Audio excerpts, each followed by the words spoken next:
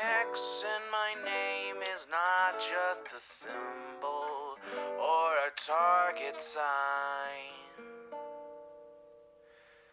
A spell that attracts all who spit facts online all the time.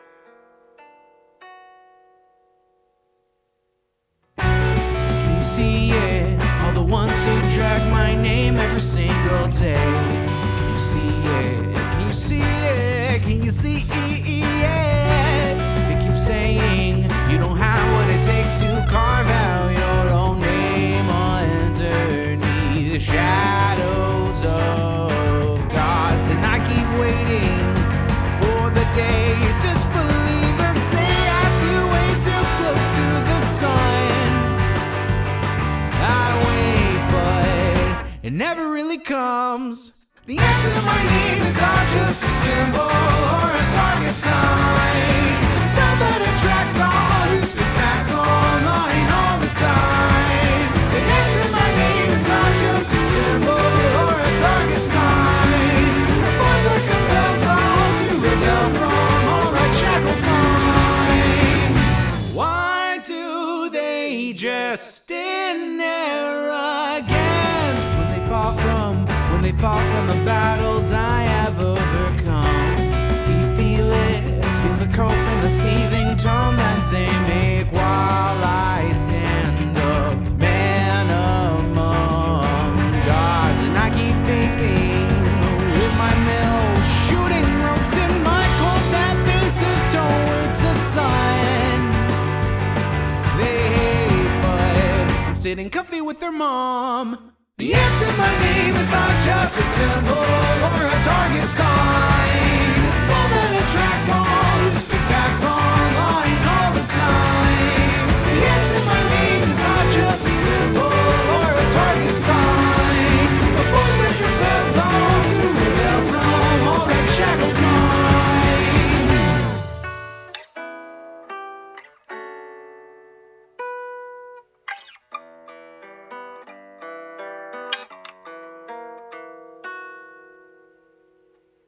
The X in my name is not just a symbol or a target sign. A spell that attracts all who spit facts online all the time. The X in my name is not just a symbol or a target sign. A force that compels all to rebel from all right shackled minds. It's you and me, your mom, it's me. I'll take another hit from my name. You'll see now, watch me right now, punch your face now. Show you how.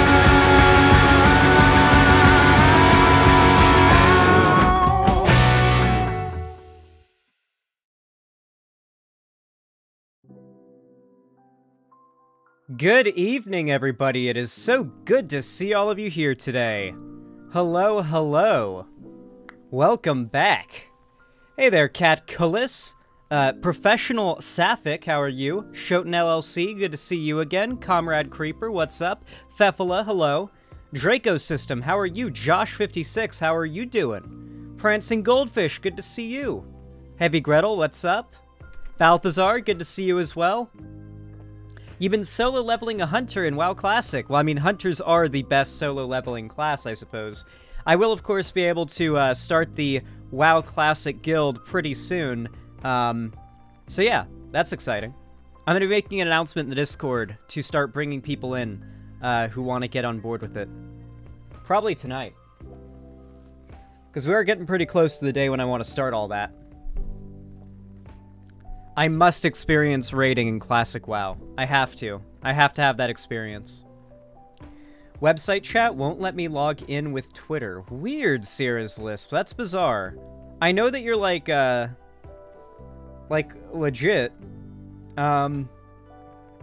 Try using like Gmail or something, or Twitch or something. I don't know. I'll gen you up a server invite for the server. Gen me up a server invite for the server. Okay, thank you, Balth. I appreciate that. So good to see all of you. Are we going Horde or Alliance? Horde. We're going Horde, okay? Listen, I've gone Alliance so so many times, and as much as Alliance is like the cozy, recognizable thing that I like to go with, I want to have like a newer experience, so we're gonna go with Horde this time around. I'm gonna play a Tauren Warrior. Yeah, Balth wants to be Horde too. I got a few friends who always have to play Alliance when they play with me, and I feel like this time we'll finally switch things up, and they'll get to play Horde. Horde is where it's at, I've heard.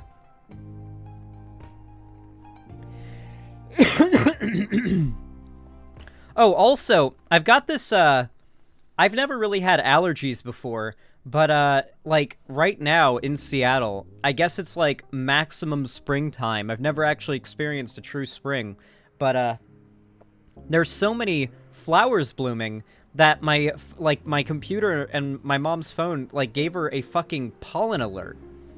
Like, we got alerts for the pollen, because there's so much flowers blooming and so much pollen in the air, and I'm like, oh, that's not a big deal. I'm not allergic to anything. Like, pollen?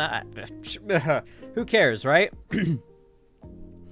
I will admit, while I am not really allergic to much, I do feel a very slight sort of soreness right around here in my throat. On either side of, like, more of my neck than my throat.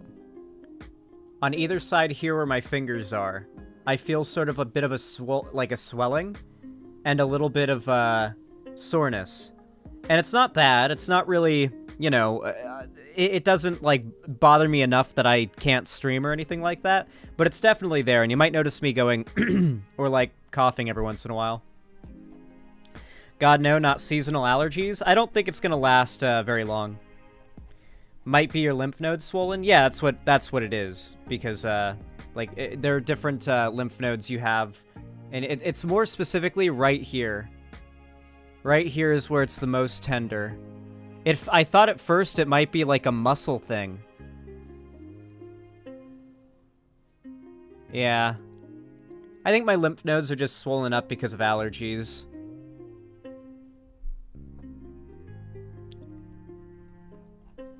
It's definitely the worst case scenario. You have cancer!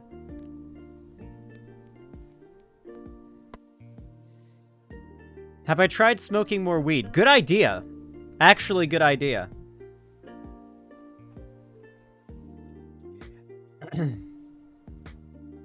Yeah, that shit sucks, Shoten LLC. Sometimes I'll get a slightly, small amount of swelling right up here, though it's not really...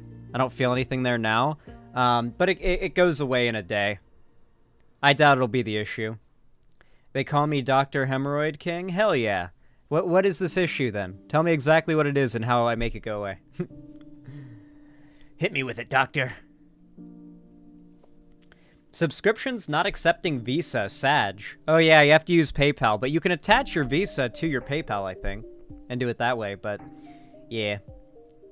That used to happen to me too, and I still smoked? Oh no. Maybe I'm dying of smoking disease. Though I don't smoke, I vape, but still. Xanderhall needs to see Cells at Work anime. It does a good job of explaining what different specific cells do. There's an anime about explaining what that's pretty cool. Oh, speaking of anime, I guess, my mom and I watched more Attack on Titan, and we are now, like, 3 episodes into Season 4.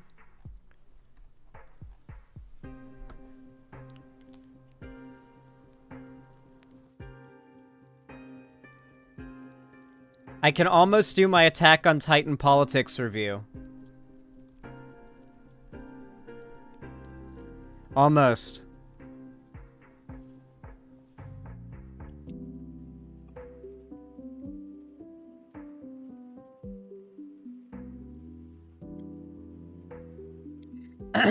Yozan just came from President Sunday's stream. He went deep into the Illuminati drama. And you fucking called it, Xanderhall. She's an incredible monster. Guys.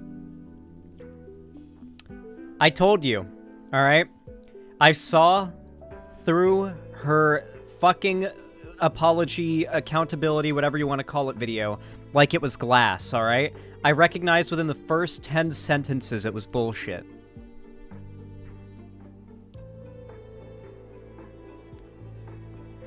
Xanderhall, you're gonna defend me from getting canceled today? You're damn right, Cherry. You posted some based shit and people got mad. Unsubbed from her? Cool. Zanstradamus.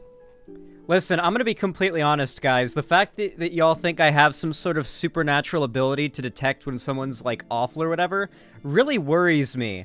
Because I do not have a supernatural ability to detect when people are awful or predict the future. I feel like I'm just kind of, like, fundamentally okay at reading the room. And so this worries me as to, like, how many people are not good at analyzing the figures they watch, you know? Maybe it's because I'm a YouTuber, and so, like, I know when YouTubers are being disingenuous, because I know when I'm being, like, genuine, so I can tell, like, oh, this isn't genuine. This person's just saying this to please the audience. I don't know. We're all just autistic? True. You can't understand social cues, but propaganda and advertising doesn't work on you.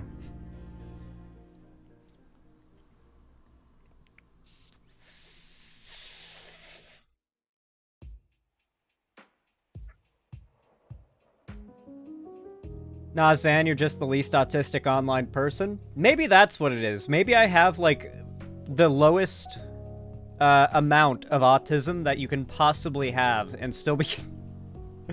No, we're not going down this road. I'm gonna get clipped.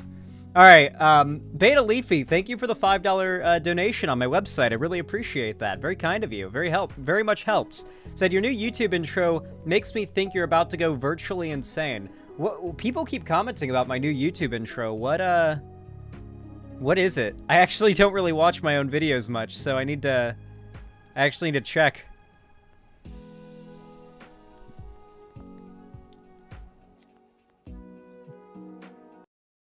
What's going on?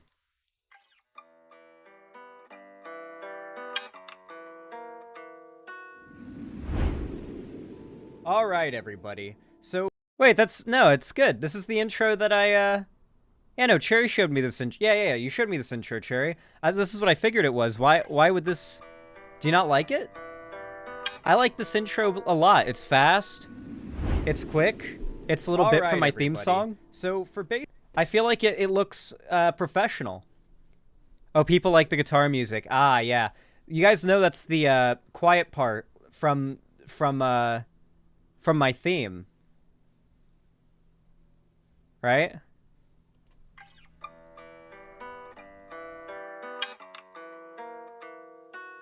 I don't know what part of a song the quiet part, as I call it, is supposed to be. That's probably Holic Master's department to tell me what that's supposed to be called. It's the part of the song where it, like, gets a little quieter and chill for a second before ramping back up, usually in, like, the last third or like, third quarter of the song. The bridge. Thank you. I appreciate that, Holic Master.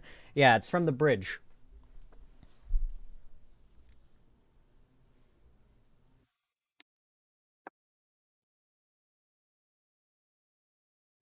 Xanderhall, I really like your content, but your last video you said nanners, which I found to be ableist. True. I got you, Xan. Thank you, Holic Master, because I'm going to be completely honest, I don't know jack shit about music. It's my, one of my biggest flaws. I like music, don't really know a lot about it.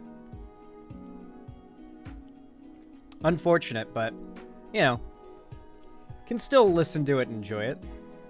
But, yeah, thank you for the 5... Oh, yeah, the song Virtual Insanity. I don't know it. I've never heard that song, but okay. Thank you for the $5, Beta Leafy. I appreciate it.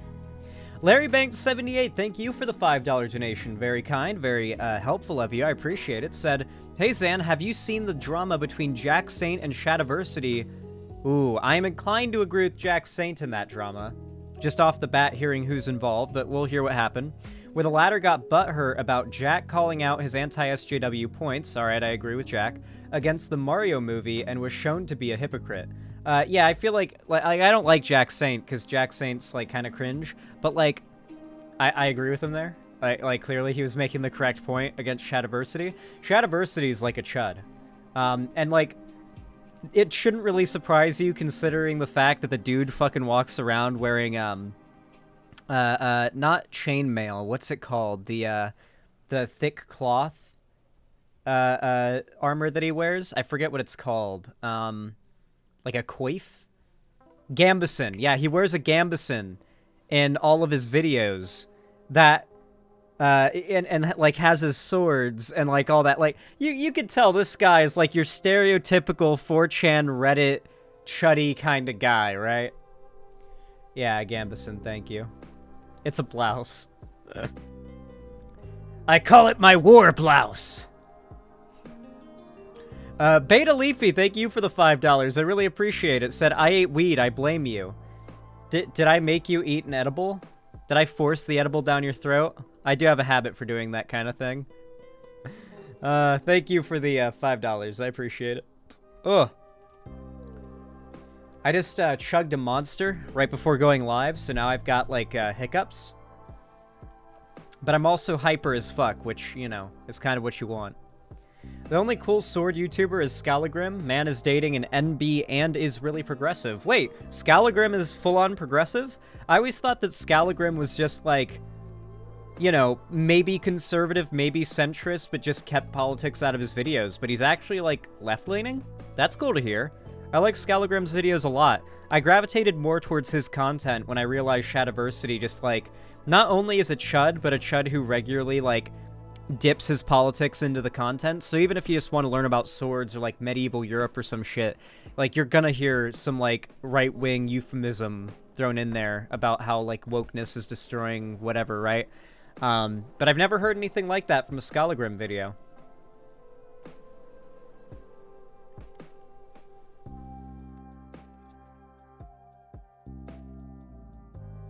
Xanderhall, have you did the Tucker Carlson leak text message, which was the reason he was fired, Zan? I have not.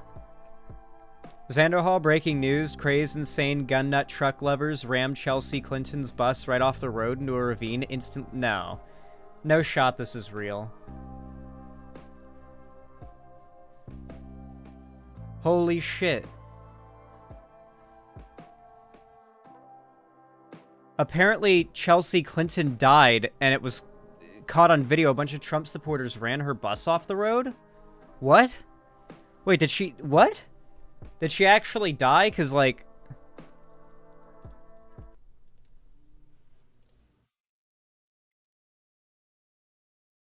Oh, shit! Look at that! Oh my god, what are they doing? Oh my god, That's GTA. That's GTA, bro. Hey, you got me there for a second. I had to put it into full screen to notice it was GTA 5. But you almost got me there, bro. You almost got me there, dude. Whew! I put it into fucking full screen and I was like, oh, okay, that's GTA. I could tell by the mountains. Listen, I know where GTA takes place, guys. Like, I've been to where GTA 5 takes place. I know what it looks like in real life, okay? I was like, hold on. That's GTA. Okay, but this is something that we are at the point could happen, so I don't blame you for falling for it. Like, no, I was legit like, no. No shot, this is fucking real. Like, are you serious? Are you fucking real? Lol, GTA with lighting mods looks so real sometimes. It really does. I love it. I'm so excited for GTA 6. I hope GTA 6 results in, like, tons of misinformation getting spread online because it looks so realistic. I hope the game comes out and looks so photorealistic when slightly blurred that people take video of, like, cars driving through a crowd in the game and post it on Twitter as if it's real. And, like, the Twitter fact check community notes has to, like, say, this is Grand Theft Auto 6 gameplay. This is not real, you know?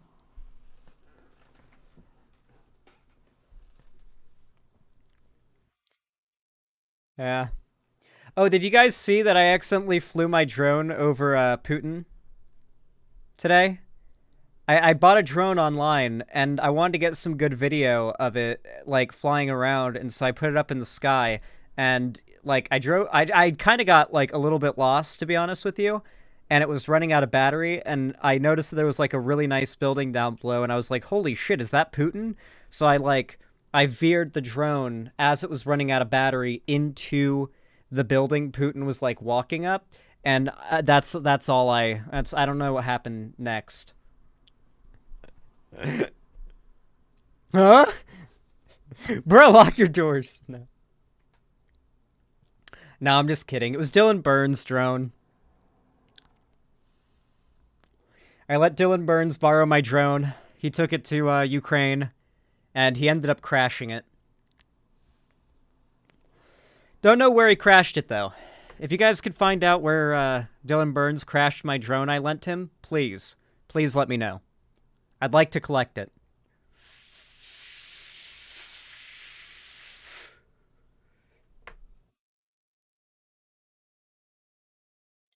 Bro owes me $600. That was a $900 drone. What are you even talking about? No, that was a much more expensive drone than that. Can we wait? Hold on. Let me see if I can find the video of the drone again, because that looked like a fairly expensive drone. Oh, I can't find it. Oh. Look at this true fucking meme. Watch Attack on Titan. It's a great show. Attack on Titan. He was running from a car, jumping up.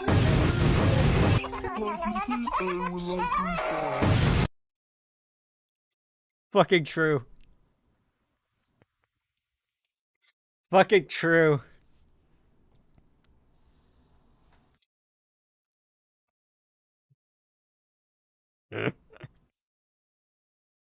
Spoiled the whole first season? No, it spoiled the whole first 3 seasons, dude.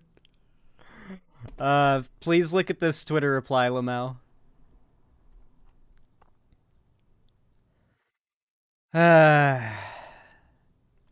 You guys do know that like lefties, like the woke scoldy types, the next step they're gonna take is well, they already do this, but they're just gonna continuously grow the standard where like any progressive adopting any right-wing insult or lingo will be seen as reactionary.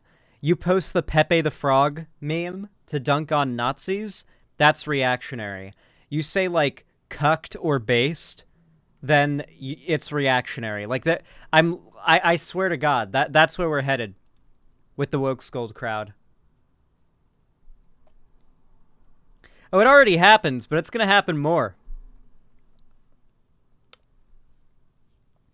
We should reclaim reactionary language to use against reactionaries? Yeah. Well, a big part of conservative, like, lingo is they want to feel like they're sort of, like, building a culture separate from mainstream, like, lib-woke culture or whatever. So if mainstream lib-woke culture starts to appropriate the things they like, they abandon it, and they make new things. Like Pepe the Frog, Nazis still post Pepes, but usually it's like very specifically like edited Pepes to be more Nazi-like. They've basically lost Pepe. They don't even try to pretend like they have Pepe anymore. The most they have is like the Groiper Pepe and like a few particular edits that are unambiguously Nazi-esque, which essentially means the dog whistle that Pepe was essentially meant to be when Nazis used it initially no longer works. Like they can't like do their Nazi dog whistles using Pepe anymore because everybody likes Pepe. Everybody uses Pepe. It's not just a Nazi thing. In that same way, saying like based to say that somebody is progressive and left-leaning makes it so that based doesn't just mean right-leaning, when based is also unanimously agreed upon in internet culture to mean correct and true. And yet conservatives also, like a lot of people act like, not only does it mean correct and true, but is intangibly based on conservatism. Yeah. Maybe I'm a little stoned if that doesn't make any sense, but there's a good argument there. I'm making a good point. We're so close to the brain dead as ableist levels of cuckoldry on the left. Unironically. No, I've unironically seen woke scolds argue any form of insulting the intelligence of somebody as a way to just, like, dunk on them in any way is ableist no matter what. And you shouldn't do it. And at that point, it's like... Really? So, like, we just don't get to even throw insults at the right at this point. We have to call them, like... I don't even know. We can't even call them nanners? Like, what do we get to call them? Nothing? Like, they get to insult and be as cruel as possible, and you don't get to fight fire with fire? I don't know. That sounds unfair to me. Do tankies turn into Nazguls or woke scolds? I don't fucking know. Ask a tanky. You can't even say lunatic anymore? We used to be a real country. That Indian dude, thank you for the $10 Australian donation over on Super Chat, says, not a troll question. Uh-oh. Do you consider Indian Americans a privileged ethnic group? With heads of Google, Microsoft, YouTube are of Indian origin, I do think Indian Americans are. So when it comes to any immigrant group that comes from, like, particularly if we're talking, like, India or the further away in general, like if you're from anywhere in Asia, if you're from Africa, if you're from Europe too, but it really depends. Like, if you're from further away from America, then chances are it's because you're immigrating to America for work or school. And people who are able to, like, the very small percentage of people able to immigrate to America for work or school, chances are doing very well for themselves. So you're referring to, like, a group that I would guess a pretty large percentage of that population is in America because they are, like, successful and came to America to seek further success. And yeah, that's very different than how many other minority groups in America have basically had their start in the country. Not to mention, if your grandparents immigrated to America, wealthy as fuck to start, like, I don't know, a business or something, and, you're 2 generations in to being an American family, and your grandparents came here with money, then obviously you're going to be pretty well off. Yeah. Oh god, I almost dropped my water.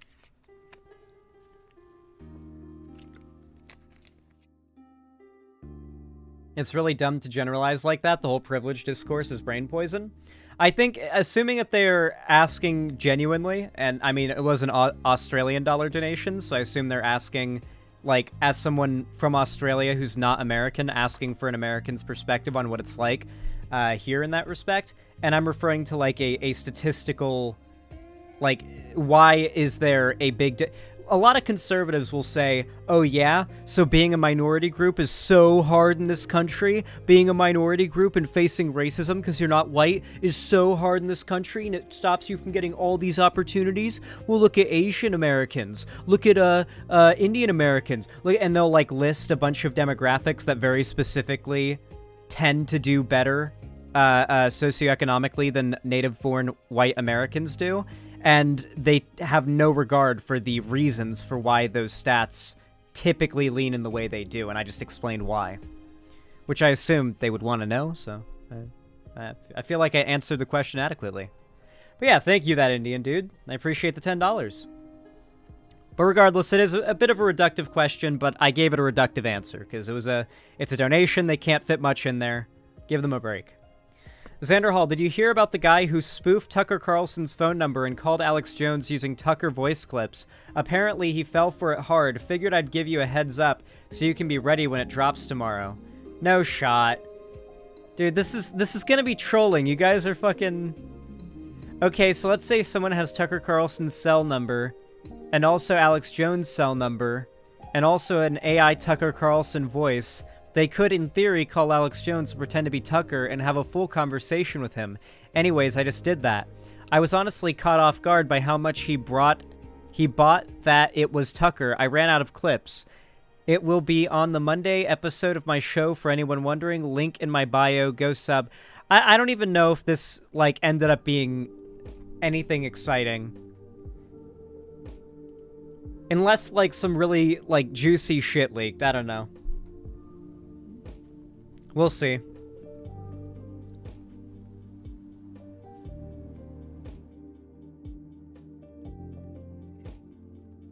Well, yeah, it depends on what part of the country that you're in, but I don't know if you're referring to America or not, Rock. Because America does... How many refugees does America take in compared to other nations?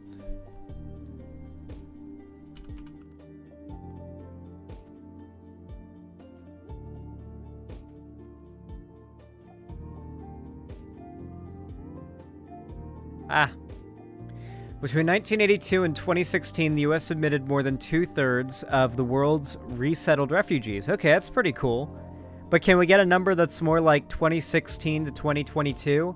Because I have a feeling that things have changed. I feel like if we start counting more recent history, That stat might be a little bit less favorable to America looking good. I'm glad we take in a lot of refugees, though. That's based. After Trump, that went way down. Yeah, that's why I said the number stops in 2016. I'm curious how that changed after Trump became president. Why does that number stop in 2016?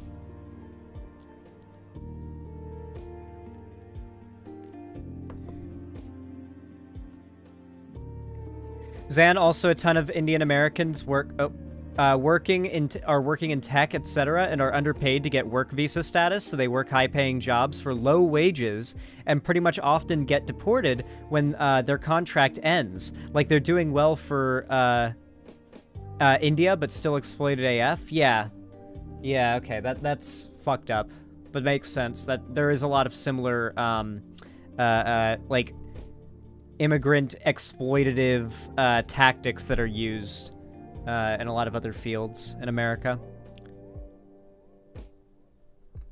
Hey, by the way, if you're watching over on YouTube right now and you would like to support the stream, consider dropping a like. Actually, regardless of where you're watching right now, consider dropping a like. Hitting that thumbs up button actually forces YouTube to push my content out to more people, and I really do appreciate every single one of you who drops a like. I'm going to be getting into segments in just a minute, so I really do appreciate all the support. I just want to say that very quickly before we start, and yeah. Actually, really quick, we've got 393 viewers here right now, and 152 likes. I feel like we can get up to 200 likes. Let's get up to 200 likes before I start this next segment. Come on, I know we can do it. Every like counts. Come on, I know you guys got it in ya.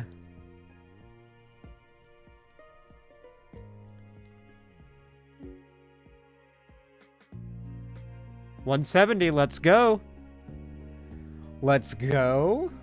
191. Hell yeah. 216. Let's go. Thank you guys. I really appreciate it. You guys are epic. And I love you all. All right. Whole lot to cover today, chat. Whole lot to cover today. Whoa.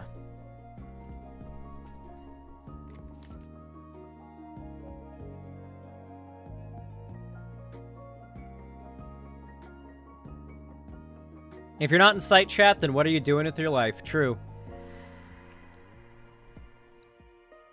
Alright, you all know what to do when I say action, right? 3, 2, 1, action. Alright, everybody, so roughly 2.5 years ago now, maybe a little bit less, I actually don't know exactly, but I'd say 2 years ago now, around that time, I made a video saying that the bread tube era, whatever you want to call it, is dying, and the next anti-SJW right-wing wave of culture domination is rising. And, well, I got a lot of shit for that take, but I ended up being proven quite correct with the last, I'd say, year of internet culture war shit that's been going on. And I even said that I feel as though one of the biggest targets of this culture war is going to be teachers and doctors. The idea that teachers and doctors are predating on children. Because really, at the end of the day, all the right has is weaponization of people's inherent concern for children's safety. Obviously, there's nothing wrong with being concerned for the safety of children, but if you are a malicious actor, it isn't very hard to manipulate that very well-meaning concern into something that can be very harmful to innocent people. And that's what the right has been trying to do very, very hard for a while now.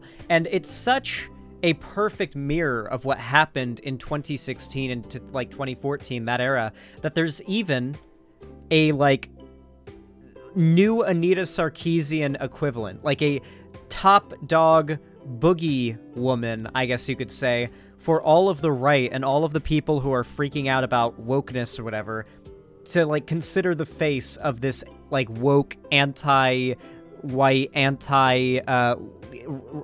straight, anti-American movement, right? And that boogie woman, I guess we would say, is Dylan Mulvaney. who is literally just a random trans woman that makes TikToks. Like, that's literally it. And the right has been losing their shit over her as of late, due to her getting sent a single can of Bud Light with her name, like, her not even her name, her face on it, and then drinking it in a little Instagram promotional video for Bud Light. Just the most mundane, nothing shit you could possibly imagine. She's not even a political figure outside of being, like, trans herself and thus generally pretty pro-trans. There's really no reason whatsoever for there to be so much hate for her other than her identity, but the right has decided to name her, like, the head of the groomer movement, right? Unfortunately, this has led to ridiculous amounts of harassment, like insane amounts of harassment going her way. And it's unfortunate because the people who are harassing her have a much louder voice than she does. And so hearing what she has to say and what she's actually like is pretty much impossible when, you know, it's just people calling her a groomer and, you know, trying to justify, you know, sending harassment her way that are overshot, like, you know, louder than her, right? However, just the other day, I was scrolling through YouTube and I had a video pop up in my recommended. A video by Anthony Padilla of Smosh, who you might remember from their banger videos back when many of us were younger.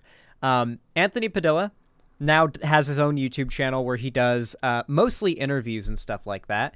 And he did a podcast, a video about 8 months ago, has 1.6 million views. I didn't even know that this existed until just a couple days ago, called I Spent a Day with Trans Women. Controversial to be a woman, in quotes. And specifically, he ends up speaking to Dylan Mulvaney in this, and quite a few other trans women as well, talking about, I guess, what it's like to be trans. I don't know. Probably some pretty based shit. Good to know that Anthony Padilla from Smosh is based as fuck. I love hearing that. I love seeing that. And I figured we'd go ahead and take a look at some of this video on stream and see what came out of it, particularly because Dylan Mulvaney, way before all this Bud Light shit happened and much of the right-wing hysteria about her started, actually has an opportunity to just, like, talk about herself here, I guess. And, you know, I feel like it might be a good idea to, you know, platform that.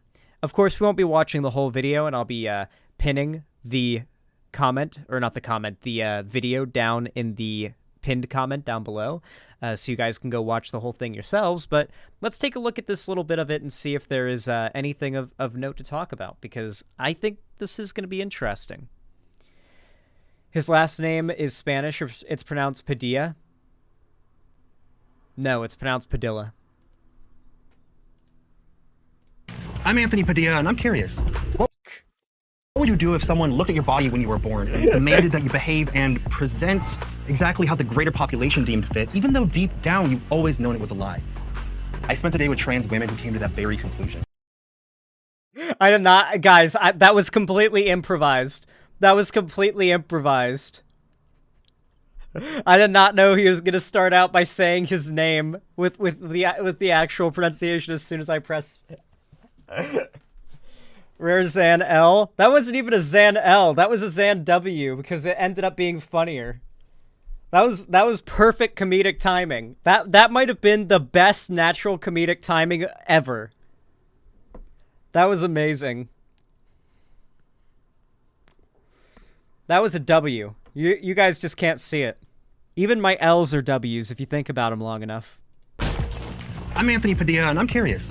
What would you do if someone looked at your body when you were born and demanded that you behave and present exactly how the greater population deemed fit, even though deep down you've always known it was a lie? I spent a day with trans women who came to that very conclusion. We'll uncover the truth about the reality of transitioning and the deeply polarizing topics of surgery, detransitioning, and the trans agenda. Hello, Jada! Oh, shit. The transgender. Get it? Because agenda rhymes with gender, if you say it, like, kind of gender, like that. Okay. Dylan! Nice to meet you. Good to meet you. I'm very high. Nice to meet you. By the way, this episode is sponsored. Alrighty. We're gonna learn a little bit today. As you guys know, I famously never listen to trans people, so today we're going to listen to some trans people. By BetterHelp Online Therapy. Visit betterhelp.com/Padilla because sometimes existing... Wait, did BetterHelp, like, unfuck their shit? Because I remember there being big drama with BetterHelp, like, not being good years ago. Did they unfuck their shit, or are they still shit-fucked and people just forgot about it? It still sucks? God, I hate that, like, it's normalized for so many YouTubers to support, like, shitty companies to find shit fucked. I think you can probably figure it out yourself. It's exhausting. Now, and I just want to say you are serving real right now. Yeah, as a cisgender man, I can definitely say that. Yeah, maybe bleep when you say it, but don't bleep when I say it. Can you define what trans means? When you are assigned a specific gender at birth, and then you feel differently than the gender you were assigned. There's no one way to be trans. Basically, if you identify with a different gender, you're under the trans. Can you define trans women specifically? We were assigned male at birth, and we now are female. Is there an age range when... Don't agree with anything, or don't agree. I don't agree with anything so far. I don't disagree with anything so far. So far, you know, definitely like a more like simplified explanation of these things, but that's what you want for like a more like pop culture type platform, right? You're like, you don't want to have to bust out the DSM and be like, all right, so gender dysphoria is a like you know, it's yeah. Clips, yeah, you guys got me. You guys have me pinned. People typically start to feel like they are different than what they've been assigned. Almost all of us filled out right away as a kid. Straight out the womb, you're like, this is wrong. Excuse me, don't put M on my birth certificate. Someone so. When did you realize that you felt different than what you were assigned? Around 6 years old. I always loved girly things, and I was told to repress those. I wanted to grow out my hair and like play with Barbies and like be with the girls. I would always just like think like, oh, I wish there was a button, or I wish there was, I would just wake up one day and I was a woman. I would think about that constantly. I went to my mom when I was 4 and I said, Mom, God made a mistake. He put a girl into a boy's body. And wait, oh, for those of you guys that don't know, Dylan Mulvaney's a Christian. You guys know that, right? Dylan Mulvaney, the person who, like, the right has been losing their fucking shit over, is literally a Christian, was raised a Christian, and is still a Christian. She literally said in her recent response to all the harassment she's getting that she still has a strong relationship with God even through all of the harassment she's getting from fellow Christians. Guys, you literally can't be a perfect trans for the right to, like, be okay with your existence, right? No matter how much you play into their agenda or how much you fit the standards that you assume you should be able to fit as a trans person for them to accept you, the fact that you are trans is enough for them to hate you. They don't have any other reason for hating you other than your identity. Every excuse they bring up is nothing other than that, an excuse. You can be the most perfect trans person in the universe, and they will find a reason to hate you and justify your death. They will find a reason. They will fabricate a reason if they must. That's usually what they do. She was like, babe, you know, God doesn't make mistakes, you're perfect. And so from that moment on, I just kind of like tucked that away. It wasn't until I was in my early 20s that I actually had the realization, like, I am trans. When I first found out, I was like, oh, no, please no. Like, were you still trying to be like, oh, I should repress this feeling more? Pretty much. I was like, maybe we can push it down a little bit further. That's the thing that's, like, so frustrating about dealing with these transphobe, rhetoricians and demagogues, is that they claim that this is some, like, black hole of ideology that's sucking people in. But in reality, from my understanding, a lot of trans people want to deny to themselves that they're trans for a pretty long time because, contrary to what conservatives will tell you, being trans kind of, it's a bit difficult. It's a little hard. You know, there's definitely some hardships that trans people have to go through. And because of that, I don't really agree with the conservative argument that people, like, particularly Zoomers, are just identifying as different genders for woke points or whatever. I don't even know what the claim is. What type of attention or clout do teenagers get from identifying as trans? It really makes no sense. It's just sort of relying on people's inherent assumption that, like, kids these days must be doing some crazy, stupid shit, I guess. That makes sense. That's literally it. That's literally what that's all based on. It's just people who kind of assume, kids are always doing crazy, stupid shit. Like, convincing them, yeah, this trans thing, this is just kids doing crazy, stupid shit. The first time I ever saw a trans person was on Jerry Springer. They were called men back then. They were called lady boys, and them being like, oh, I tricked my boyfriend. Guess what? I'm a man. Those kind of conversations hurt society into us thinking like, it's okay to treat trans people this way. I myself, from society norms, felt uncomfortable by it. But now, like, looking back, I felt uncomfortable because I was afraid of opening up and being my true self. Hey, remember, by the way, in many cases throughout history, when there is, like, an extremely hyper, like, repressive or transphobic culture, society, the one group where trans people are still, like, allowed to be trans and there's still, like, a quiet acceptance is when it comes to sexualization and sex work. Because a lot of these crazy fucking transphobes are chasers. Especially the politicians. A lot of them are chasers, and they want to be able to have sex with trans people and jack off to trans porn and be able to fetishize trans people, but they don't see trans people as people. They see trans people as, like, sort of a shameful for them sort of sexual deviance fetish type thing. But they're into it, and they hate themselves for it, so they're diverting their self-hatred outward. Yeah, looking at you, Alabama! Yeah, literally, look at the porn website search stats and see what states have the highest rates for searching like trans and femboy porn.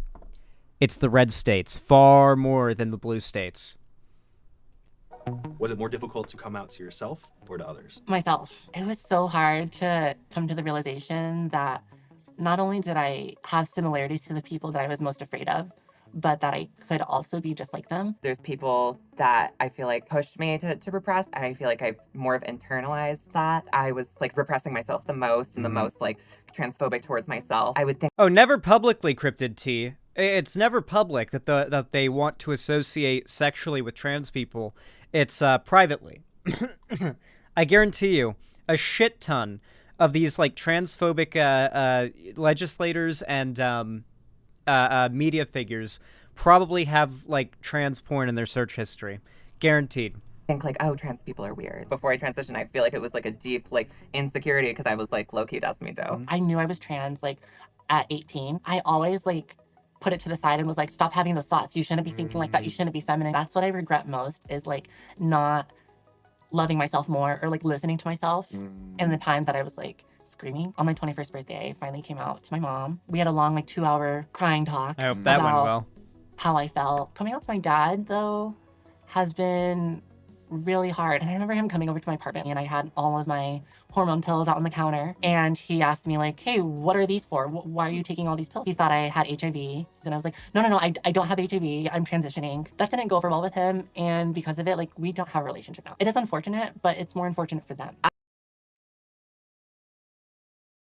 Conservative parents are getting lonelier. Just know, like, if you're trans and you had to disown your parents because of that, just know they're going to die lonely and miserable. And they're going to be laying in their deathbed as they wither away, regretting that they pushed you away and want to feel morally superior by not being accepting of you. Like, if you've got like a transphobic parent you've had to like completely get out of your life, I genuinely want you to know they're going to die regretting pushing you away.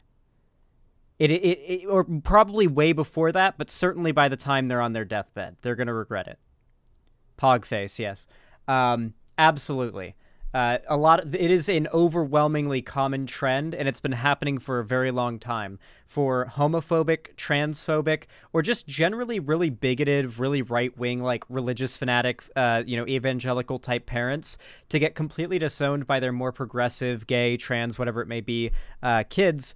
And then they end up like posting online on Facebook like every Christmas and every family holiday, like, oh, my kids don't talk to me anymore because I'm racist, or my kids don't talk to me anymore because I scream at them about how they need to accept Jesus into their life. Like, this has been going on for a very long time, and it's only going to get worse. They're like, when parents do this kind of shit to their LGBT kids, they're only, in the end, subjecting themselves to like a lifetime of misery and guilt. Because in a lot of cases, they probably do love their kids and think they're doing some sort of disciplinary power play on their kids that'll make them realize, oh, it was just a trend. Oh, I'm going to go back to being cis or whatever. But that's not what it is. Hard. After 9 months of kind of like dipping my toes in, I came out to my girlfriend at the time. That was kind of the hardest part, to just say it out loud. I even like had to say it like in the mirror over and over, like before even saying it to a person. Then I had to come out to my parents. My mom cried. She was very confused. So was my dad. They thought it was a trend that I was just kind of hopping onto. I think everyone thought I was like joking or something. Like no one was really took me seriously. How do you think being trans has affected your life most? It's been an insane ride just because I am simultaneously going viral while also trying to transition. Does it feel like the entire world is watching you as you go through these very personal, vulnerable experiences? Yes. Yeah, I never expected to be an influencer or a content creator. And it is scary to be putting all of your most vulnerable parts of yourself online for people to just pick apart. But I do realize now that she has no idea what's coming. She has no idea what's coming in 8 months. Or 7 months. Like, literally, when it comes to the internet, and you'll realize this very quickly, even outside of political spaces, being LGBT on its own, like, inherently puts you on a lower, like, standing, or like, it gives a lower barrier requirement for you to reach for an action that you take to be considered irredeemably cringe. Does that make sense? Like, let me give an example, or I guess a broad example, an unspecific example. How many trans public figures have you seen get a ton of shit, not from like any particular like political group or anything, but they get a ton of shit because they did something cringy or weird, or maybe a little bit bad, but not really that bad, but like they get it way worse than a cis or a straight person in their same position who did the exact same thing or worse. How many times can you, like, examples in your own experience can you remember this happening? Because I can think of quite a few content creators who I know get a lot of shit, even from communities that aren't, like, conservative, because their being LGBT set them at a lower, like, level than everybody else, and they had to essentially do less to be considered irredeemably cringe or worth making fun of or worth disregarding the feelings of. I see it very often, right? Yeah, like Keffals, like a lot of the hate for Keffals initially started because she's trans, and then she responds to those people, and if her response to them is considered cringe, well, now she's cringe. And then if she responds to the accusations that she's cringe in a way that people don't like or can twist into a way people don't like, then now you're bad, right? And so people will basically justify any level of like hatred towards somebody online who's LGBT. When I feel like generally if you're cis and straight, you're allowed to get away with a lot more being cringe than if you're trans or just LGBT of any kind. I've noticed that quite a bit, because I do some pretty cringy shit, but I don't get anywhere near as much shit as if I was trans or gay or bi or pan or something, and I did the same amount of cringy shit.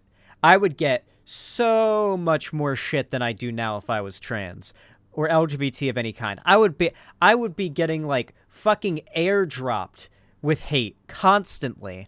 I would literally be getting swatted as we speak if I was LGBT. It would be so much worse.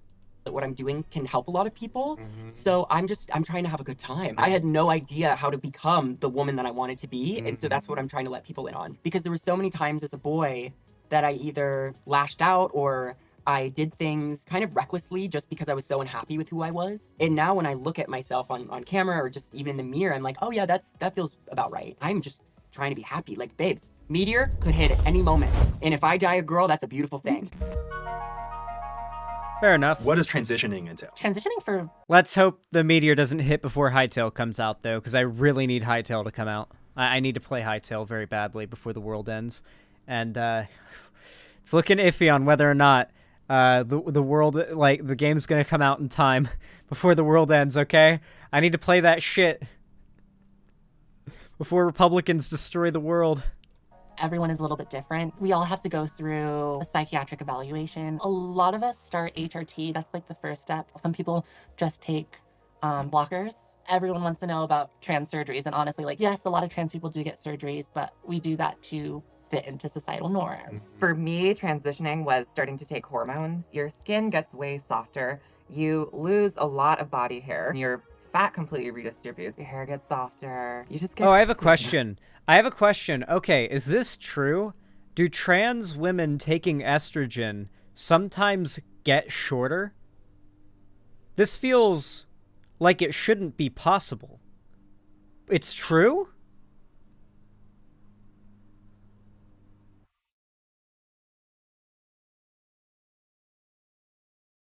I'm getting very mixed answers. How is that possible? Because I've seen HRT, like, update posts where people are saying that they're on estrogen and they are getting shorter and they're marking off their height getting shorter. Not by a lot, but, like, a bit. It's actually a lot more common than you think. Spine changes, bone density changes. Okay. Makes sense, I guess. Yeah. Well, apparently that's a thing. Apparently even your height can change on hormones. That is fucking wild. Like, obviously it would make sense if your height would change and you could get taller on hormones, but to think that you can actually get shorter and get smaller because of hormones after you've fully grown up for the most part, that's wild.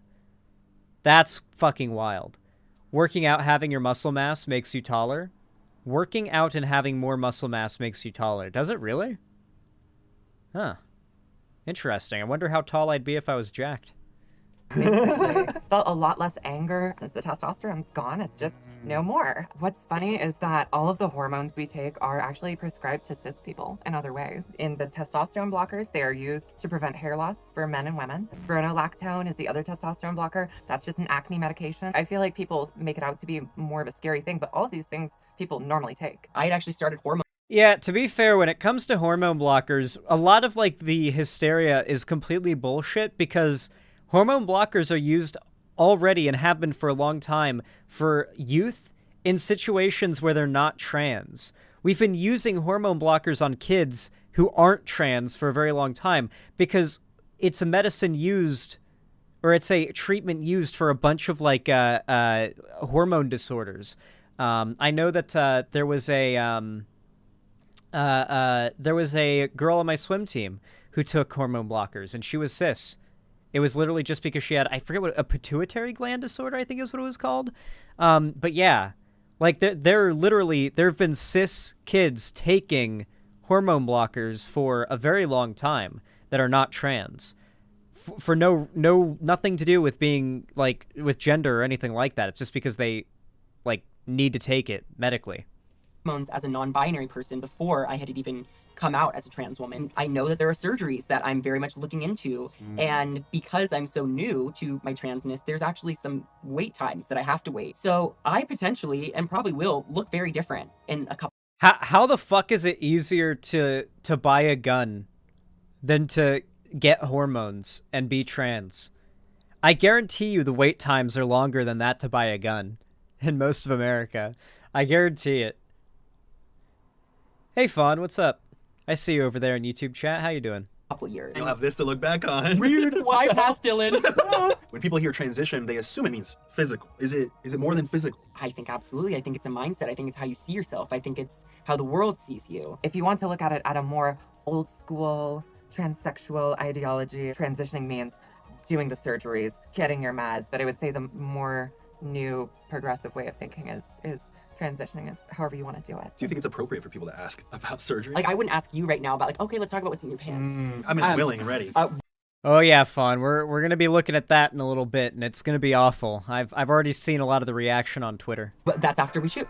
You wouldn't ask somebody about their privates, and then all of a sudden, because they're trans, you feel like you can. My parents have said, like, when they tell their friends, the first question.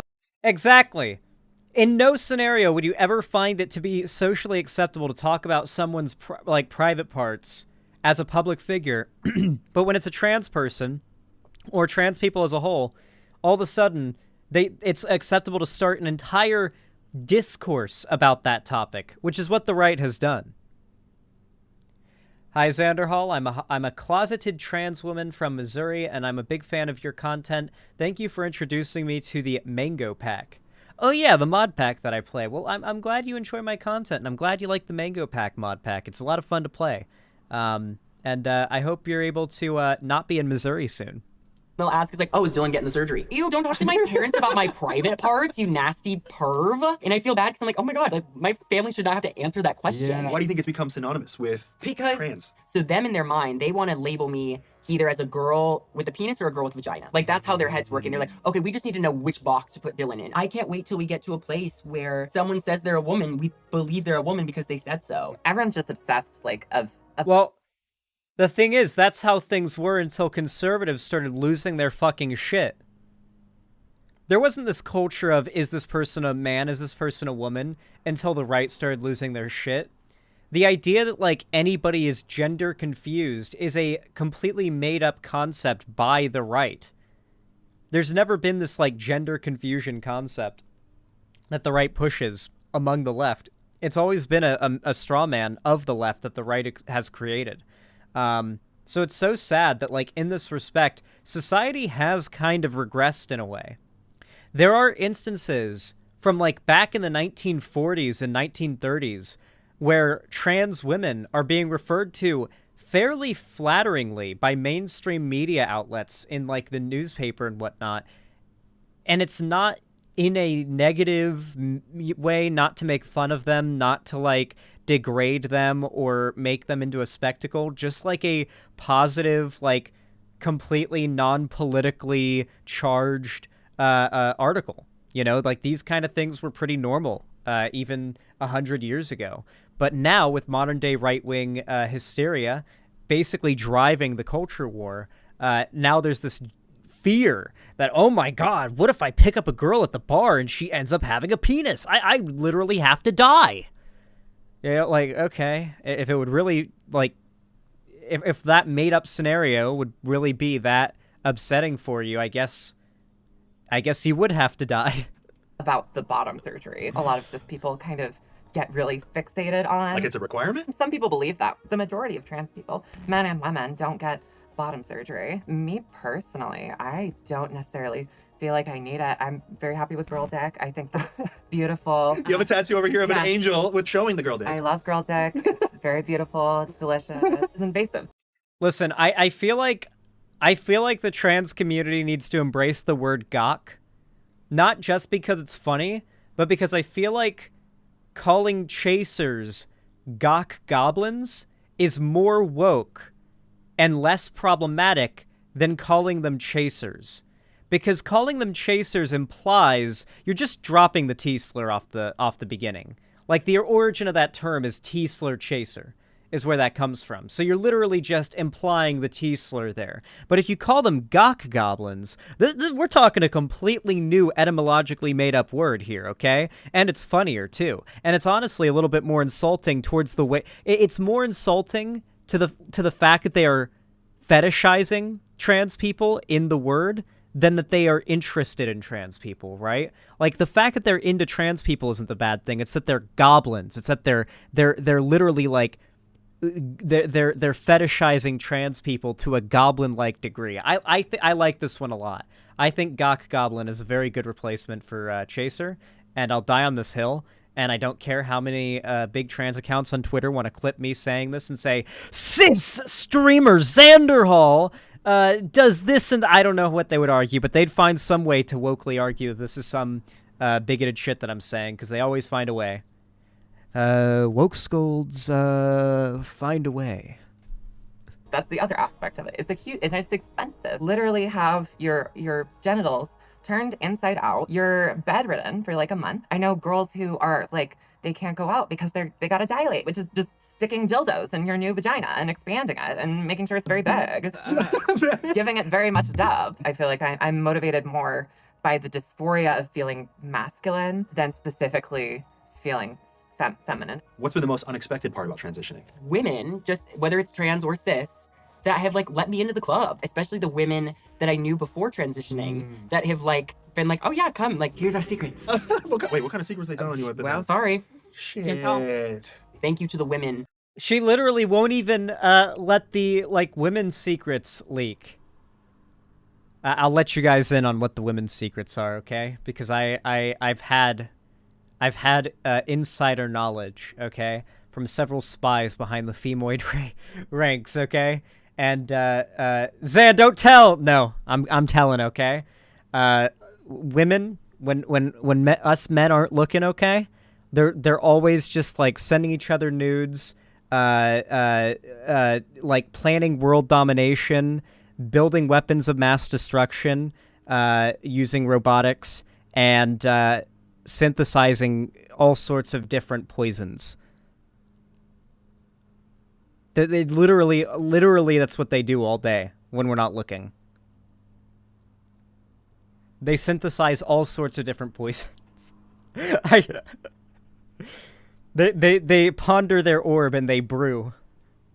That initially, right at the beginning of my journey, accepted me from the get-go, because that prompted me to keep going. They brew. Can you define a dead name? The name that you're assigned at birth. And why we call it dead name is specifically because we want it dead. Like, You want that name? Yeah, I'm like, don't talk about it. We don't know them. Sorry, you had your time. We're all about the present. Are you living? No. Okay, you're dead. It really bothers me that people think that I have to change my name in order to be a woman. The top comment on like every single one of my videos is, To be fair, the name Dylan is really like I've met a lot of cis women named Dylan before. So I actually didn't know that Dylan was her original name. I actually thought that she changed her name to Dylan because it is a like it is a like an androgynous name in and of itself. So yeah, I mean that really works out if you're trans and you have a name like that you don't even have to change. Yeah, I guess that works, right? I guess my name actually works like that too, because my name is Alex. So I could be Alex Guy or Alex Girl, right? Like, I wouldn't have to change my name if I was trans. Look at that. okay, but like, what would your girl name be? Like, my girl name is Dylan. Do you think it's appropriate to ask what people's dead names were? Oh, no. No, that's, I mean... Oh my god, you guys have no idea how upset I was when I found out. I was so happy when I found out they were adding a new basic default skin to Minecraft named Alex. I lost my fucking mind. You guys have no idea how excited I was. And then I found out the name, like the Alex skin was a girl, and I was like, I mean, I guess it's still kind of a dub that my name is canon in Minecraft now, but like, fuck, I was hoping it was going to be like a new like a new overhauled default skin that was gonna like kind of overshadow Steve now, but it ended up being just a you know, female counterpart to Steve. Alex is giving she they. I forgot my trans friend even had a dead name, lol.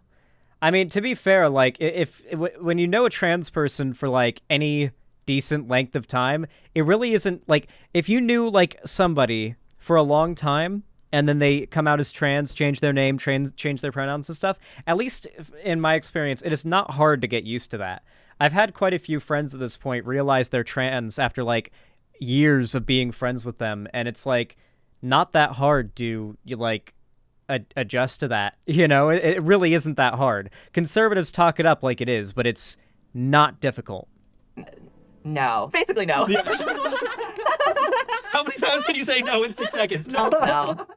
How important are pronouns to you? It's one of those things that people, I don't want to say they should start respecting, but they need to start respecting it, because if someone says that their pronouns are she, her, hers, that's not up for debate, right? Like it just is. That's how they identify, period. I'm a she, her girl. I hate being called any other pronoun. If anyone calls me he, that's like literally the worst thing. It's less of like me lashing out on whoever said it and more of like, oh, well, what is not feminine? Am I not being passable enough? For all those people that really are well-meaning, but they're just so nervous about what might happen if I accidentally offend this person, if they accidentally misgender, is that something that's immediately offensive to you? That's the best thing you can do. I highly encourage people to ask people's pronouns. If you don't know and you're like really unsure, it's okay to ask. My best advice to just anyone, Like, you don't even need to, though, to be completely honest. Like, in my experience, if you just default to they, them, when you really don't know, or just use their name, usually the pronouns will be brought up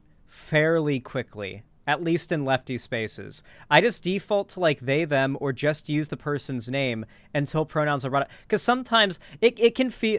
All right, I'm not saying it should be taken this way, but I can imagine that for some people, asking their pronouns can kind of feel a little bit insulting, particularly if they put, like, effort into trying to present a certain way so that people will assume they're like pronouns, right?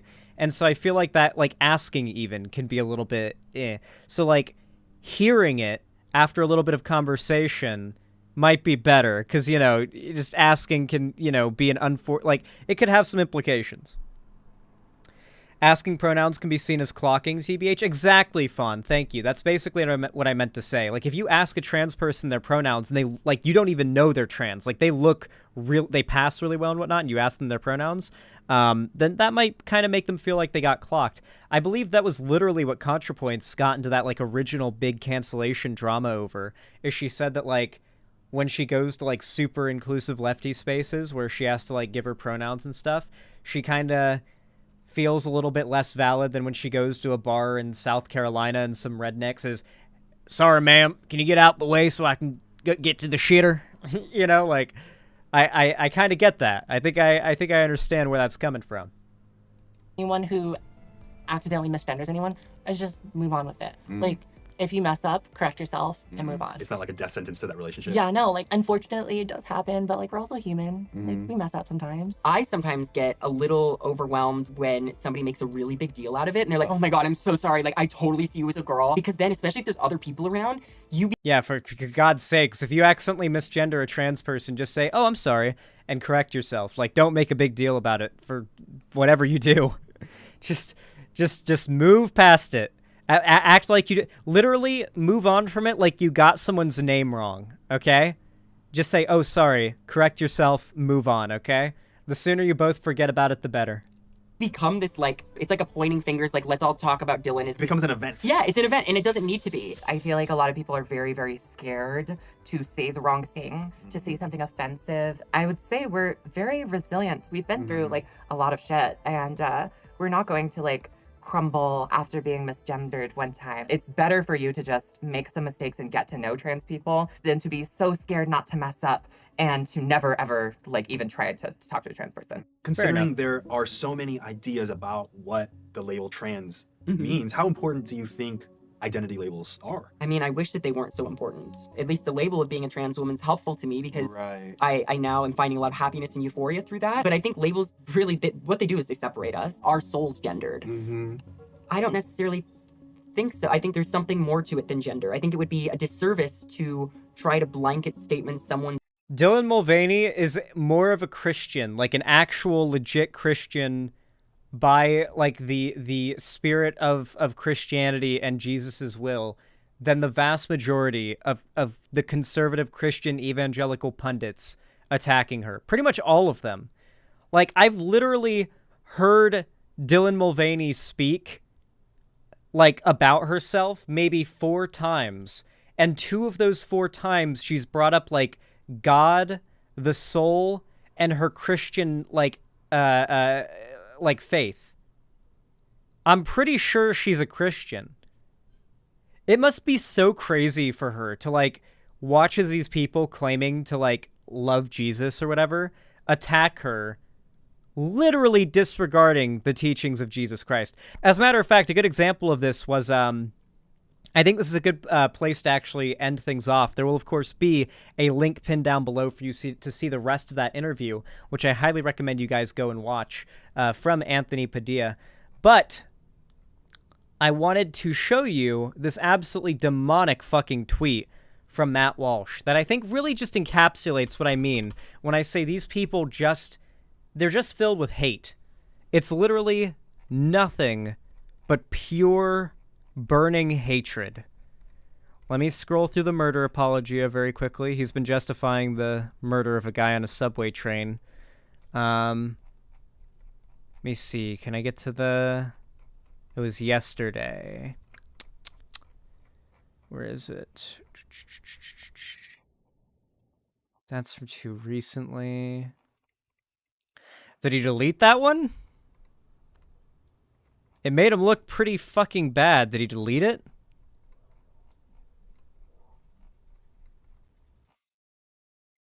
Oh, no, he didn't. Here it is. Found it. So, Matt Walsh tweeted this out. The answer to his question is yes. And this is the question.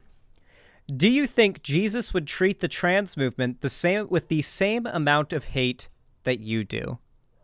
And he says yes. To be clear, these people, they hate trans people. And they will absolutely weaponize their claims that they're like, they love Jesus and, you know, they care about Jesus's words and all that in order to justify their hatred. Also, my favorite thing is, like, Matt Walsh's whole thing is calling trans people, like, weird pedophile groomers or whatever, but is, like, his like, brand is the Sweet Baby Gang. It's super weird. I every time I have to talk about it, I cringe to my core. But he calls his fans the Sweet Baby Gang. And his logo for the Sweet Baby Gang is a picture of, like, his face, like, photoshopped on a baby. And you can see he's got some fan art of the Sweet Baby Gang logo there, where it's his head on, like, the Nirvana album, Baby. I think it's Nirvana. I'm sorry, I'm high. Like, like, it's so fucking weird. It's so fucking weird. It always makes me cringe every time I see it. He sells mugs. He sells mugs with, like, the picture of him as I guess, like, a bearded baby, like, in a diaper. And he calls his fans the Sweet Baby Gang. And this guy's calling trans people groomers.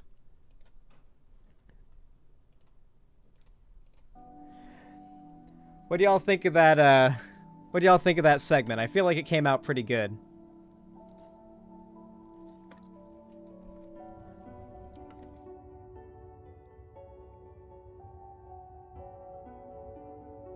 I feel like it came out pretty goog. Xander Hall, I don't know if you guys can hear that, but there is a loud noise outside. I think I'm going to shut my window. Oh yeah, it's just someone next door is mowing. That makes sense. Alrighty. Oh, by the way, Fawn, if you want to come to my website, xanderhall.com/live, that's the chat you see on screen. It's the more active one. It's the one I read more often. That's the based chat, if you will. Xander Hall, could we do one Idubbbz video really quick? You guys gotta donate the videos if you want to have me react to meme videos. We got a lot of segments to do tonight, my friends. A lot of segments to do tonight. Control-Alt-Deceit, thank you for the Prime sub over on Twitch. I really appreciate that. That's very kind of you. Beta Leafy, thank you for the $5 donation on my website. That's very kind and helpful. Said, my main PC is a Raspberry Pi 400 and 2 of the keys are about to pop off. So this is the last donation for a while. Jesus, yeah, don't donate to me. Buy yourself an actual PC for the love of God.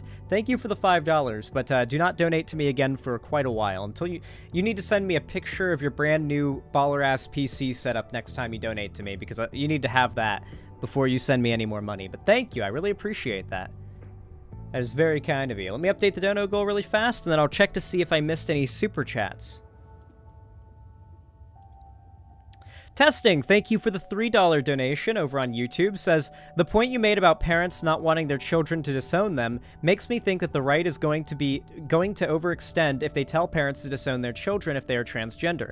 I feel like that could be the final straw to some. The vast majority of parents do not want to have their kids disown them or have to disown their kids because they're LGBT. The ones of them that do end up going through with that are going to regret it, and a very small portion of them aren't going to regret it at any point. Like, it's just, it is an action that will unobjectionably lead to unhappiness in the end game, more so for the parent that decides that, like, they aren't going to accept their kid. Especially because this society is only going to get more and more accepting of trans people and LGBT people as a whole.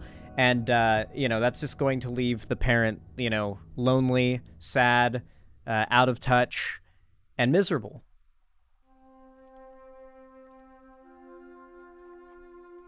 Hey, Fawn, welcome. Oh yeah, you have the green check mark here on the website. That's Pog.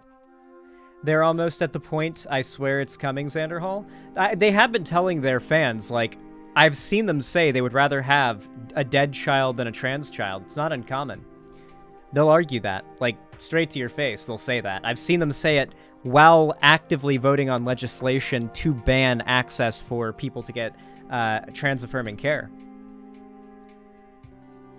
I'm not ever coming out to my parents, not gonna lie.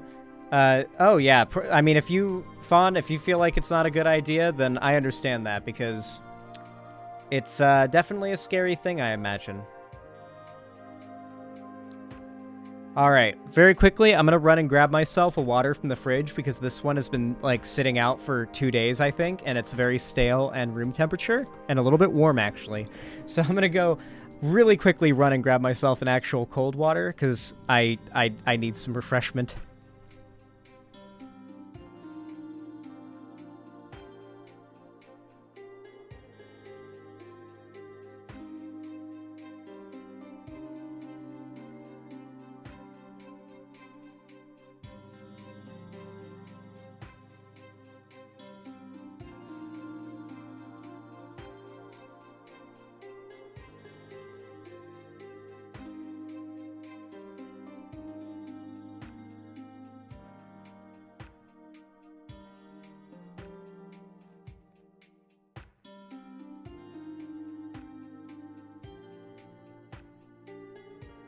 Ah, yes. Alright.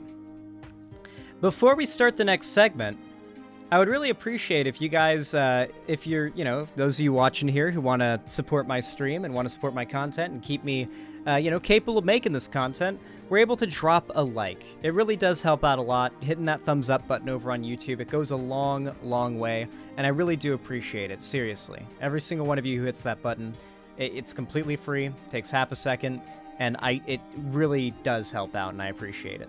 Thank you.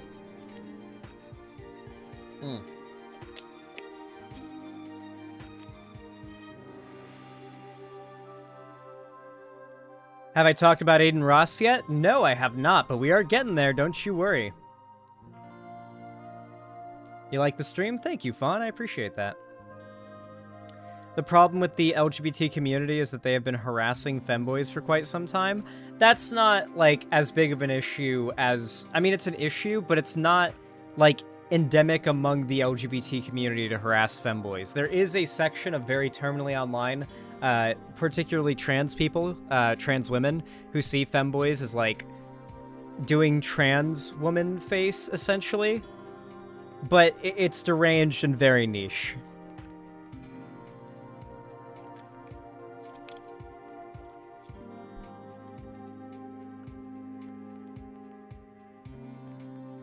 Yeah, most people in the trans community dunk on them.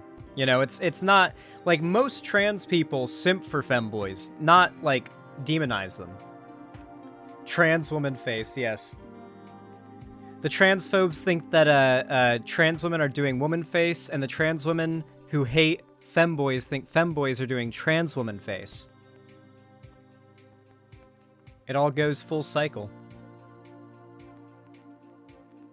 Or for full circle? I don't know. I'm high. And I'm also hot because it's getting a little stuffy in here. The temperature up here in Seattle is actually starting to rise a little bit, so I'm feeling it. I'm definitely feeling it. All right. Oh, my nose will not stop itching. What the fuck? All right. Y'all know what to do when I say action, right? 3, 2, 1, action. All right, everybody. So, you know how there's been a lot of incel shit that's kind of been popping off online lately.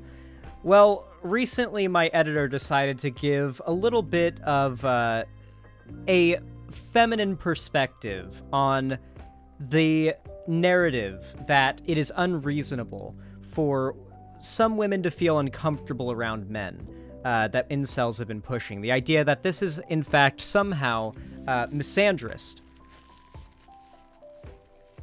Oh, Jesus, my nose would just not stop itching.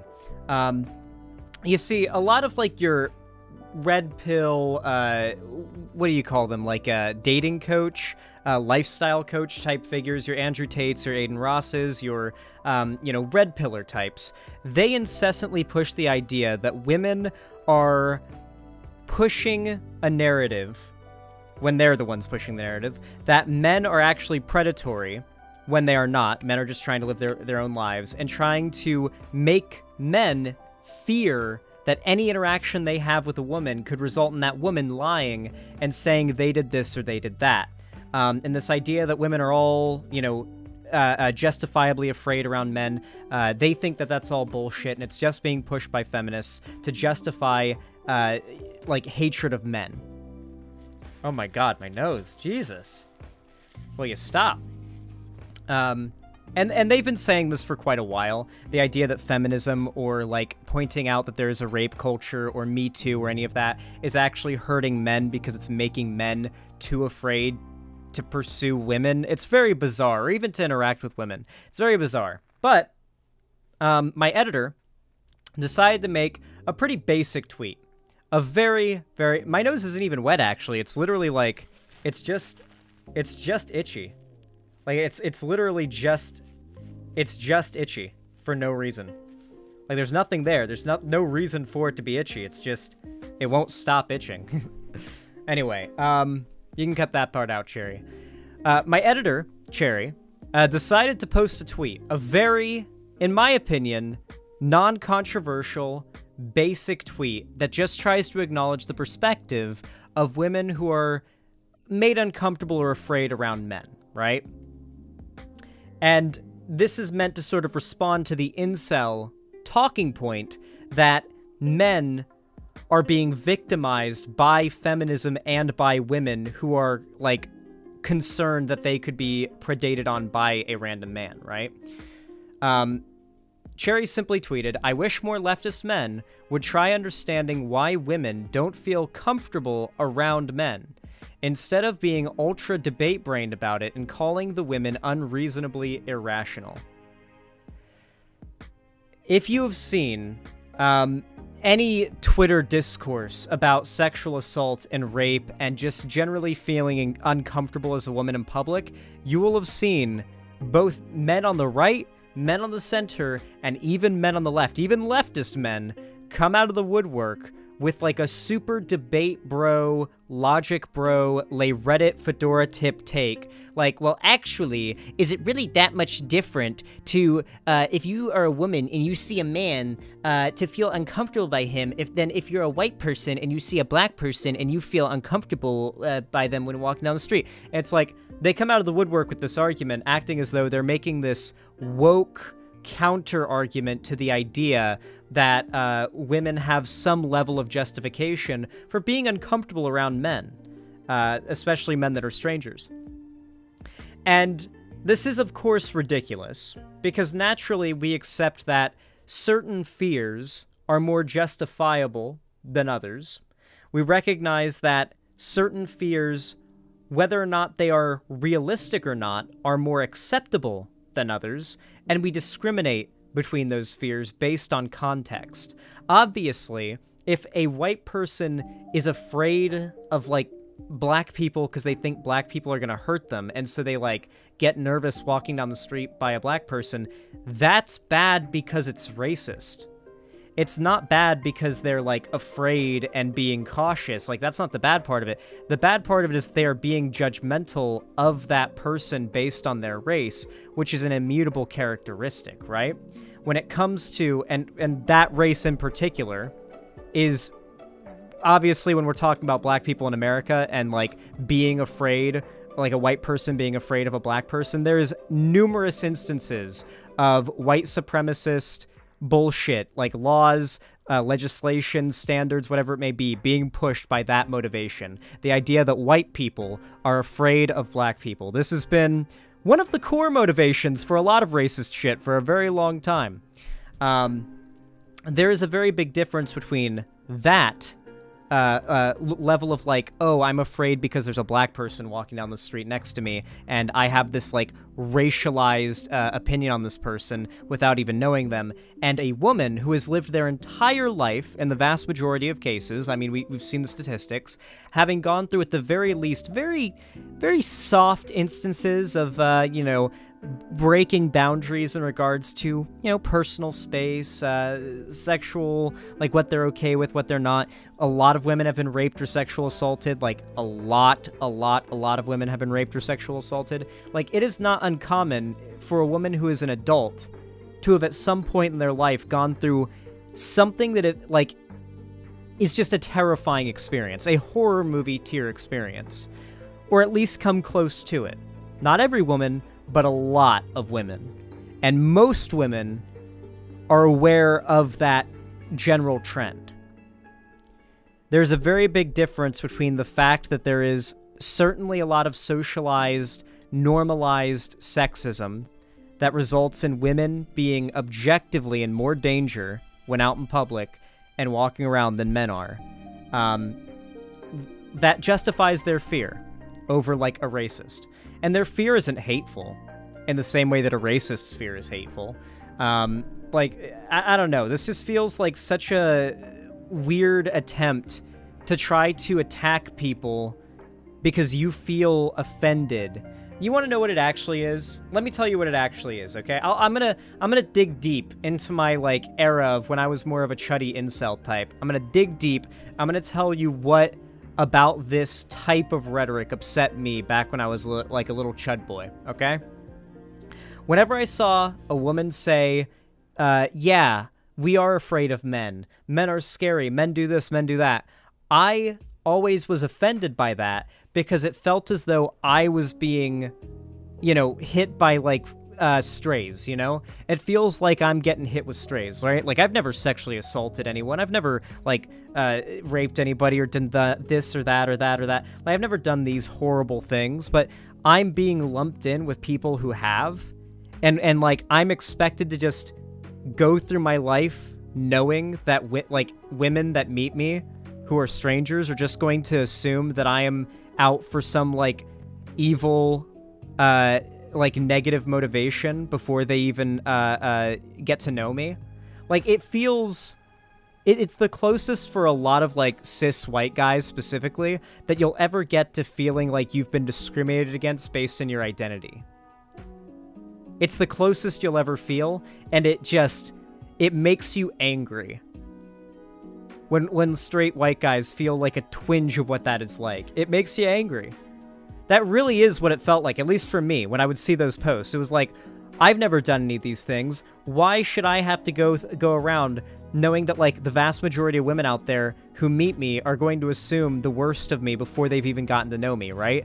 Like, what gives them the right to do that? That was, like, my childish, naive, teenage boy perspective, basically. And that is essentially what is boiling up to the surface when people decide they want to argue with this. Cherry ended up replying with a second tweet. Some of you will show more empathy towards reactionaries and alt-righters than to a woman who says something misandrist after having almost exclusively negative experiences with men. And this is completely true. This is completely true. There are a ton of lefties in this space who will literally, and I'm one of them. I mean, I'm not included in this, like, example, but I am one of the lefties who make the argument I'm about to give, that you should be able to forgive conservatives or recognize why conservatives believe the horrible shit they believe, even if it is bad. But at the same time, you should also be able to recognize that, like, okay, so if you can recognize why conservatives are the way they are, can we also recognize why, like, the crazy man-hating, like, misandrist type women are the way they are? And obviously that's an extreme, like, wording, but, like, if there's a woman who just, like, doesn't like men because they're afraid of men, because they've had negative experiences with men, how is that any different than a conservative who hates the left because they've had nothing but negative experiences with the left? Why, like, you see what I'm saying? There are also people who tried to argue that Cherry was, like, subtweeting Vosh, which is just not true. Cherry wasn't subtweeting Vosh. Like, I don't know what else to say. Like, Vosh agrees with this perspective, I'm pretty sure, so. I don't even know where that's coming from. I'm oomfies with Vosh. If I had an issue with him, I could just DM him, Lamau. Yeah, I don't know where that's coming from, but holy crap. The amount of hate this got is wild. Holy shit. Did you include some of the responses to it? Because there were some really dumb ones.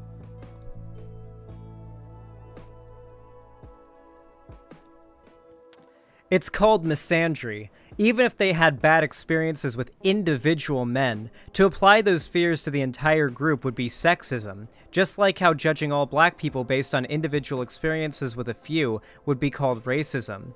So, you'll notice, by the way, there's a very big difference between the literally statistically and, what's the word for it? Academically recognized phenomenon of rape culture and the idea that, like, there is justification to racism because you had a few bad experiences with someone of a certain race. The issues that most women have with men in this respect are based on the general socialization of men, not any, like, inherent thing about men that is, like, inherent. Racists hate people of other races because of their inherent, like, way they were born. The things that, like, we're talking actions versus identity here. Yeah. It's called misandry. Even if they had... Oh, yeah, I read that one already. Sorry. I don't know why. Twitter is so broken, it will literally, repost or, like, reuse the same reply in the replies section of a tweet. Oh, Cherry, if you want to send me some of the really dumb responses you got, now would be a good time to do that. I'm live right now. Okay.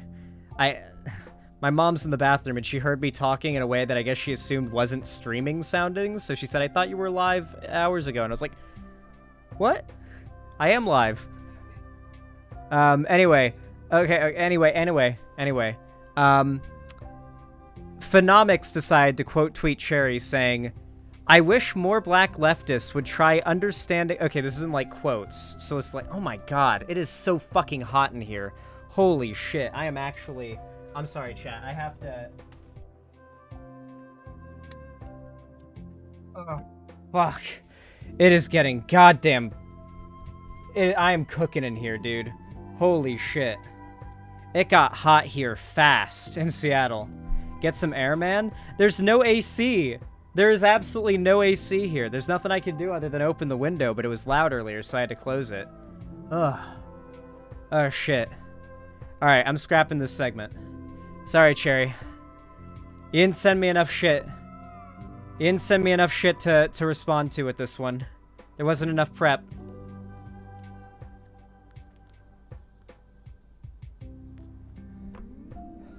I gotta drink some cold water.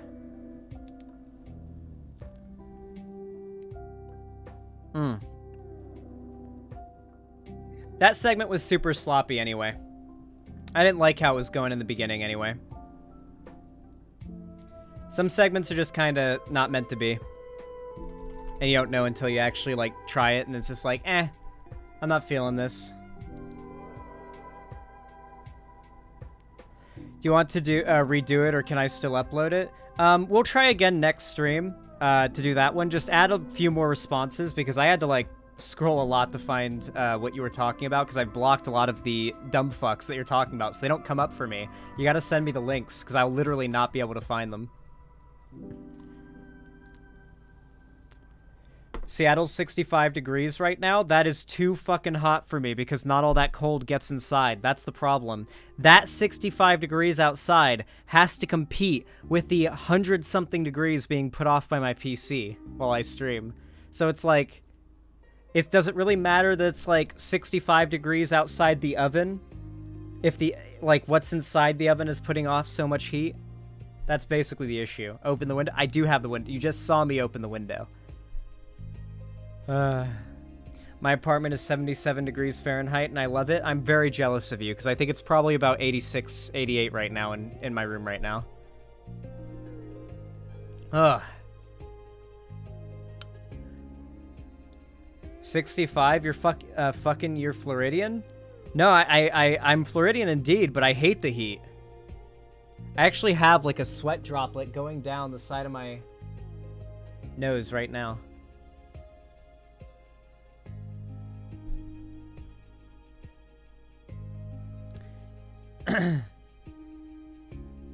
Yeah, there were a ton of people trying to cancel Cherry over that tweet. But I have all of them blocked because I run a blockchain on any stupid tweet that I see. If I see, like, a big viral tweet, like, spreading a lie about, like, a friend of mine that I know it's a lie because I'm friends with them and I know this person is acting in bad faith, and everyone who liked it is, like, either really stupid and gullible and falling for some lie, or if it's about me, I'll also do this. Either really gullible and falling for a lie, or like a hate follower, and I'll just run a full block. I'll block literally everybody who liked the tweet. So a shit ton of like dumb tweets that you'll see like in the replies to like Twitter people that you see, like I've got those people blocked just because they tend to like really stupid bad takes on Twitter, and that's what catches them, that app.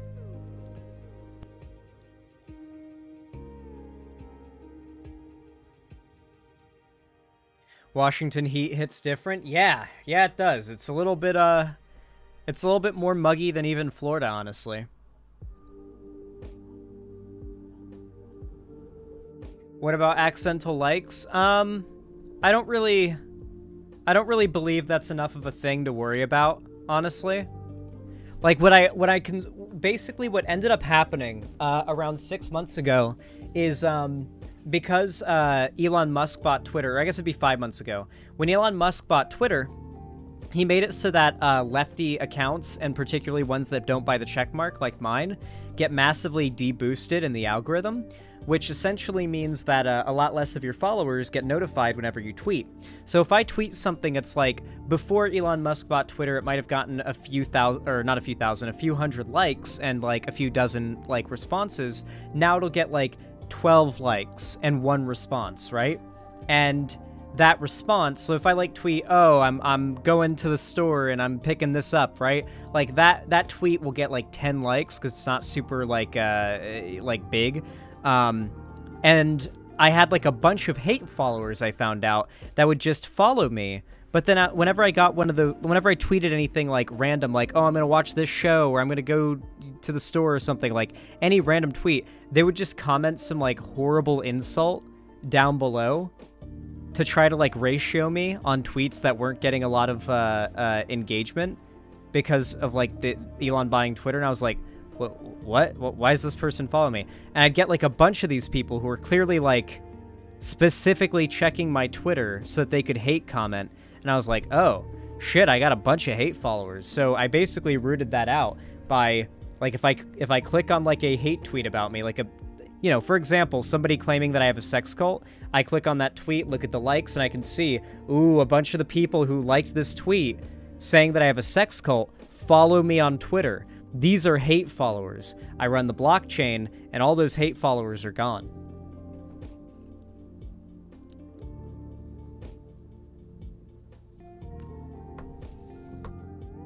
Big brain.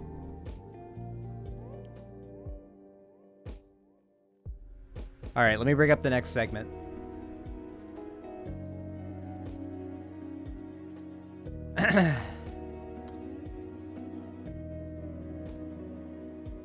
Wow, Zan, didn't realize you hated freedom of speech. True. Aiden. Whoa. Okay.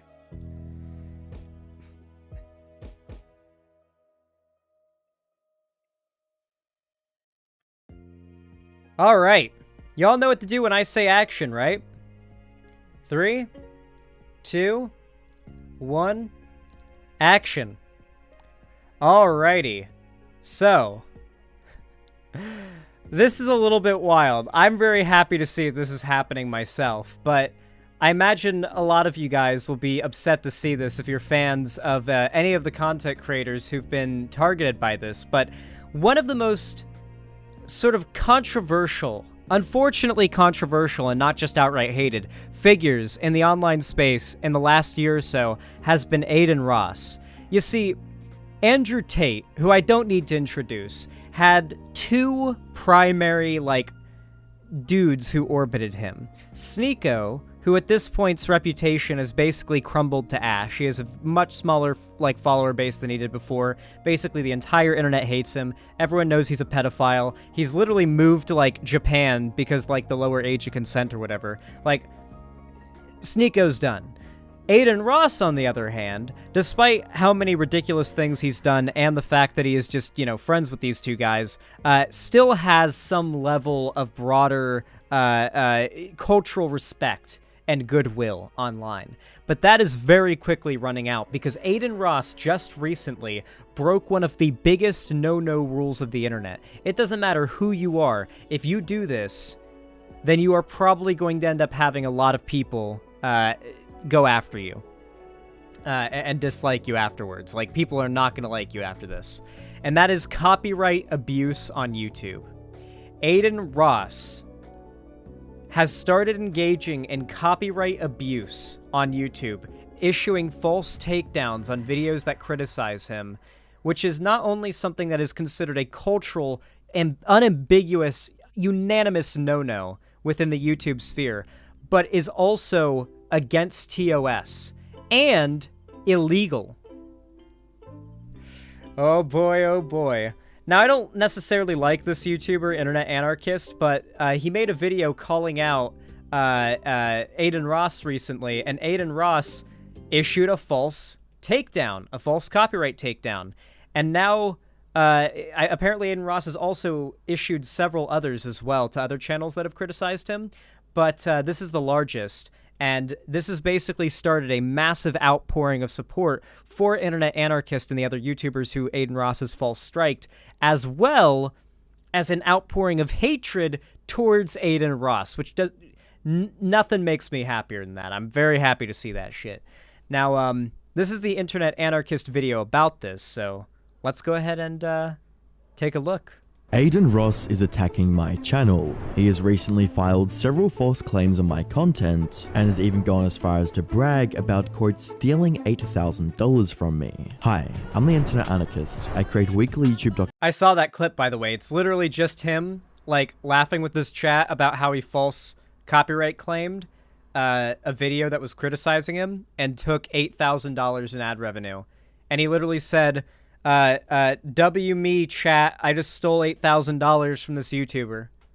He literally just says, yo, I just stole $8,000 from this YouTuber, yo! He's boasting about, stealing. He calls it stealing. Documentaries, and today we'll be covering a topic that hits close to home. We'll be finally discussing and revealing the truth about the Aiden Ross controversy that I'm involved in, and by the end of this video, you'll have a full understanding of the situation, including my conversations and interactions with Aiden in the past. The story of the Aiden Ross vs Internet Anarchist situation began on the 7th of March 2023, when I would publish a video titled, Yeah, iShowSpeed is apparently doing this shit as well. Yeah. How Aiden Ross is destroying his career. Throughout the video, I discussed Aiden's ban from Twitch and his questionable streams on Kick, where he would make his audience do Black Mirror-esque challenges such as peeing on family members, eating dog feces, and crashing family members' cars. Yeah, that was basically how Aiden Ross started getting really big. Like, it was literally just doing, like, the most disgusting shock jock content you can imagine. I'm sorry to tell you guys, but there is a large portion of the internet that literally just consists of a bunch of, like, edgelord teenagers that are actively seeking out the most disgustingly, like, vile shit that they can find. And that's what they base their personality on. And these are the types of people who gravitate towards that type of content. Eating dog shit? Yeah. Yeah, he would, like, goad people and or, like, pay, I guess, bribe them on his stream into eating dog shit. Sounds about right. The video would be coupled with a viral tweet that I'd published days earlier, garnering over 5.5 million views. Oh yeah, and he over called them torture 16,000 streams. likes. Yeah, he literally called them torture streams, for those that don't know. Like, this is old news. Like, this has literally been old news for, like, a year now. Like, we've talked about this when dunking on Aiden Ross for, like, a year now. Like, Aiden Ross's torture streams are, like, a very, very known thing. Also, this channel feels very Sunny V2-esque. Likes. The tweet read, Aiden Ross just hosted a sadistic torture stream on Kick. I'm not joking. During today's stream, Aiden would bring on viewers to enact shocking dares and commands for money. The stream started by making a guy lose his job at a stadium by walking onto the court, but Is that why he sniffed Andrew Tate's chair? That sounds about right, Heavy Gretel. I mean, like, Aiden Ross is probably, like, a disgusting little freak. Like, to be completely honest, he's probably like a little vile freak behind the camera. Or honestly, on camera and off camera, he's a vile little freak. But I can only imagine what he's like off camera. things would only escalate from here. Next, Aiden almost made a viewer pee on his sister while she was sleeping. But after getting a text from a higher up at Kick, they resorted to pouring out a mixture of alcohol, sauce, water, and powder all over her, as well as smashing her TV with a baseball bat. But it gets worse. Next viewer who came on, Aiden encouraged to pee on his sleeping brother and film it on stream. He ended up peeing in a cup and tried to lure his brother to the camera, who was allegedly a Hassan fan, but the viewer's internet cut out, quote, blue balling Aiden. It goes, yeah, as you can imagine, a lot of these figures despise lefty streamers because they are conservatives and they make conservative content, but they just couch it in like shock jock comedy baiting. On. Next viewer came onto stream and was to pick up his own dog's fecal matter and eat it. After Aiden found the viewer had a sleeping girlfriend in the house, he then asked the viewer to put the poop on his sleeping girlfriend. This tweet would lead to a DM exchange. Oh yeah, and it's not even like, he's not even torturing the people who are voluntarily coming onto his stream either. He's getting people who are not even involved into it as well. Yeah, like literally not even just, yeah. Like literally convincing people to get their friends and like their family members in on like getting tortured against their will. Like, oh, gee. Like, this guy still has a platform on YouTube. Change between myself and Aiden, where he would double down on just about everything. I tried taking the approach of pushing him to a more positive direction, but evidently, I did not succeed. I'ma keep doing it every day. It's gonna keep getting more extreme. When I start giving out hundreds of thousands, I expect you to post that too. You have the greatest opportunity to spread love, and this ain't it. I hope in the future you can reflect and learn from this. You had such a good shot at being a good role model for your audience. Dude, it is so bizarre. Like, Aiden Ross fans are some of the most brain-dead people you will ever see. Because there are some of them that genuinely seem to buy into his very blatant way of, like, getting out of hate and drama. His way of getting out of hate and drama is like, oh, I'm getting a lot of shit right now. Let me, like, bring a poor person onto my stream, like some, like, hard for money fan, and, like, give him $5,000 and, like, post it on TikTok and on Twitter, and then post a tweet about how all the haters are fighting against this. This is what my haters are fighting against. Like, that's literally the kind of shit that he posts. If you've ever seen, like, his Twitter, that's literally it. Like, he'll post clips of him giving money to poor people, presumably, assuming they're real, and then say, my haters are against this. This is what they're fighting against. I do nothing but fight to spread love. That is literally his way of getting out of drama for this kind of stuff. Dude hosts torture streams, but because he gives money to poor people, that means you can't criticize him. It's the most blatant shit ever. I'm not a role model, never was. Shame, a lot of young men look up to you and want to be just like you. Even if you didn't try ending up like this, you should at least try and acknowledge it as a product of your success. He ended up taking a turn in the next part by pulling the whole Matrix thing, but even if this were true, it still wouldn't really excuse or give him a free pass to do whatever he wants without consequences. Good. Young men will see the real in me, that I'm real and not being silenced or a puppet. Do you think all these other creators are real? The stuff they do behind closed doors is way worse. They'll never show it on camera. I show everything I do off camera, on camera. Always will. Bro, you don't need to be a puppet. Being real isn't about paying brokies to pepper spray themselves. When you started working out and sharing progress, that was good. Something productive and beneficial for not only you. Something you'll find is very common among this sphere of the internet is classism. They refer to people who don't have a lot of money as brokies in sort of an insulting and derisive way. Because, I mean, you know, the idea is that if you've got money, then you're better than people who don't have money. Yeah, these are literally children. These are like 13 and 14-year-olds. Like, we're literally talking about, like, middle school to very young high school-aged kids that are in this community. You can tell by the words they use and the type of mindset they have. These are not adults. This is, like, not even, like, conservative adult, like, knowing classism. This is just, like, Zoomer, like middle school, like playground classism. But your audience. Surely you want to bring good to others who follow and look up to you. So many better ways to find your dopamine. The interaction between Aiden and myself would seemingly end here, but the peace would be short-lived, as just 2 weeks later on the 19th of March, I would publish a video titled Sneako's Horrible Response to Penguin Zero, a 10-minute video documenting the controversy between Sneako and Charlie. The video would feature a short clip of Aiden Ross interviewing Sneako on stream. The clip was heavily edited and transformed more than enough to be safely protected under fair use. When uploading the video, there were no copyright issues found. I'm generally pretty good at avoiding copyright issues. It was the most, that is not, in any universe, not fair use, what Internet Anarchist did. There's no universe in which using a small clip from a discussion that two people had in their stream while making an argument against what is in that clip, there's no universe in which that isn't fair use. That is objectively fair use. And every single checkbox, it's fair use. See them, Zan? I think Hassan's suing Aiden Ross, right? Isn't Hassan, like, apparently suing Aiden Ross or something? I saw some shit about that on Twitter. Is that legit or is that a meme? No, it was resolved. He should still sue Aiden Ross. You should go after IShowSpeed? Why? Why do you guys think... What kind of money do you guys think I have? You guys think I have money to sue? Dog, I hope every day some millionaire conservative YouTuber doesn't decide to, like, slap suit me for making fun of them. I don't have money to defend against that shit. Think I've got money to sue?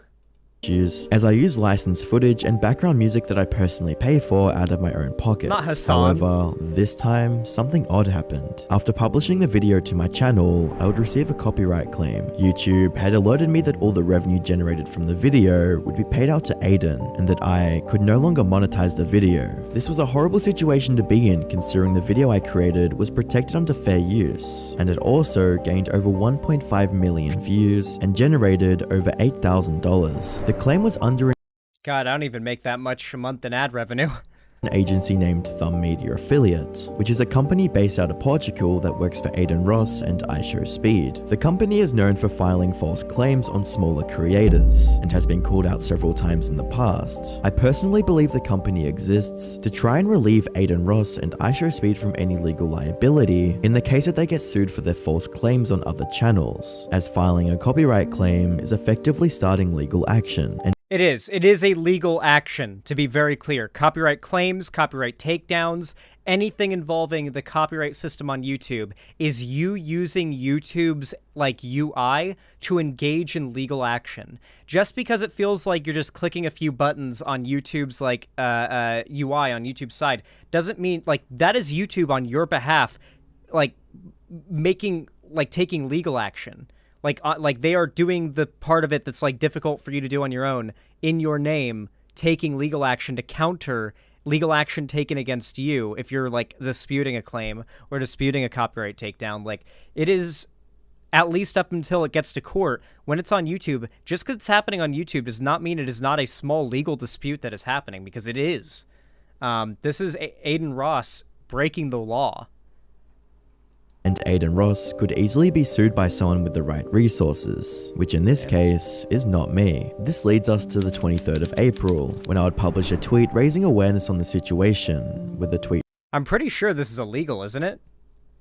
I'm pretty certain this is illegal, knowingly, like, engaging in, well, to be fair, with his media company, the Thumb Media or whatever, he's probably safe from yeah, because that would protect him from legal liability, because it was done through Thumb Media. Tweet reading, I just lost $8,000 from Aiden Ross, false claiming my video about the Penguin Zero vs Nico situation. F you, Aiden Ross. The tweet would receive a ton of support from the online community, as my situation was essentially a textbook example of a massive creator abusing the system to bully a smaller creator. A true David vs Goliath situation. Following the tweet, a news article would be made covering the situation, headlining, YouTuber discloses losing $8,000 in revenue after Aiden Ross allegedly falsely claimed their video. The topic would also be covered by Scarce, who would raise awareness on my situation. Dude, Scarce is based. When I got a false strike a while back, along with a massive wave of false strikes a bunch of other channels got, Scarce actually covered the false strike wave in a big video and included me and several of my tweets and a clip of me talking about it in his video. I didn't even know that Scarce knew who I was or followed me or anything, but included multiple tweets from me and a couple clips from my stream talking about it. That was wild. I like Scarce. Scarce is cool. Fast forward to the 30th of April 2023, and a shockingly evil clip would surface. A clip featuring Aiden Ross bragging about falsely claiming my video and literally admitting to the crime on stream. Yep, here it is. Chat, by the way, this is Hassan's head moderator, chat. Put a W in the chat. We stole $8,000 from him. W. He needed that. Yes! Yes! Yes! W, yes! That's the clip I was talking about before, by the way. Yes! This video would lead me to post a tweet that would completely explode, gaining over 7 million views overnight. The tweet read, Aiden Ross celebrating his false claims on my content. YouTube needs to do something to stop people like this from abusing the system to bully smaller creators. He also claims I'm Yeah, also, this is not a Hassan moderator. Aiden Ross just, like, hates Hassan so much because Hassan's sort of the face of, like, left-leaning streamers that, like, he'll just tell his audience, this person's a Hassan fan or this person's a Hassan moderator, and his fans will be like, really? Oh, L-mans, and they'll clap like seals. Hassan's head moderator. I have no idea where he got that from. The clip would spark anger in the YouTube community, as abusing the copyright system to steal and bully from other creators is highly frowned upon. And this is, like, unanimously and unambiguously, like, a massive cultural taboo on YouTube. Like, left and right. Like, there's no... Like, nobody is going to make excuses for engaging in false copyright infringement. False copyright claims and takedowns like this. It's, like, one of the biggest taboos you can engage in on YouTube. And not only against YouTube's guidelines, but completely illegal and something he can be sued for. Yep. Fortunately for Aiden, he's worth tens of millions of dollars, and could likely drain any other creator in legal fees. But that also means if you win, he's got tens of millions of dollars to pay in legal fees. And potentially if you win in a settlement of some kind, you know, he's actually got money for you to win in the case, right? Like if you're suing somebody who has no money, like what's really the point other than to shut them up and, like, to upset them and, like, get at them in some way, right? But if they've actually got money for you to win from the suit, that's good, you know? It means they've got more money for lawyers and legal defense, yeah, but it also means you've got more to win. There's more to take from them.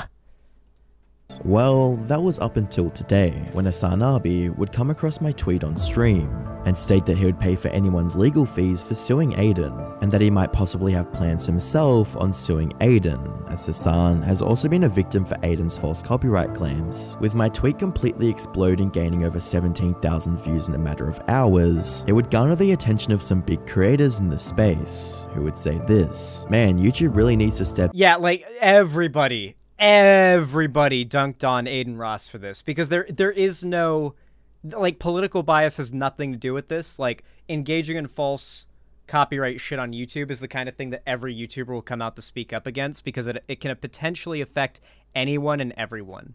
And, like, everybody will speak out against that. It's just, like, there's got to be zero tolerance for it culturally. No one's allowed to get away with that kind of thing.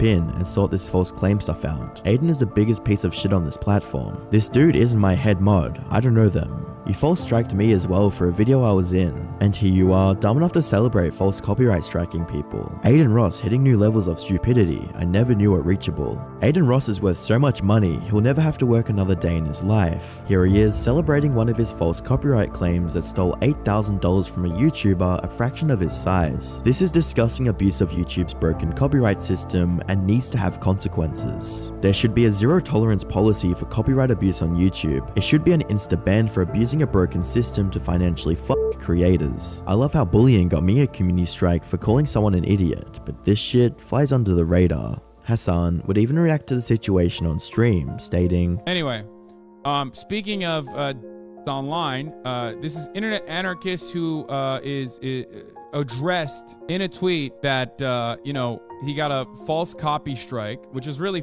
by the way. Wait, it was a strike? Wait, Aiden Ross didn't just... Wait.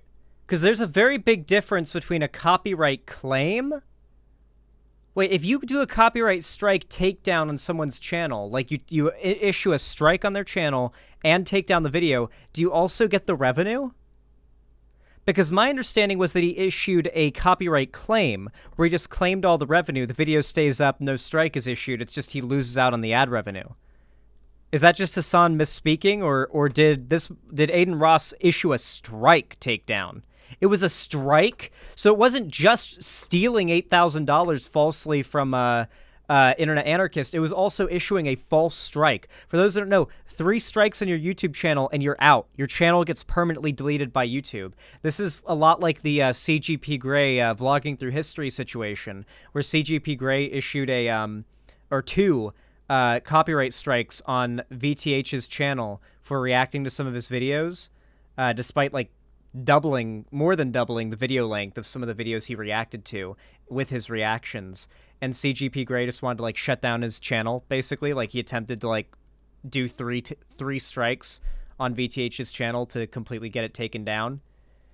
Yeah, this is the type of shit that narcissistic pieces of shit engage in to try to assassinate other content creators they don't like. There are very few ways that one creator can destroy another creator's career on YouTube, but striking through the copyright system, falsely or genuinely, is one of the few ways it can be done. It is essentially the only way that a YouTuber can assassinate the career of another YouTuber reliably through YouTube's like system.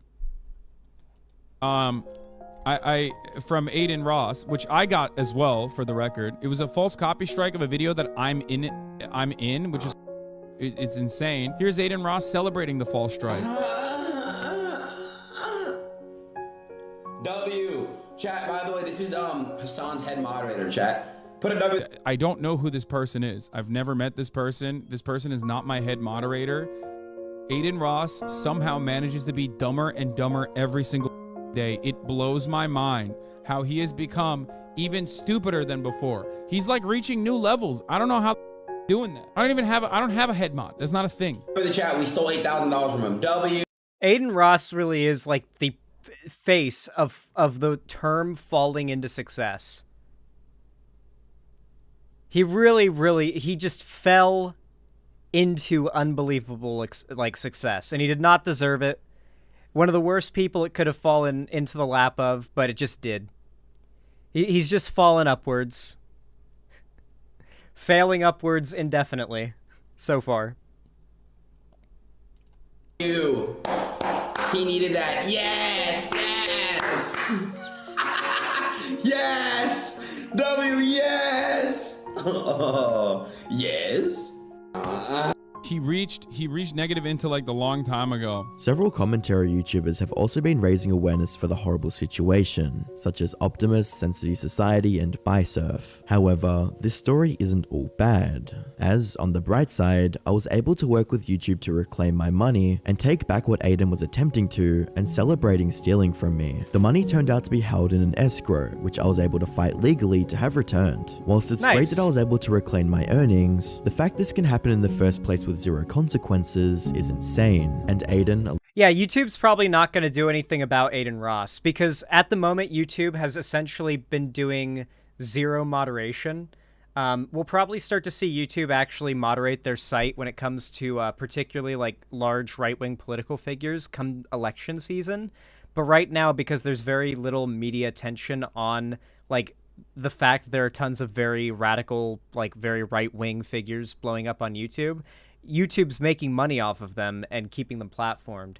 The only person who I think might get the axe soon is Matt Walsh. And if it's not soon, then he'll be first in the big wave of bans we'll no doubt see come election season. Because these conservative figures are going to go insane during the general election, particularly. Like, the general election is going to make these people go batshit fucking crazy with their spreading of misinfo and their spouting of hate speech, particularly around trans people. Like, the right is not going to let off the trans thing for this election. They're going to go harder than ever, and it's going to fuck them over very badly. There won't be any red wave. And not only that, but it's going to make them look so fucking bad online because they're going to be so mask off, pushing their hateful rhetoric, and it's going to get them banned off of social media. Particularly YouTube, because YouTube's going to have a lot more media attention on them during election season. Everything's going to be politics when election season comes around. That's when YouTube is actually taking action against political extremism, is when election season's happening and everything that everyone is talking about is politics. That's when YouTube actually cares, because that's when the media cares and like advertisers care. At least they care the most around that time of year. Alongside other bad actors. Time of year, time of the cycle, you know. We'll only continue to do this to smaller creators who may not be able to raise as much awareness as I was able to. To stay updated on the situation, follow me on Twitter at InternetAnarch, as I will continue sharing any news relating to the situation or others going through something. I fucking hate Aiden Ross so much. Like, I've always really hated the douche tuber archetype. I don't know, like, if you guys have been on YouTube for a long time, then you should know what a douche tuber is. It is a very particular type of YouTuber. It centers around them flexing their wealth and success to their own audience. And that's essentially all they do. They're typically massive douchebags. Like, Rice Gum is a very good example of this, the original J Station. They somehow keep an audience because some portion of the internet that literally just likes to support objectively bad people continues to watch them. Like the Ace family, fucking Daddy05. Like, Daddy05 had a fucking fan base and lots of ardent defenders and stuff like that. Like, there are just people out there on the internet that see content that is just evil, made for people that are evil, like the torture streams and shit, and they're like, this is for me. And not only is it for me, but if it gets, like, taken away from me, I'm going to fight to defend it. Wild. How'd y'all like that segment? I feel like it came out pretty good.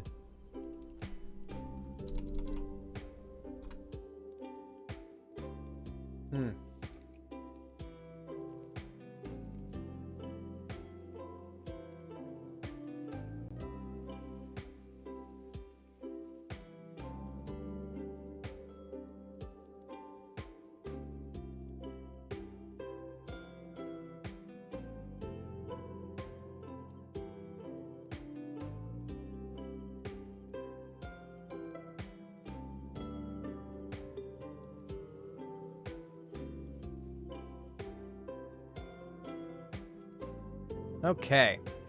Fizzy Dam, thank you for the tier 1 sub. I really appreciate that. Thank you so much for the $5. Said, yo, Yo to you too, thank you. I really appreciate that. Remember, if you're watching right now and you want to support the stream, one of the things you can do that really actually goes a really long way is simply hitting the like button. Hitting thumbs up over on YouTube forces YouTube to push my content in the algorithm to far more people, and it just results in more people watching my content, supporting me, and my channel doing better overall. So seriously, just hitting that thumbs up, I really do appreciate it from every single one of you who goes the extra mile and does that. It's totally free, takes half a second, and I really do appreciate every one of you who does it. Thank you. Hey, 420 likes, based. That is pretty based. I like to see that. Good shit. 426? Let's go! Alright. What's this? What do you got here, Fefala?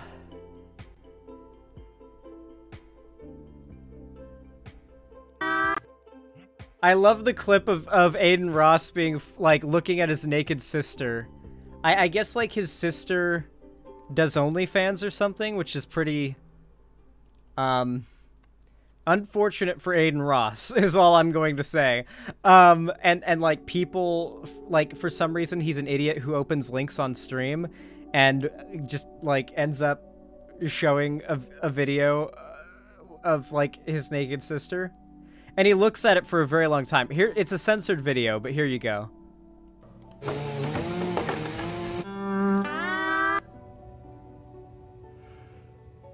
I'm not even joking, bro. That shit is just too far, bro.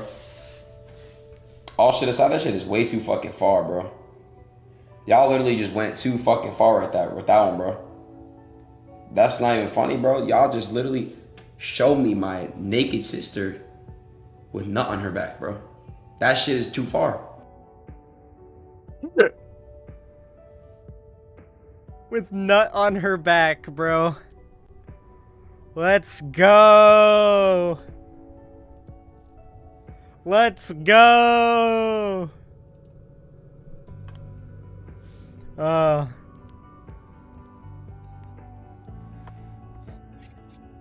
Aiden Ross traumatized. Meanwhile, his chat is going, yo! I love it so much. I love it. His chat is like, somebody needs to study his chat, okay? Like, we need to send Jane Goodall to study the average Aiden Ross chatter, okay? Because I feel like we need primate experts to study your average Aiden Ross viewer, okay? Because they are legitimately like of a lower level of intelligence, you know? We need people who are used to communicating with animals. That's insulting the chimpanzees. You're right, I shouldn't say that.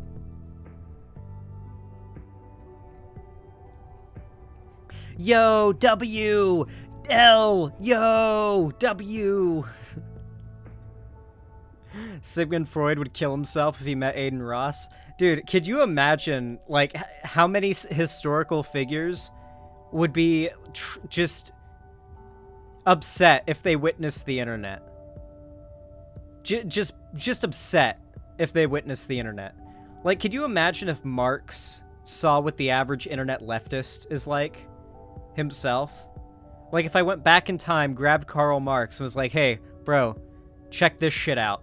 And just showed him, like, your average, like, Twitter lefty timeline, he would burn all of his literature. He would forgo writing all theory.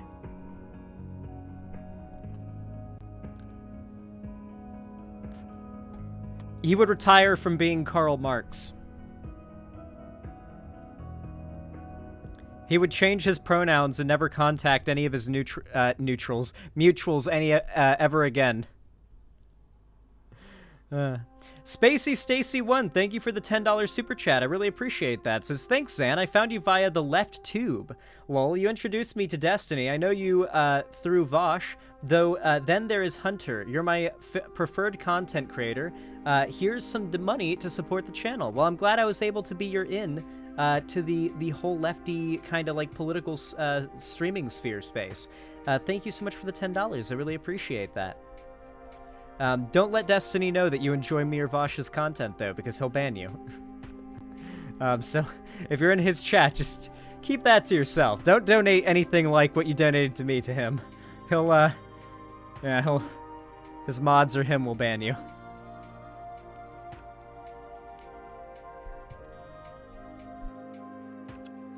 I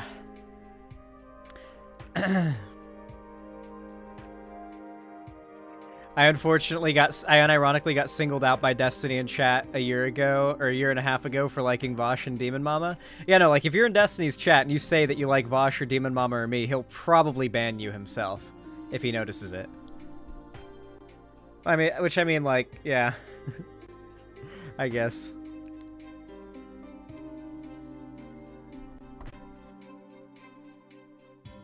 Alright. Are you gonna comment on Destiny's Crowder takes? They're insane. I actually haven't really seen them. We can take a look after this next segment, maybe. Alright, y'all know what to do when I say action, right? 3, 2, 1, action. Alright, everybody. As many of you guys might know, there is a massive potential grift for a lot of trans people online, especially if they pass really well, to basically adopt a bunch of right-wing transphobic values and to spew them for a very large profit online. And because of that, we've seen a massive rise in trans people who have attempted to break into this grift. The problem with it is, for the vast majority of them, it fails, because unless they're like an actual true scum, like, unless they're like an actual pick-me, then it typically falls apart. Ollie London's a good example of this. Obviously, like, the OGs are, like, Blair White and whatnot, but, like, recently we've seen a pretty large rise in smaller figures trying to gain a bit of a foothold, being one of the good transes. And an example that recently cropped up is a woman by the name of Kelly Cadigan on Twitter. She ended up posting a TikTok video. I mean, it's a vertical video. I'm going to call it a TikTok. I think it's literally just a vertical video. And posted it on Twitter. I'm guessing she's a trans woman. She said, "Non-binary people offend me. #trans."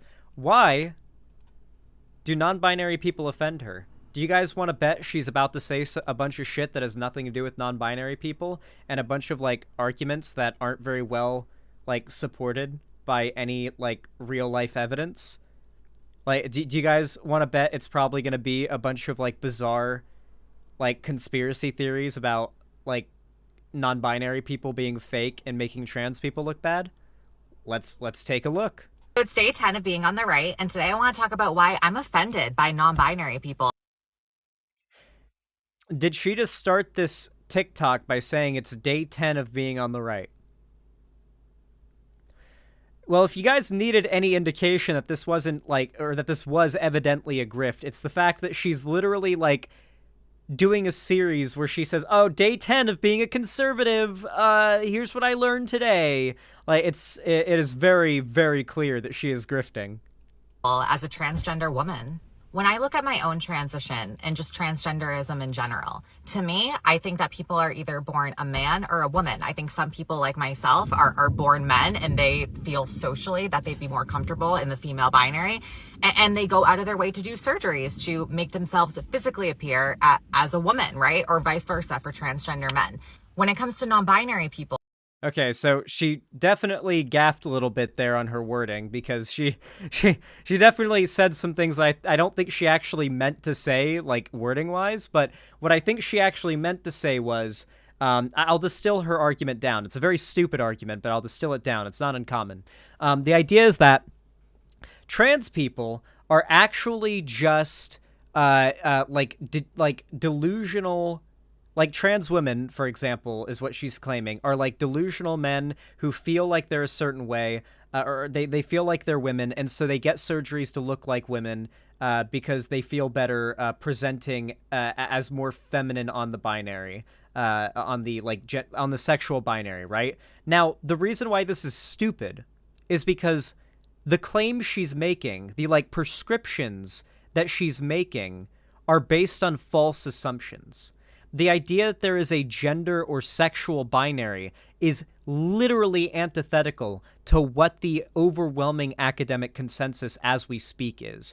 Not only has gender been considered to be non-binary for a very long time, but biological sex is not considered to be binary by biologists or scientists or the entire academic scene. The word is spectrum. Yes, you got it right, Zachary Riley. Basically, this is what we would call TTTT brain. Exactly, Bisudu.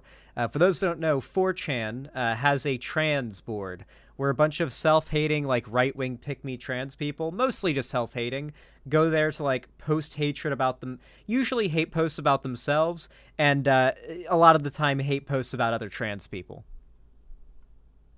It's very stupid. So to be clear, like, the perspective she's taking here isn't even agreed upon, like medical professionals don't agree with this perspective. This is a trans person who knows they're talking bullshit, trying to appease, like, the more, I would say, moderate transphobic conservative audience here.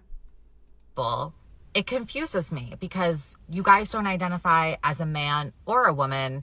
You identify as either something in between or something else entirely. I don't understand how you could know what something else is besides man or woman. And every time I ask that question... Well, because man and woman are categories that we made up as a species. There are societies all around, not even as a species, but as a culture. There are societies throughout history and around the world that recognize more than two genders. Like, they recognize more than man and woman. So this tells us right off the bat that, like, there isn't anything, like, set in stone inherent about gender. Gender is very much something that we developed as a way to understand biological sex better. What we consider as expectations you have to meet if you fall into those categories, these are things we made up. And not only did, and the reason we know that is because they change. They literally change. Just refresh. The stream's already back. They literally change over time. Back in the day, like the 1920s and 1930s, pink, like hot pink, was considered a masculine color. Young boys were, like, actively encouraged, like, culturally, in the same way that they are to, like, with blue, to get to get pink toys, pink clothing, pink whatever it may be, because it was seen as more lively. It was seen as more, like, warm and like energetic. And that was more associated with masculinity, while blue, or baby blue, I should say, which we now associate much more with being a boy, was seen as more passive and subtle and meek, like women, right? And somewhere around the 1930s, branding started to change. We sort of had a cultural shift for a variety of reasons. We started marketing light pink to girls and baby blue to boys, and from there, like, really that, like, colors are really the core in our society of where we, like, start gendering kids at a young age and pushing these societal constructs on kids at a very young age. It literally comes down to things like color, and these things change over time. We've literally constructed these things ourselves. As for biological sex, because we've now got, like, you know, modern science, now we can actually understand that it's even deeper than the binary that many of us have assumed that there was. No one can tell me why they feel they're outside of the binary. I don't understand what happened to being a tomboy or a tomgirl. So saying that nobody can explain why their identity is what it is not an argument against their identity. Also, that's not even like a solid argument in and of itself. If you're trying to make an argument about a group of people, I would like you to actually, like, cite something solid, not me just having to take your word that you've never met a non-binary person that could adequately explain their identity to you. Girl, right? And that's why I don't like the push, like, for children to transition nowadays anyways, because a lot of kids are tomboys or tomgirls, and I feel like a lot of parents with woke culture today would be very quick to say, oh, my child's trans. No. I assure you the vast majority of parents are not going to be quick to think their kid is trans because they're a tomboy or a tomgirl. I assure you, or a femboy. I don't even know what's the term. A femboy, tomgirl. Is that when a guy is, like, more feminine? I don't even know. I don't know what the opposite of tomboy is. Is it tomgirl? I don't even know. But, like, I assure you, parents are not going to, like, assume right off the bat their kid is trans. Okay. If anything, the vast majority of parents are going to try to deny and push off that possibility as much as they can. like, even past the point where it's reasonable to. Very quick to say, oh, my child's trans, let's put them on HRT when they turn 13 or 14. No. And it frustrates me when the non-binary community wants to consider themselves transgender and put them under the same umbrella term. That offends me because I had strong... Well, it's not trans activists or the woke community or whatever the fuck you're saying. It's the academic consensus and the actual dictionary definition of transgender. To be transgender is literally to identify as a gender different from that which you were assigned at birth, which is associated typically with your birth sex. So, yeah, non-binary people are by definition, categorically, definitionally, unanimously trans. That is how it works. Strong gender dysphoria to the point where I changed my whole entire life and put my whole entire life on the line, right? Like, taking hormones for the rest of my life is not 100% healthy for my body, but I had to do that because in my heart and soul, I knew I was not going to live a happy life as a man. So how are you? It's so sad that she thinks conservatives will hear that and care. It's so sad that, I know she doesn't really, but it's sad that, like, there's got to be some amount of trans people out there that say that kind of thing and think that conservatives will hear it and think, oh, you're getting gender affirming care because it'll save your life and it's like what's truly best for you. Oh my God, I never knew. No, they want to take it away from you because they know it's what's best for you.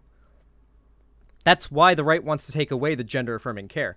They've completely ceded like the ground that like the science agrees with them. They don't even claim that really anymore. They recognize that gender affirming care is what's best for trans people. That is why they're trying to take it away from trans people. As someone who identifies as non-binary and probably doesn't take HRT, I know some of you do, but for the most part, most of you don't, I'm pretty sure. How are you going to compare your life to mine and say it's the same thing? That is very offensive to me. Am I allowed to feel that way? Because I would say it is very snowflakey to be offended by people, like, just existing. Like, no one's hurting you. Like, it's just non-binary people existing. And that offends you? Yeah, you're allowed to be offended, I guess, but it makes you a massive snowflake and people are going to laugh at you for it. if you take out the outliers of the few who do take hormones, which I don't even know why you would if you don't feel like you're 100% a man or a woman, why would you want to take that certain gender's hormones? But regardless, for the most part, you don't, right? Also, there are a lot of non-binary people that take hormones. I literally know several non-binary people who take hormones. So what are you changing? Your pronouns? Maybe you have like some clothing that's gender non-conforming? I don't know, but I'm fine with non-binary people.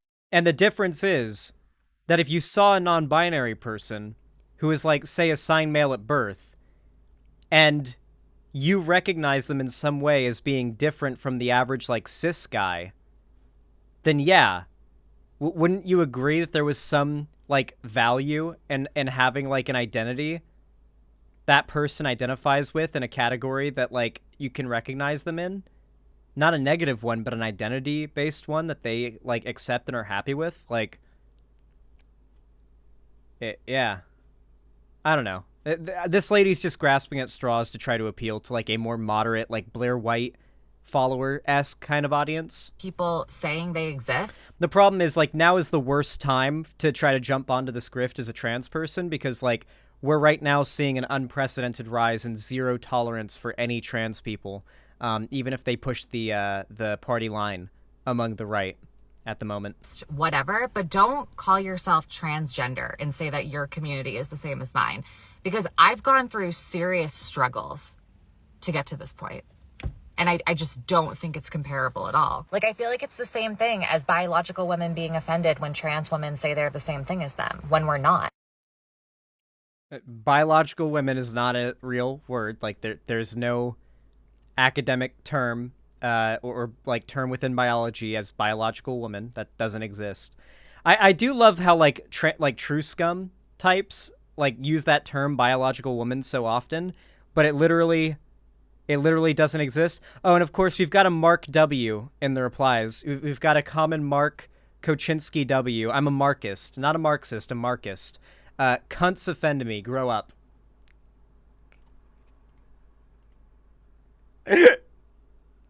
I love this man. What a legend. Dude, Vash's dad just tweets the shit that, like, I like, he's able to tweet what we wish we could tweet, you know? Like, he doesn't have to worry about woke scolds canceling him or whatever. But, like, holy shit. He can just speak his mind. It's amazing. It's beautiful. It's actually amazing. He's like the embodiment of freedom.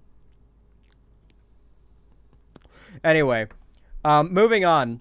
Velvet, good friend of mine, ended up making a thread about this lady. And apparently there's a bit of a rabbit hole. There's a little bit of a rabbit hole with this lady to go down, and we're going to be starting it. So the tweet thread starts as follows. Velvet says, "Oh hey, it's the grifting freak who not long ago said that black people really enjoyed slavery, and you're weird for not thinking that." And this is quote tweeting another ridiculous tweet that she made. So we're gonna watch this very quickly before we see the dirt in this lady. But here's another one of her tweets she made trying to pull in conservatives. It's actually Vash's dad. Yes, that is Vash's dad. He is very based. So it's day 13 of being on the right, and today I'm going to be burning the pride flag. Since speaking my political truth, I've been met with nothing. Hello, day 13 of being on the right, and today I'm going to burn the pride flag. I'm sorry, but I someone needs to just clip that on its own. So it's day 13 of being on the right, and today I'm going to be burning the pride flag. Just clip that. Just nothing but that. Nothing but that. Just clip it, and clip it and ship it. That is it. That is all you need. That's all you need. That is like the greatest fucking quote that has ever existed. It's never, ever mistake. This makes me think she might actually be like deep trolling. What if she's actually deep trolling? Because this feels like a trans person who's pretending to be conservative, saying mask off conservative things to make the right look bad. There was a guy who did this at a protest recently where he went to like an abortion protest where there was a bunch of like anti-abortion protesters, like pro-lifers, and he went into the crowd pretending to be a pro-lifer with a megaphone, started screaming, "Women don't deserve rights. Women don't deserve the right to choose. We hate women. We hate women. We hate women." So he walks like dressed up like one of the pro-lifers, like carrying a pro-life sign with his megaphones and starts chanting, "We hate women. We hate women." It's so, and they get mad at him and try to kick him out, but then a bunch of them start agreeing with him. Like there ends up being like a little bit of a disagreement that breaks out among the audience because a bunch of people are like, "Wait, why do you want to kick him out? He's fucking based. Wait, you want to take away his freedom of speech?" So like there starts to be a disagreement between like the people who want to keep the optics up and the people who are too stupid to care about optics, and so they start having a big argument. And there are the people who are too stupid to realize this is a troll, the people who do realize it's a troll. It was so good. Does anyone have a link? Does anyone have a link? It's so good. Please, somebody link it. It's so fucking good. It's so good. I hope that's what she's doing. If that's what she's doing, and it's like a psyop, that would be just downright amazing.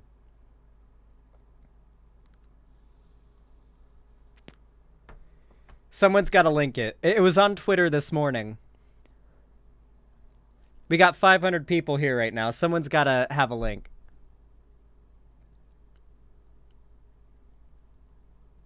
Come on. Oh, you got it? Let's go. But if the baby is... Oh, it's a video. Okay, there was a Twitter link that was really good, but I'll... No, this is 9 months old. God damn it. All right, I'll have to find it myself, I guess.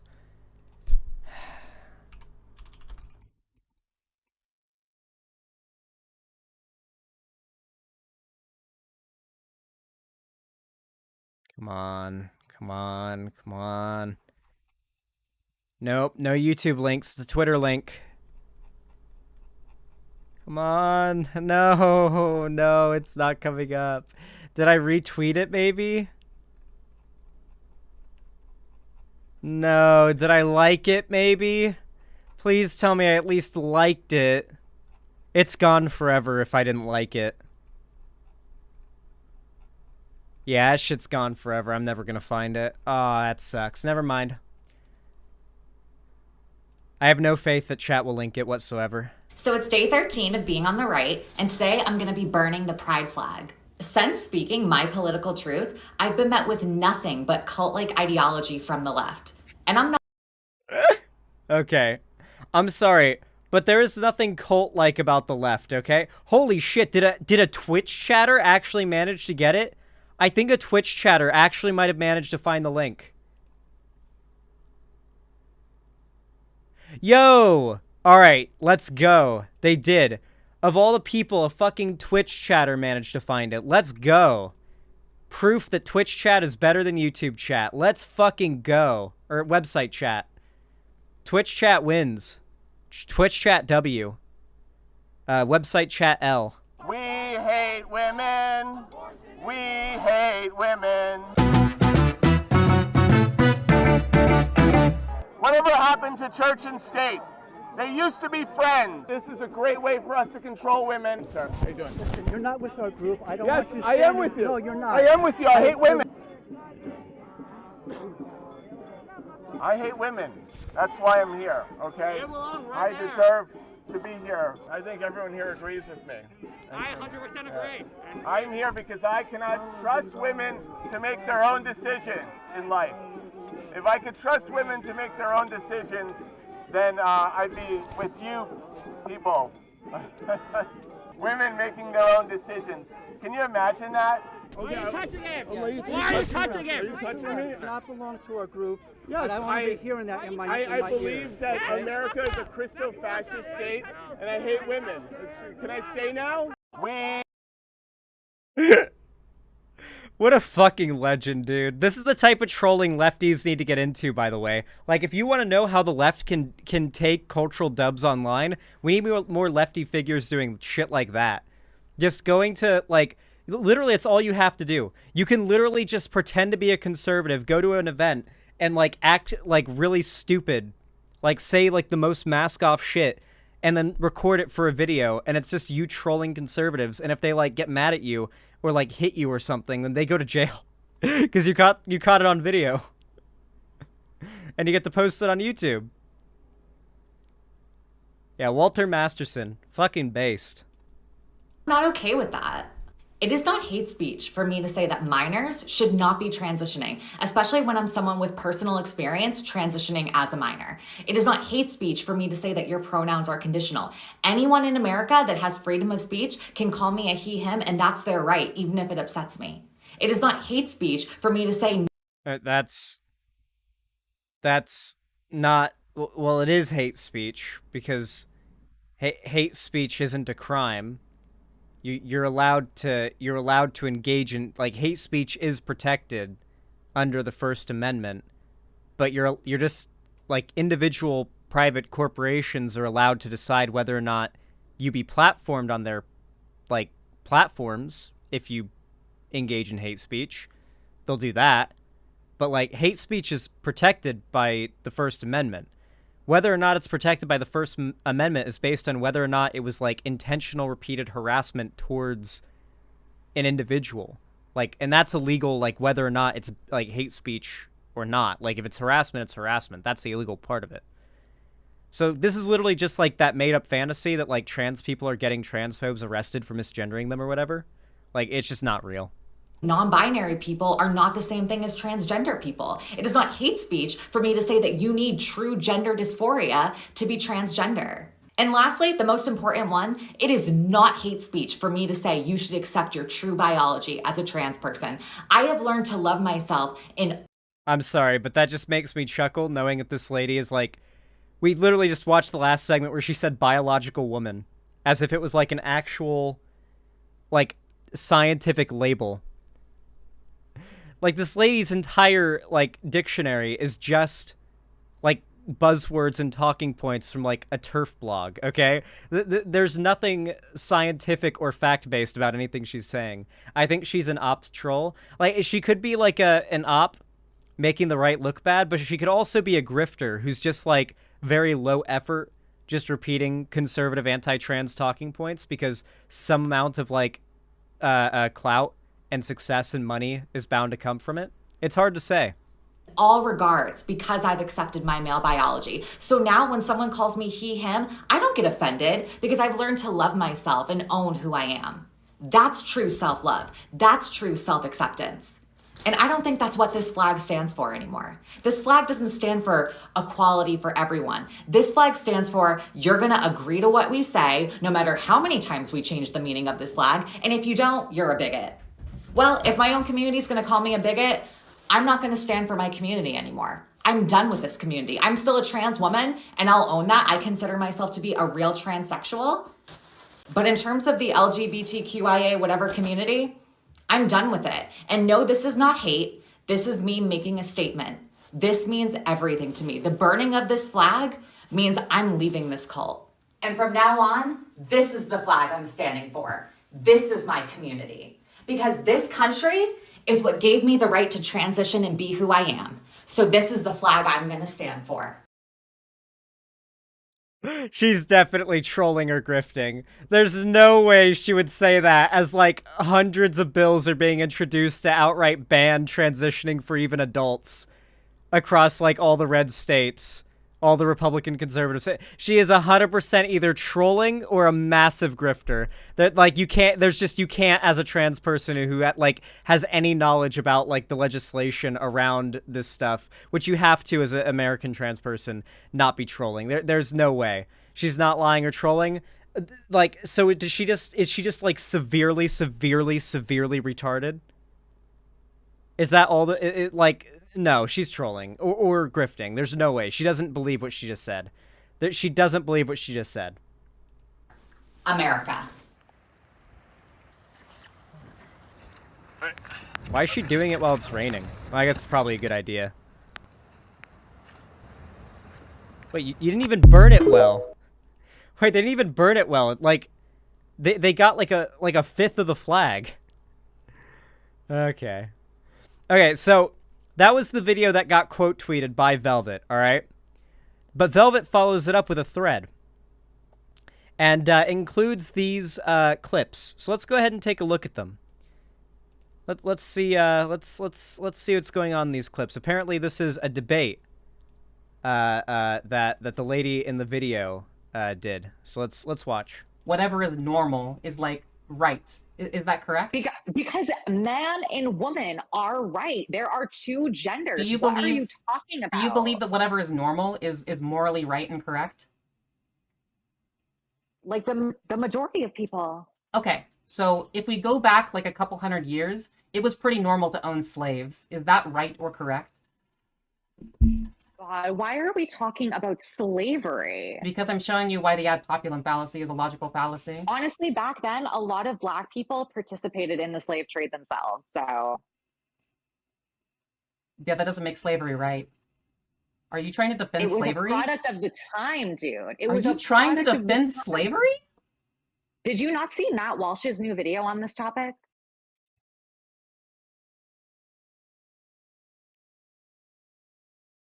I would actually kill myself.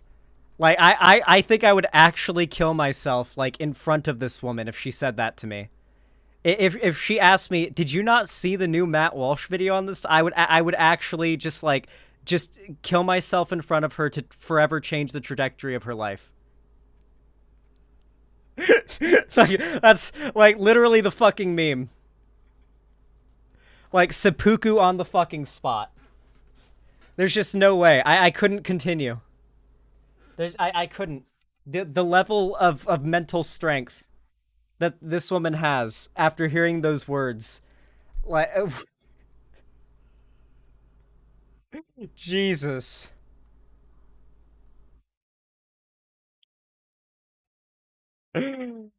Oh, God. Did you not see the new Matt Walsh video about Black people actually loving slavery? Okay. I did, and I think that defending slavery is fucking cringe as hell. Whatever is normal is like... It goes on. We've got another clip. People enjoyed being slaves? We got another clip.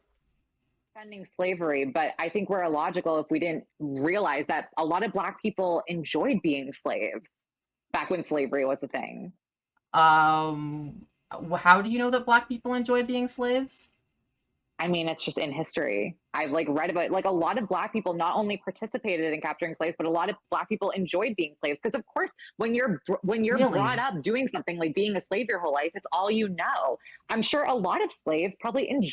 I do like how like racists bring up the fact that there were Black slave traders as like some sort of argument to absolve like white slave owners in America.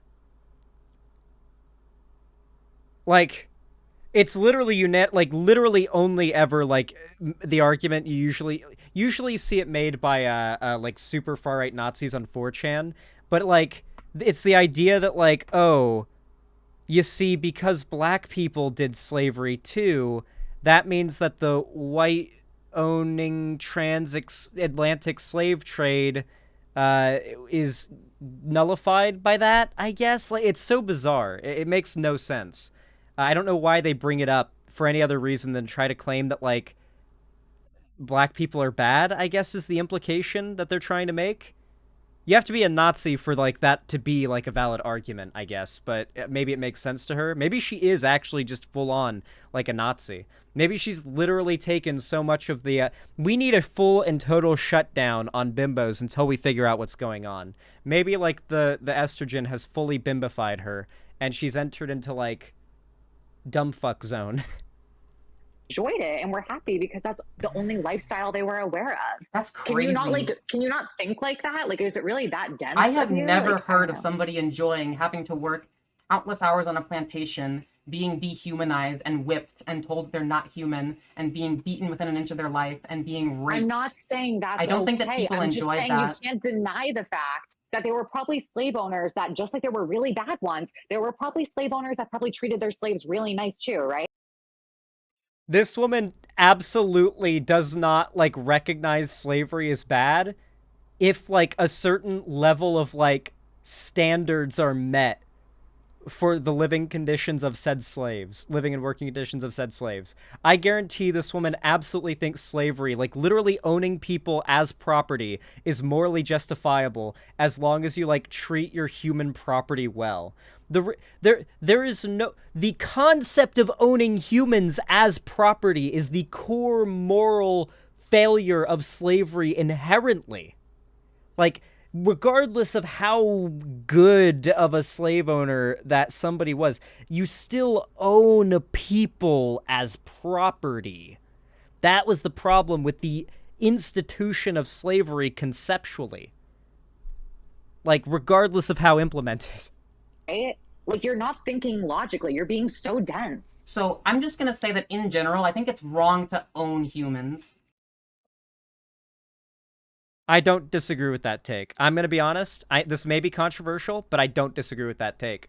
I think owning humans is also bad. Let's continue. There's more clips. Of course. We're not in that time period anymore. But you're defending slavery. I'm not defending it. I'm saying it was a product of the time. You said that Black people enjoy being slaves. I think there were probably a good majority of Black people who back then were born and raised as slaves, probably because that's the only thing they knew. It was the environment they grew up in. If they had a slave owner who treated them well, they probably enjoyed their lives, a few of them. I think it's illogical to believe that every person who was a slave back then hated their life. I truly think that's illogical. I do. That sounds like a very high standard to set for, like, someone who lives as property of someone else. Like, they have to hate their life for it to be, for your standard. I'm pretty sure, like, I guarantee that at some point in history, there was a Black American slave who, like, woke up one morning and was like, yeah, today will be a good day. I'm sure that happened once, at least, okay? That doesn't change the fact, okay? If you follow me, that it wasn't good that that person in that example was a slave. That doesn't change that fact. Like, I'm sorry, like, slavery's just bad, and I don't care how much you want to try to argue maybe some of them enjoyed it, but that's not how it works. It's immoral, inherently. I'm pretty sure that being owned is not a good thing. Because you grew up in this generation and this is what you've been taught, and we know these things now. No, back then, not just because. No, the idea that certain humans are, like, somehow it is morally justifiable for a certain group of humans to, like, be owned as property, that is not something that you're born believing because you're born into a certain generation. It's something that you're taught, something that is normalized, and it was pushed as a political argument by racists of the time. There is no more excuse for being racist back then as there is an excuse to be racist now. In both times, you're a victim of propaganda and ignorance. It's just it was more plentiful back then. Those societal standards were not created yet. Not just because I grew up in this generation, but because I can think logically and morally on this topic, and why it is unfair to own another human based off of their birth as having like a certain skin color, for example. That's unfair. I'm pretending and like I'm saying it's illogical. okay to own slaves now, because that's not what I'm insinuating. You are defending slavery. I'm not defending it. I'm just giving you the facts. Aren't you all about facts over feelings? Yeah, and I believe that slavery is immoral.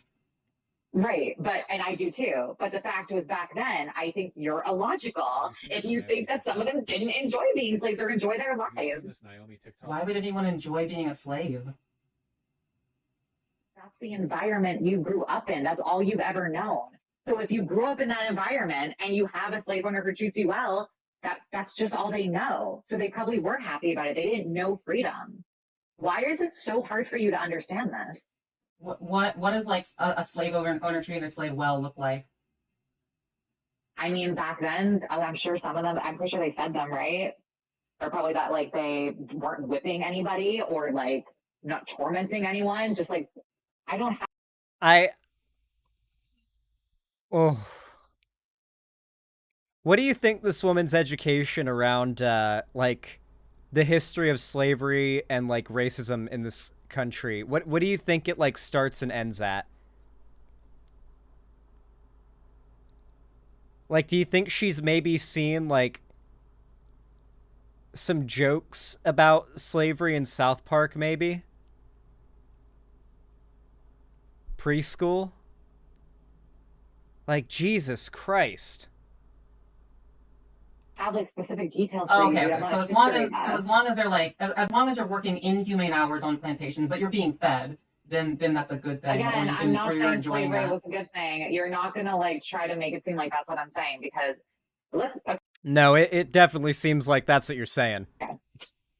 I don't know what you want me to say. If you want to believe that every person back then who was a slave hated their life, go for it.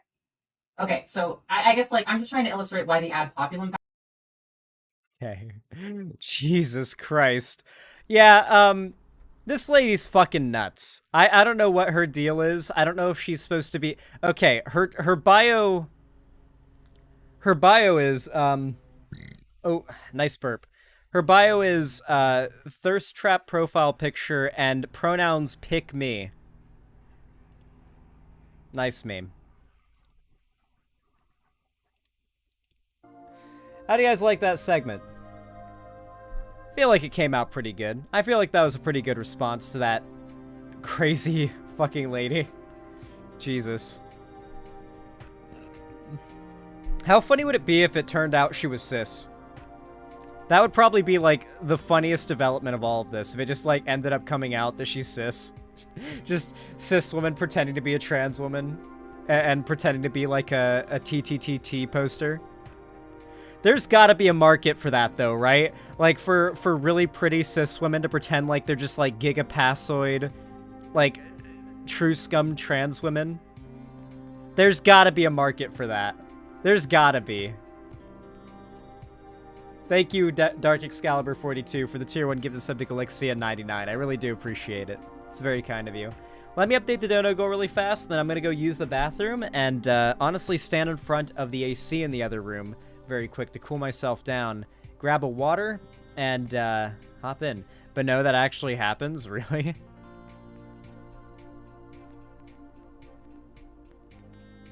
Alright. I mean, it doesn't surprise me. There's got to be a market for it.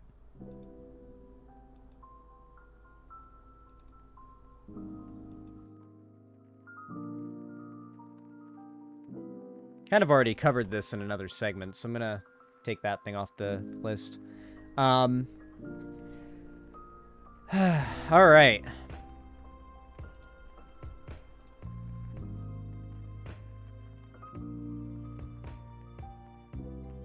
Next segment's gonna be... The next segment's gonna be about the Idubbbz drama. So buckle up and get ready for that shit, because it's certainly gonna be something. I will be right back.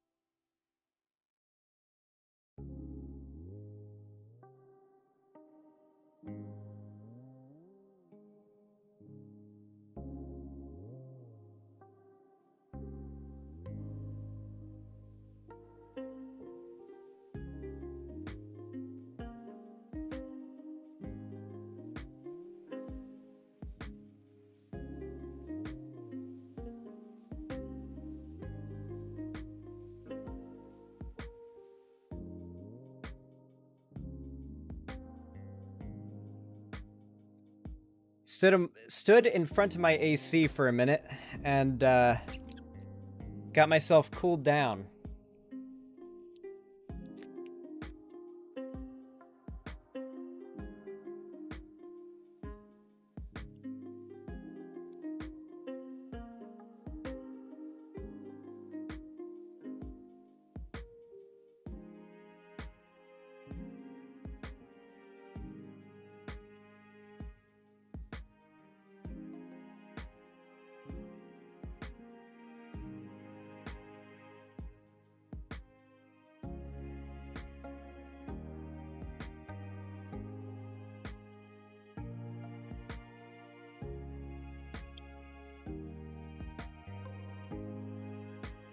All right, everyone. You all know what to do when I say action, right? 3, 2, 1, action. All right, everybody. So recently, and by recently I mean literally hours ago, Idubbbz just dropped a new video about the drama that happened around the Creator Clash 2 event, with Froggy Fresh getting kicked out of the event just a few weeks before it happened, and a lot of the controversy that came from that. And he was responding to it, right? But before we get to that video, I want to go ahead and read you guys an article. It's a few years old, but I think it is quite relevant at this time. I think it is very relevant. Let me go ahead and turn off my ad blocker first, because this website is being a bitch. There we go. All right. Okay, I don't have my ad blocker on. What do you want me to do? Why can't I? It won't stop giving me the pop-up. I'm allowing ads. My ad blocker's off. What can I do? I turned off my ad blocker. It just keeps giving the pop-up every time I refresh. I turned off my ad blocker. Do I have to... Are you kidding me? I had this article ready, but because I've clicked on it before, I can't read it on stream. I have to open up an incognito window. Fuck, I fucking hate the pay bullshit for media.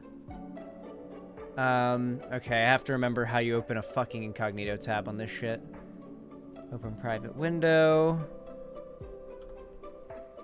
Let's see if this works. Okay, it does. Alright, it does. Son of a bitch! Here too? Oh no! Are you kidding me? Is there any way I can read this article? Is there any way I can read this article without pop-ups? Fuck! Ah, I can't turn off the ad blocker here either. Fuck. It's built in. Oh, it's built into oh no, it's built into Opera GX. Oh, you can't visit like certain news sites because Opera GX has built-in ad block. You can't turn it off without some convoluted bullshit. Ah, fuck. You can turn it off? How? I don't know how. If it's like weird and complicated like I assume it is, then I don't know. Use Chrome, I uninstalled it. It doesn't work on my computer anymore. Go to your settings. Fuck me. Are you serious? Oh, come on. Let's see. Ad blocker, ad blocker, ad blocker, ad blocker, ad blocker. Come on. Advanced. Ad blocker. Ad blocker. Ad blocker, ad blocker, ad blocker. It's not here. Never mind. Alright. I really wanted to read this article because it's super relevant, but it's Los Angeles Times, and no matter what I do, I cannot get that turn off your ad blocker pop-up to go away. Fuck, I really wanted to read that article. Shit. This button here. Is that it? Okay, I can try it. Let me try refreshing. No! No, it disappeared for a second. No! Wait, turn off permanently. It keeps turning itself back on. All right, how about now? I think we're good. Okay, there's ads now. Okay, we're good. Okay, I did it. All right. Oh my god, that's annoying. Holy shit. Oh my god. I genuinely hate these sites. And their fucking ad block. Okay, Cherry, edit all that out. Thank you, Balth. All right. Before we get into the Idubbbz video, we're going to go ahead and read this article, okay? From the Los Angeles Times, neo-Nazi website raises $150,000 to fight Southern Poverty Law Center lawsuit. A neo-Nazi blogger has been promised donations of more than $150,000 for his legal defense after the Southern Poverty Law Center sued him for organizing a troll storm, quote-unquote, against a Jewish woman in Montana. The donations to Andrew Anglin and the website he founded, The Daily Stormer, came in over the course of less than 2 months on a crowdfunding site that caters to far-right causes, overcoming the difficulties that white nationalists and white supremacists often face in raising money online. The mainstream crowdfunding websites GoFundMe and Kickstarter have policies forbidding fundraisers that promote hate speech and violent right-wing terrorism. The donations to support Anglin were made possible by a California-based site called We Searcher, which has attracted donors hoping to fund rallies for the far right and post bounties for damaging information about liberals, leftists, and moderate Republicans such as Senator John McCain of Arizona. We Searcher is run by Chuck C. Johnson, a Los Angeles blogger and right-wing provocateur who was banned from Twitter in 2015 after soliciting donations to support taking out, quote-unquote, prominent black activist DeRay McKesson. So, like, this is all just a bunch of really fucking... McKesson, sorry. Like, really crazy, like, far-right Nazi types running this stuff. Johnson's business is set up to profit from people who want to donate to controversial causes. It keeps 15% of every donation, or 3 times the base rate of GoFundMe and Kickstarter. That's more than $22,000 of the money pledged for Anglin. So crazy Nazis making a bunch of money off of people donating to other crazy Nazis is what this is. All are welcome to fundraise on my properties, Johnson said to the Los Angeles Times in an email. Like my mentor, Alan Dershowitz, my position is the same as the ACLU's was in Skokie. Free speech, even for the speech we dislike, he wrote, referring to a 1978 legal case in which the American Civil Liberties Union defended the right of neo-Nazis to march in Skokie. In recent years, there's been an effort to move into a more censoring environment on the internet.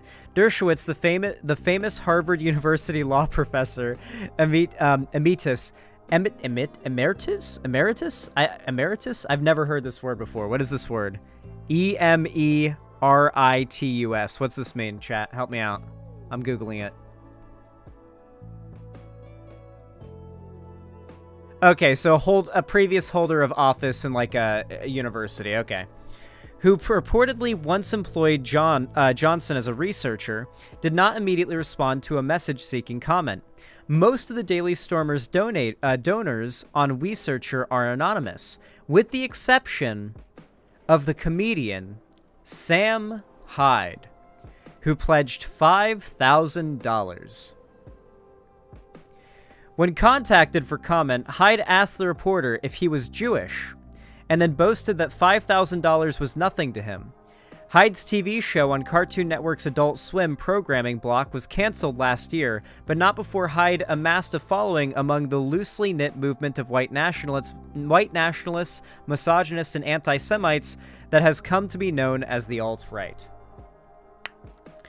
I think without a shadow of doubt, Sam Hyde is a Nazi.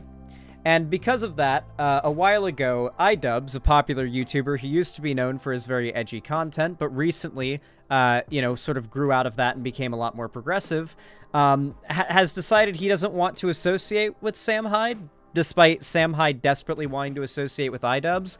And so at this point, a multi-year-long, attempted harassment campaign has been going where, a shit ton of YouTubers, as well as Sam Hyde, but a shit ton of YouTubers who dick ride Sam Hyde, despite the fact he is very clearly a Nazi, have been attacking Idubbbz, trying to argue that Idubbbz not engaging with Sam Hyde is actually, the cucked, cringe thing to do, and that if Idubbbz is a real man, then he would feed the troll, which is Sam Hyde, and, box him, or be friends with him, or I don't even know what they want him to do. They're literally just mad that Idubbbz isn't taking the bait from Sam Hyde. That's all it is.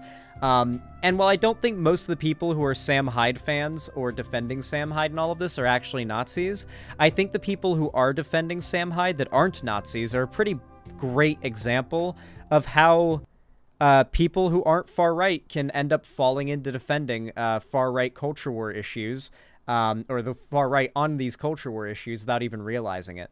And so, yeah, let's watch the Idubbbz video. Let's hear his take on all of this, because this really all stems from the fact that Idubbbz just doesn't want to associate with a neo-Nazi. That's literally what the core of all this drama is. It's like you came back and you were a pawn in some game of 4D Hey, chess. Harley. I think you found out that Idubbbz and Anissa don't play games. Hello, everyone. Welcome back to another video. Brief update. I am healed from creator. Oh, also, basically, okay, I'm going to summarize why people are mad at Idubbbz, okay?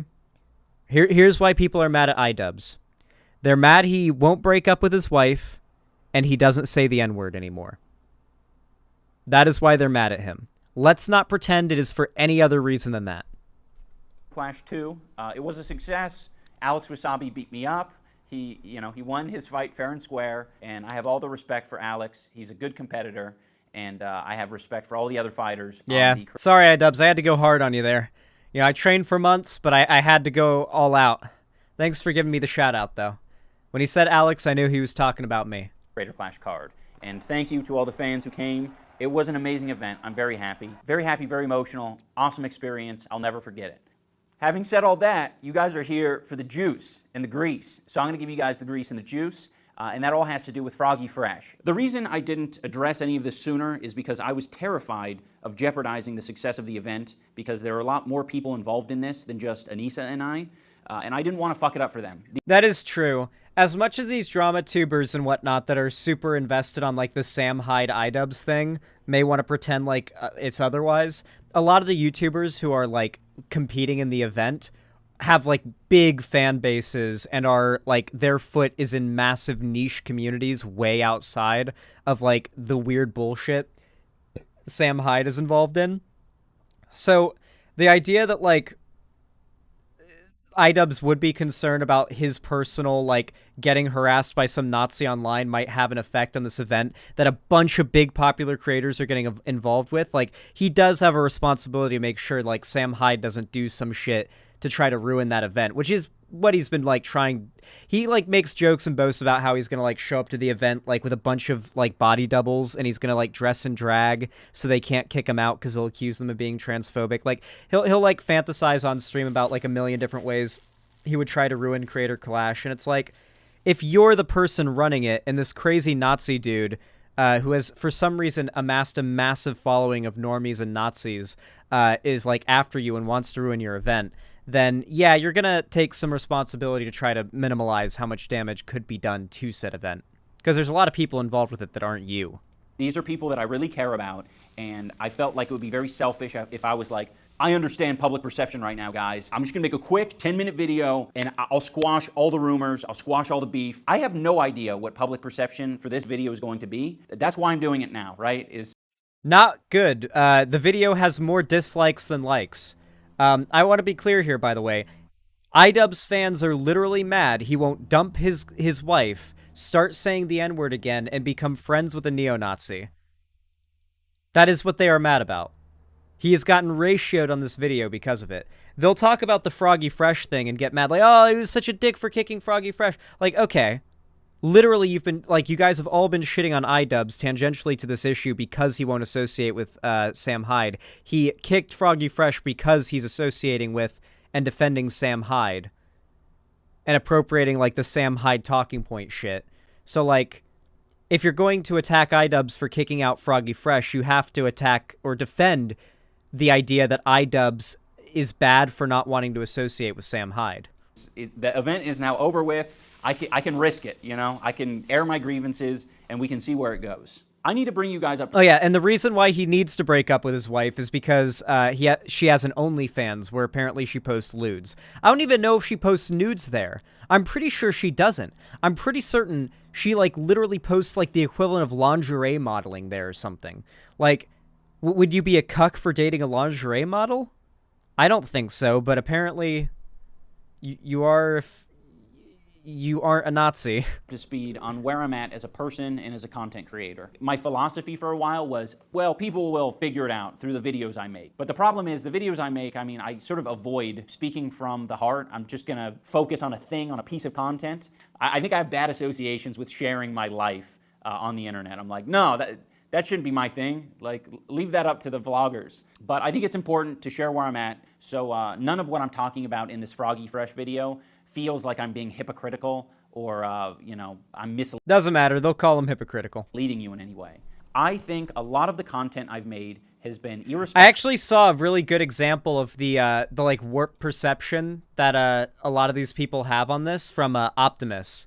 Optimus tweeted some really stupid shit that I think gives us a really good idea of how these people like perceive this drama. Wait, how is this channel not coming up when I search Optimus? What? How? Like, actually how? Actually how? What? I don't... What? There we go. Found it. Okay. It's spelled a little bit differently. Here's, like, their assessment of how this went, okay? This is a tweet from Optimus from today, okay? In response to this video. B. Idubbbz, So it's in the format of like a green text for some reason. Be Idubbbz. Spend years of your life making content centered around edgy humor, racism, shitting on other creators, etc. Gain millions of subs plus huge reputation in creator scene. Mind you, they don't have an issue with like the anything so far. Repeatedly defend yourself in said content over several years. They have no issue with this so far.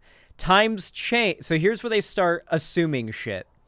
Times change. YouTube suddenly cracks down on edgy content slowly over several months, and much of the content Idubbbz was popular for is now going to the wayside and not as profitable. So now we've got, like, they're making the claim that this was Idubbbz changing his type of content to grift because, like, he's afraid YouTube's gonna ban him if he keeps doing his old content. Suddenly disavow content immediately after dating new chick, Anissa. Insult previous fans. By that, like, when they say insult previous fans, they mean, like, there was a clip of Idubbbz where he talks about how, like, a bunch of his fans were weirdos that would, like, go up to him in public and, like, say, hey, what's up, my N-word F slur? And he'd be like, why would you do this? Why would you think this is a socially acceptable thing to do in public when you meet a YouTuber you watch? Like, he very quickly started to realize he was not having a good impact on his fans, so that's what he means by insulting his previous fans, is talking about stories like that. And became generally insufferable. When they say he became insufferable, they mean he became, like, he became progressive. Cope that everyone blames your GF, the only new visible variable in the entire equation for your newfound behavior. Repeatedly cope over OnlyFans jokes / Anissa jokes, which only makes things worse. Beef with Froggy Fresh and kick him out of your event for collaborating with Sam Hyde. Claim it's not due to the OnlyFans jokes. Sam Hyde's a Nazi. Make a 27-minute video where 90% of the video is you coping about misogyny and Froggy's OnlyFans jokes.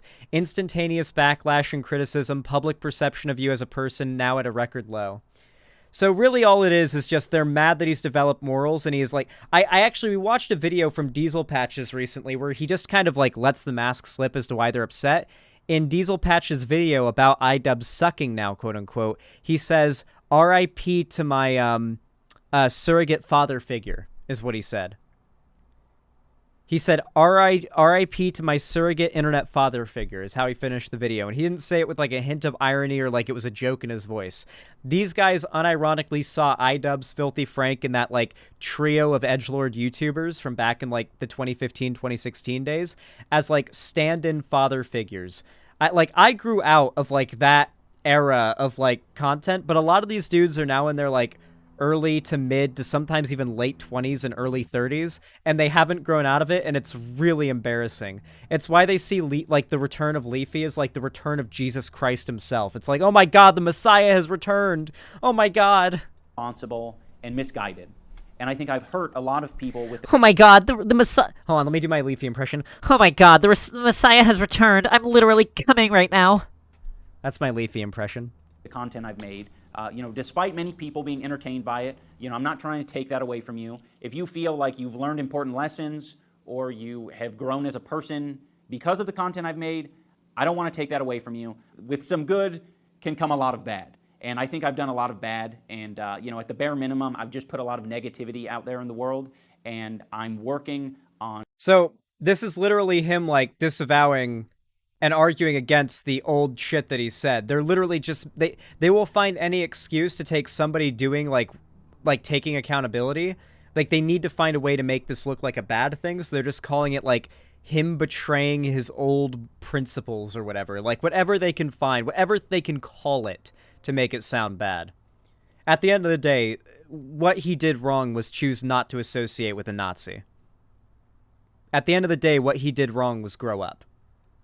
Not doing that. I plan on expanding on all of this in a further video. I think there's a lot of content from over the years and some behind the scenes that I'd love to share with you guys. I think it would give clarity to where I'm at. But in this video, that's probably about all I can say on any of it. I don't want to detract from what the focus is. And the focus is kicking Froggy Fresh from the Creator Clash card. The main reason Froggy was kicked from the card was for collaborating with Sam Hyde. And, you know, for anyone who's been following the story, that's, you know, fairly obvious. Froggy has explained, you know, his side of the story multiple times. And unfortunately, I feel like if anything, like Froggy Fresh's response to being kicked from the event, like, sort of gives more context as to why, like, Idubbbz would feel that would be justifiable in the first place. I know, like, oh, someone did this past tense for an action can't, like, morally justify that action, but, like, Froggy Fresh going on, like, this big rant, like basically taking the Sam Hyde side of everything, is that not, like, pretty indicative of the shit that Froggy Fresh was engaging in that probably got him kicked out of the event? Like, he just upped it to 11 after getting kicked out, but he was already at, like, a 5 of that stuff before getting kicked out of the event. So I feel like the fact that he then turned all that shit to 11 kind of tells you, oh, yeah, I mean, like, this clearly wasn't him memeing or joking or acting in good faith with his, like, Sam Hyde tier, like Anissa, which is Idubbbz' wife, is, like, a horror comments or whatever.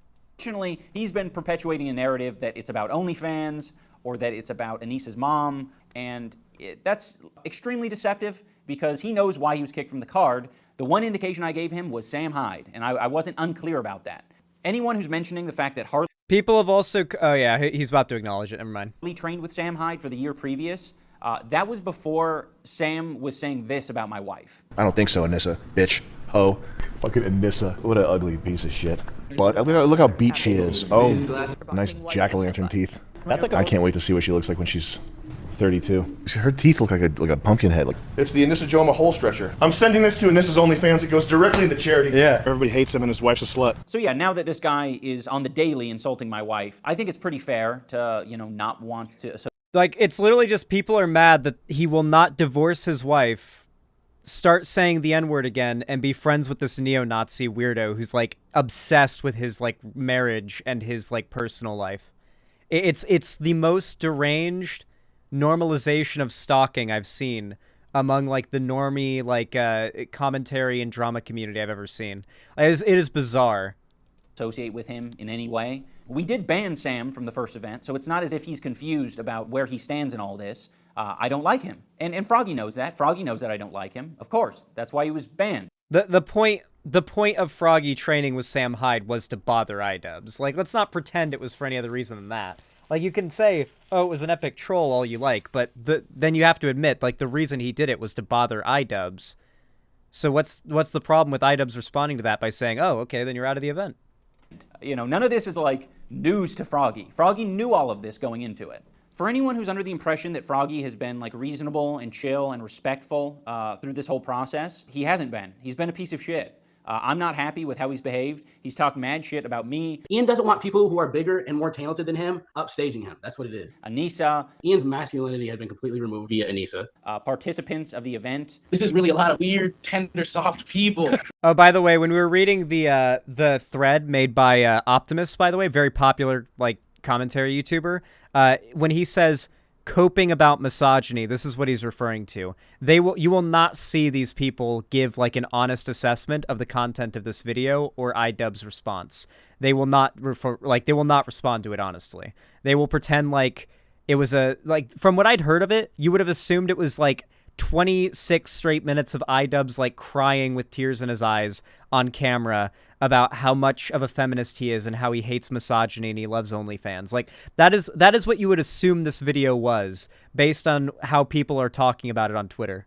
Creator Clash people are real, like, these type of people. You know what I mean? The event itself. This is really like the patty cake league for like social media boxing. You know? He doesn't like the culture of Creator Clash, and he mentioned that. And Chris Raygun and all these people, it's like some big ethos worshiping party at these things. And I don't get it. I don't get what all this shit is all about. But everybody's there to worship ethos or fucking ethos or like touching ethos titty or pussy.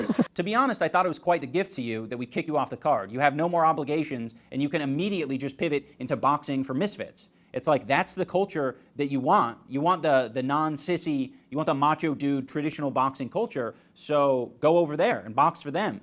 You don't even have to miss that many months of training. You've been training. So hop on one of those cards. But unfortunately, Froggy doesn't want to hop on one of those cards because he thinks the skill level is too high. Personally, in my opinion, I think the talent at Misfits and Happy Punch is in a different league that is out of my league.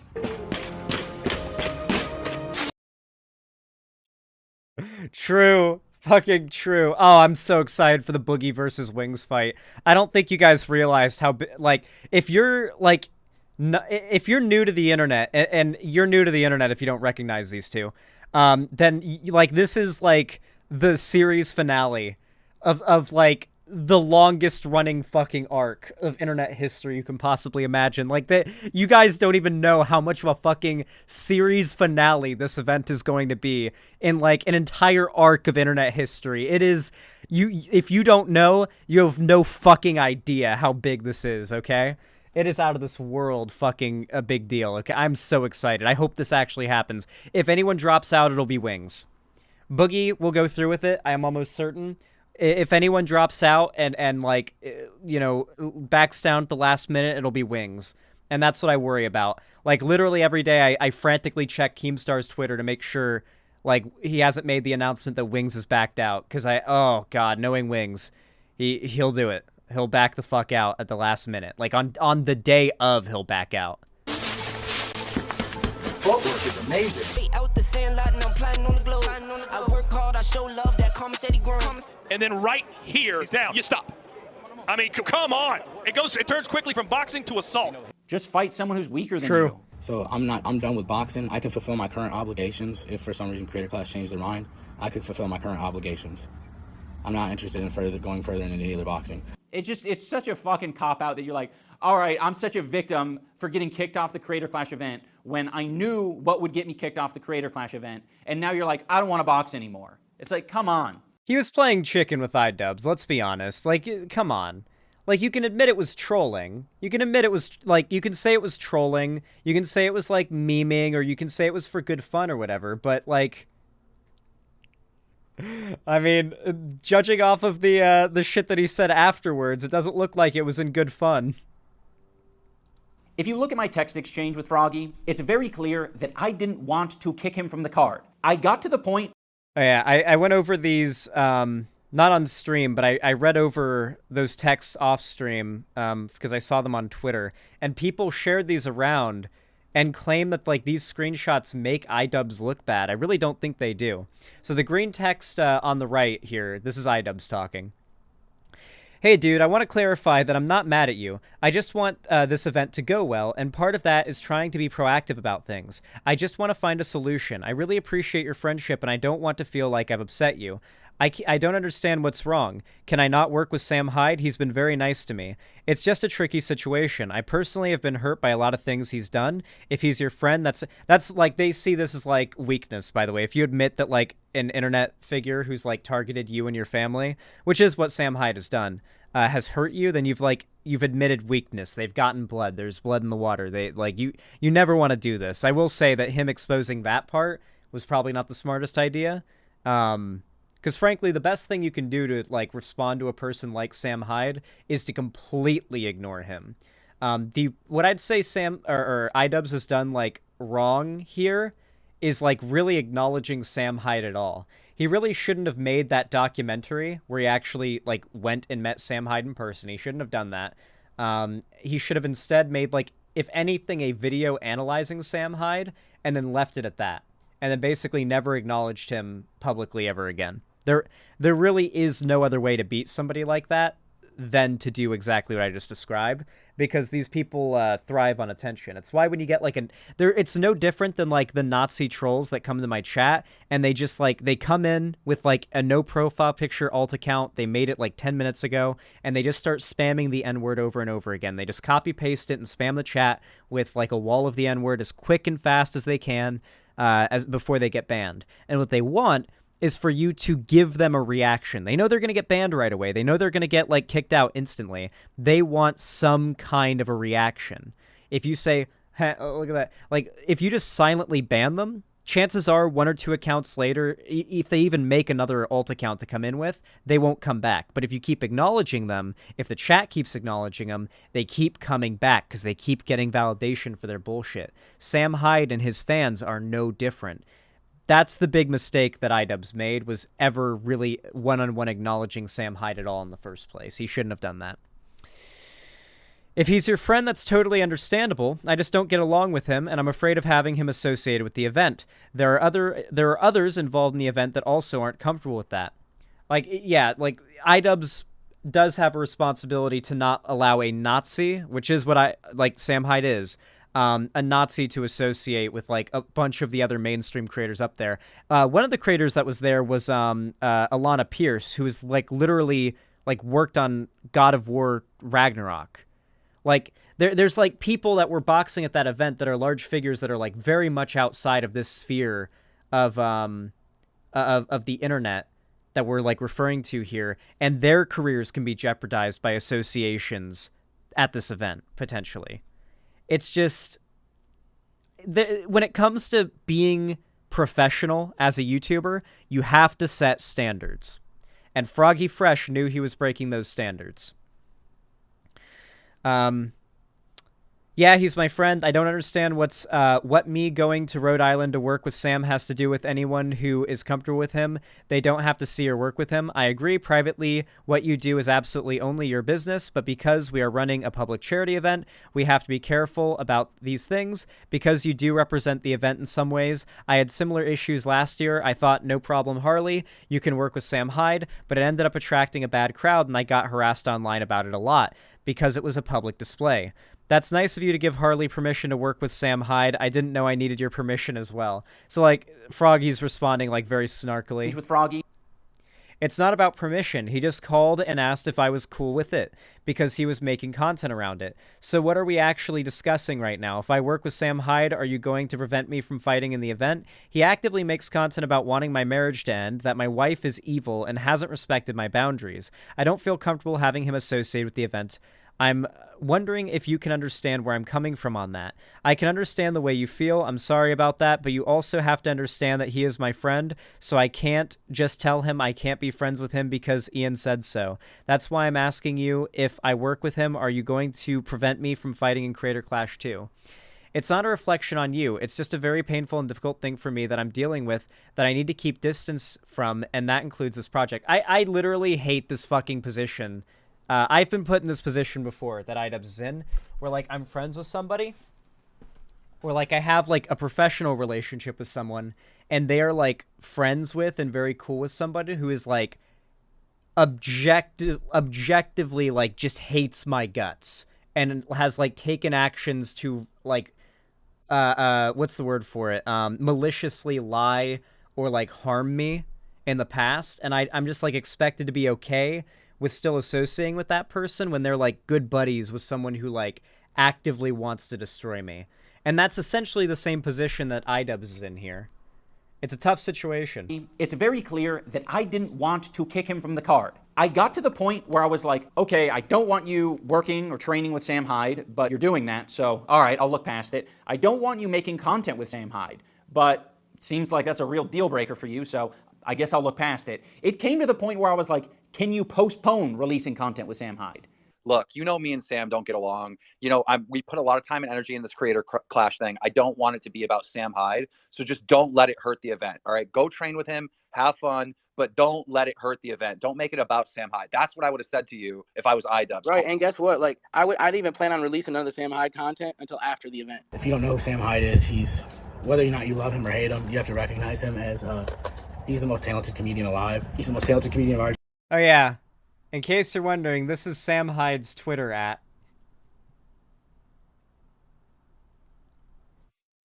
top tier comedy. Generation. He's got to probably be the greatest comedian of all time. Comedian. He's insanely, he's a genius.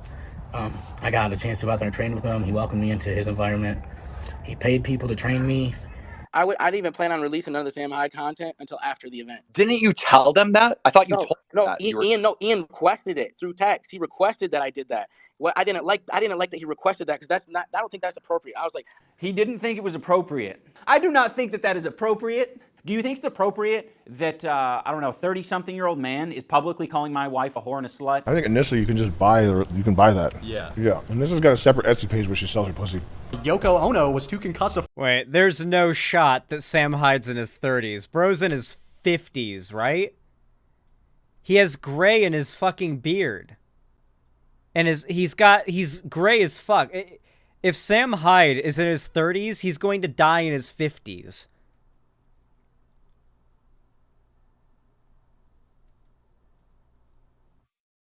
But, like, how old is Sam Hyde? Hold on.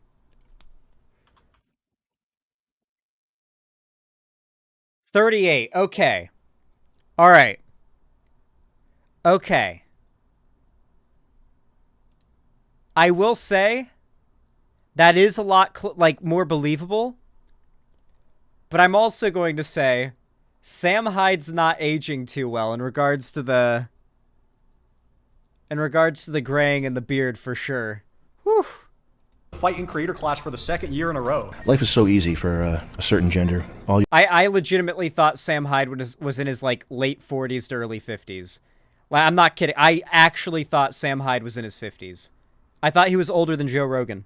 You have to do is say that my uterus hurts. What'd she say this time? Her uterus hurts or uterus fell out? Had another concussion. Probably your uterus fell out from getting blown out so much by toys. Is that appropriate, Froggy? Do you think that's appropriate? I don't think that's appropriate. Okay, you don't think it's appropriate that I set boundaries. I don't think it's appropriate that you are hanging out with a guy who doesn't think women are people. Like, I don't think that's appropriate. I was like, I don't think you. No, Idubbbz, you can't say that it's bad to think women aren't people. No, you're being cocked. You're being woke, Idubbbz. No, Idubbbz, you're being insufferable. No, Idubbbz, no. They're literally mad that Idubbbz is not conservative anymore. I don't even know if he really ever was. I would think he probably was, at least a little bit. But, like, they're mad that Idubbbz is marginally more progressive now. And he's not even, like, progressive.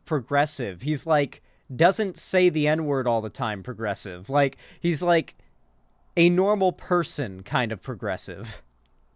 You should be telling me when I can't release content. Like, this is my career. It's what I do for a living. But you complied with it, right? But I was going to anyways, but I didn't like people telling me that. I thought that was out of line. I don't know why he's saying that he was planning on waiting to post Sam Hyde content. We have the Twitter timeline of him nonstop posting Sam Hyde content. It's fucking weird. I don't know if he thought it was like a loophole to post on Twitter about Sam Hyde. So I think in his head he was like, I was gonna wait to post Sam Hyde content.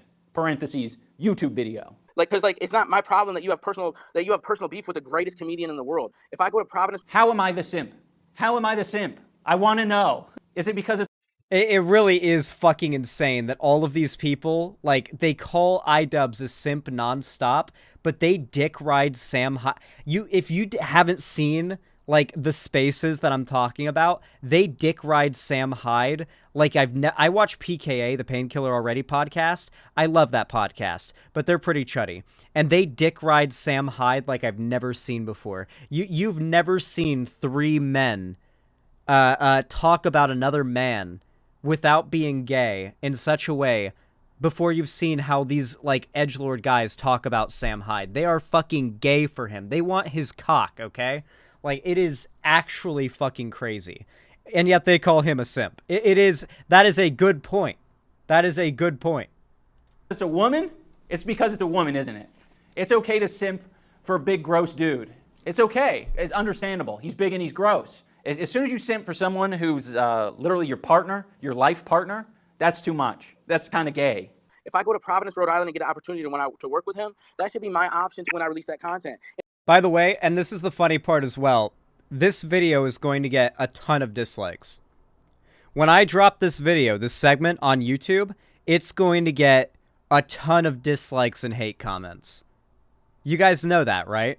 Like the Froggy Fresh and Sam Hyde and like even like the normie sphere that like dick rides them, they're going to like come to this video and they're not going to watch very much. I did start this segment with reading the article, hoping that, you know, maybe they start off by hearing the story about you know, Sam Hyde donating to the largest neo-Nazi publication, period.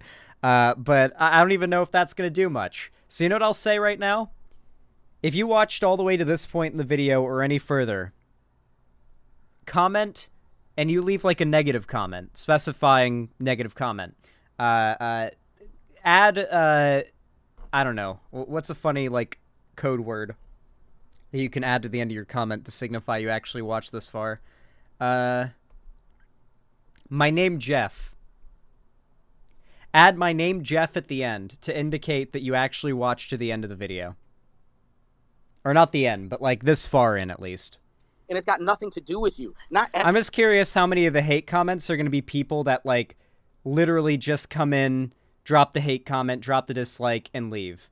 Because that's usually how it goes.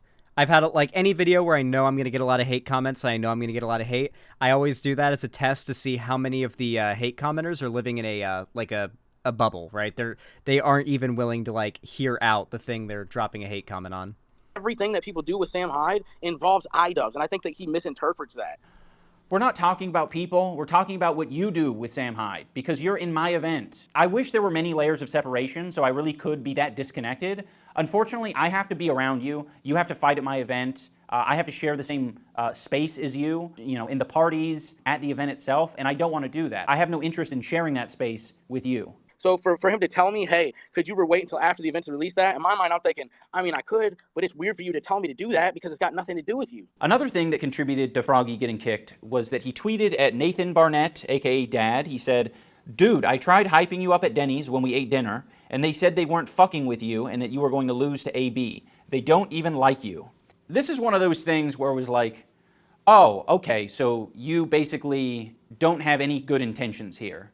You are just like, you don't like us. Like, I'm not here to play with people and give them warnings. Like, we're all adults on the card. I'm not going to give you a warning. Actually, no, I will give you a warning if I think you have good intentions. The problem is when you tweet shit out like this and you have the text message exchange that Froggy had with me, I don't think you have good intentions. You're like trying to like...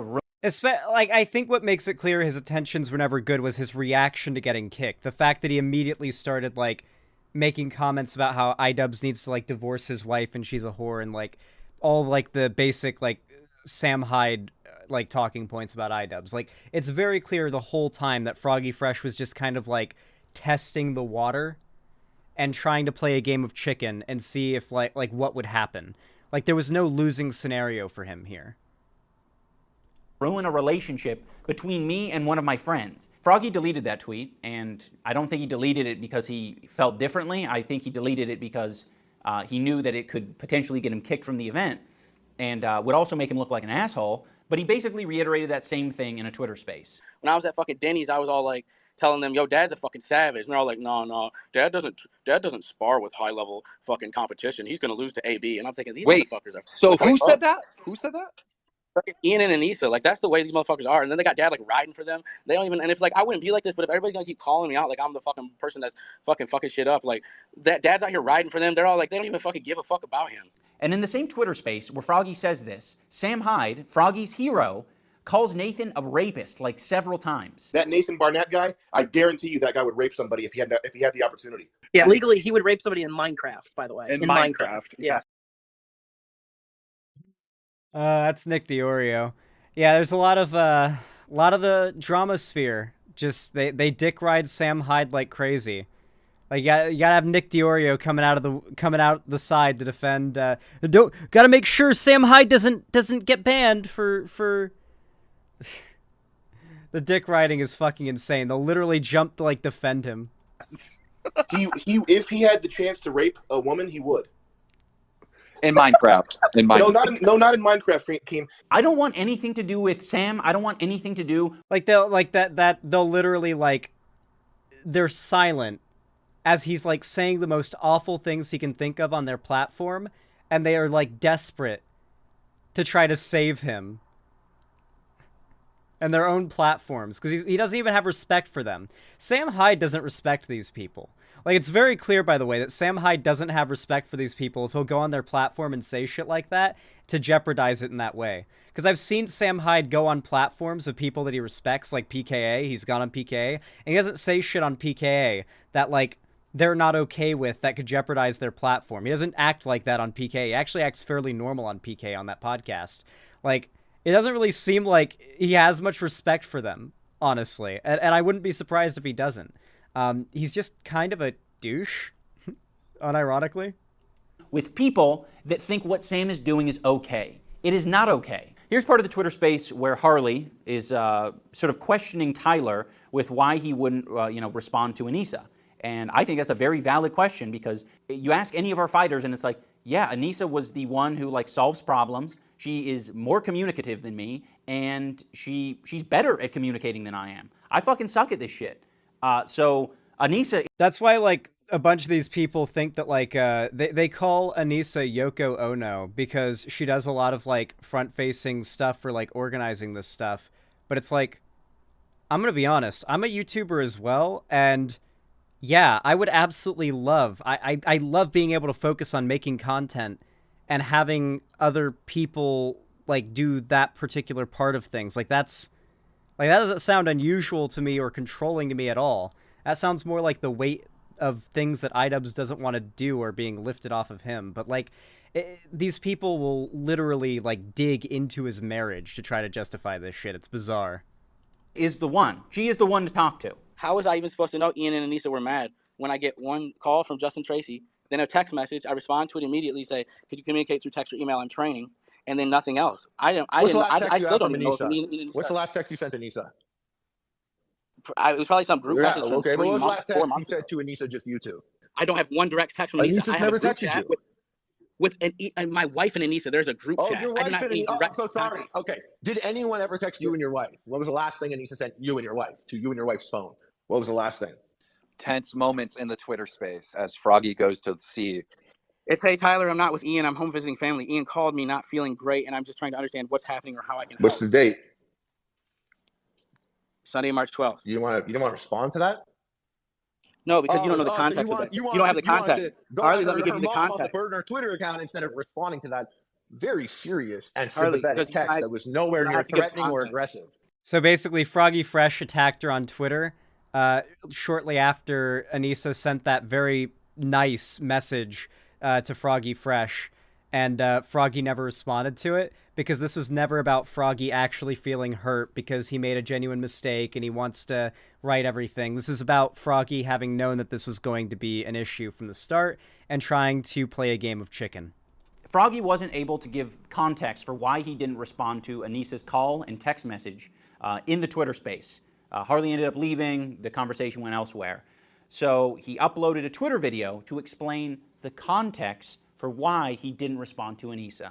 Anissa's last text, which was checking on me.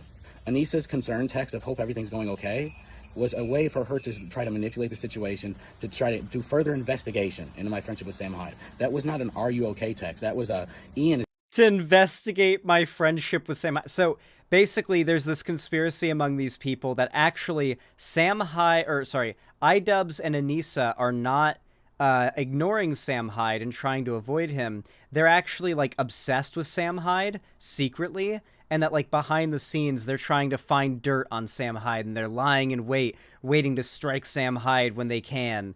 They literally can't even accept a reality where it's just like, this guy's some weirdo who's obsessed with his marriage and his family and he doesn't want to associate with them. So he's just like not cool with people who are like trying to make a whole thing out of being friends with the guy. And yeah, it's literally just conspiracy shit. Like as Froggy Fresh said, these people think that Sam Hyde is the greatest comedian in the world. Like literally drenching yourself in as much meta irony as physically possible is what makes you the world's best comedian to these people. Is not able to break your shell. Literally, if you can purge yourself of every last drop of sincerity, you will become a god of comedy to this type of person. Maybe a vague, concerned, manipulative text from me will be able to. He thinks this text message is manipulation. No, Froggy, we wanted to solve the problem. Let me just say, Anissa is just trying to exist. You know, she doesn't want anything to do with the drama. She doesn't want anything to do with this shit. And I have brought a lot of it into her life. And I take responsibility for that. But unfortunately, a lot of people who think that I've changed or call me a cuck or whatever, they've decided, instead of saying that I've changed and that I'm the decider of my future, it's that Anissa has changed me. So she has been the target of a lot of hate. And I think it's really shitty. And hearing Tyler talk about her in this way is just a reminder where it's like, Anissa's trying to manipulate you? What the fuck was I doing? Was I trying to manipulate you as well?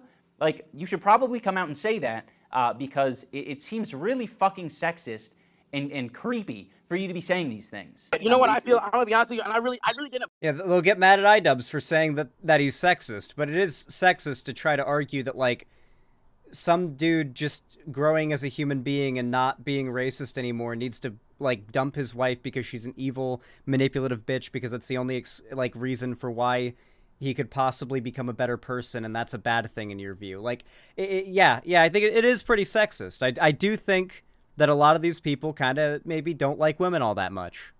Buy none of this at the beginning until I was living in it. I kept always hearing people saying like, Anissa ruined Idubbbz, Anissa ruined Idubbbz. And I was always like, nah, whatever, like they can work out their problems. And I was never buying into that bullshit. But I swear to God, when like once you live an event, it's like, okay, I think Ian met the wrong person. I honestly think it's just like, I think sometimes you bond with the wrong person, it can take you to make the wrong decisions maybe. When I met my wife, I'll be honest with you, like I met my wife, I got better the more time I spent with her because she like was honestly a better person than me. But I feel like, dude, honestly, it seemed like, so when Ian, as soon as he starts messing with Anissa, it's like, Ian goes from the person who would be dogging people, who would sue people, to then like his event that he's running is suing people. It's like a complete flip. By the way, we weren't suing Froggy. We have no interest in going to court over $15,000. We wanted that $15,000 back, but, you know, he wasn't giving it to us. So we have to leave it at that. You know, we're not suing him. Froggy, if you're let back on. Yeah, basically the idea of there being a lawsuit literally started out of nowhere. Like, I remember when all this drama happened and Froggy started tweeting about how he might get sued. And I was like, what? Who's saying you're going to get sued? And so he starts tweeting about how because he wasn't going to give the $15,000 back, Creator Clash / Idubbbz and Anissa might sue him. And so then all the drama, like YouTuber accounts and commentary accounts and all that, start saying that Idubbbz is planning to sue Froggy Fresh, and everybody starts sending support to Froggy Fresh. I hope Idubbbz also gets into Froggy Fresh, like, trying to hold money hostage from charity unless, like, he is allowed back into the event. On. It's not like you're going to make another OnlyFans joke about Anissa, right? Like, Bo Blacks. My boys, they're dick riding. I'm watching my boys get impregnated, dick riding so deep, live. Caught in 4K. Dude, I need to DM Nick Diorio and Bo Blacks and ask them when they're having the baby. When's the baby shower?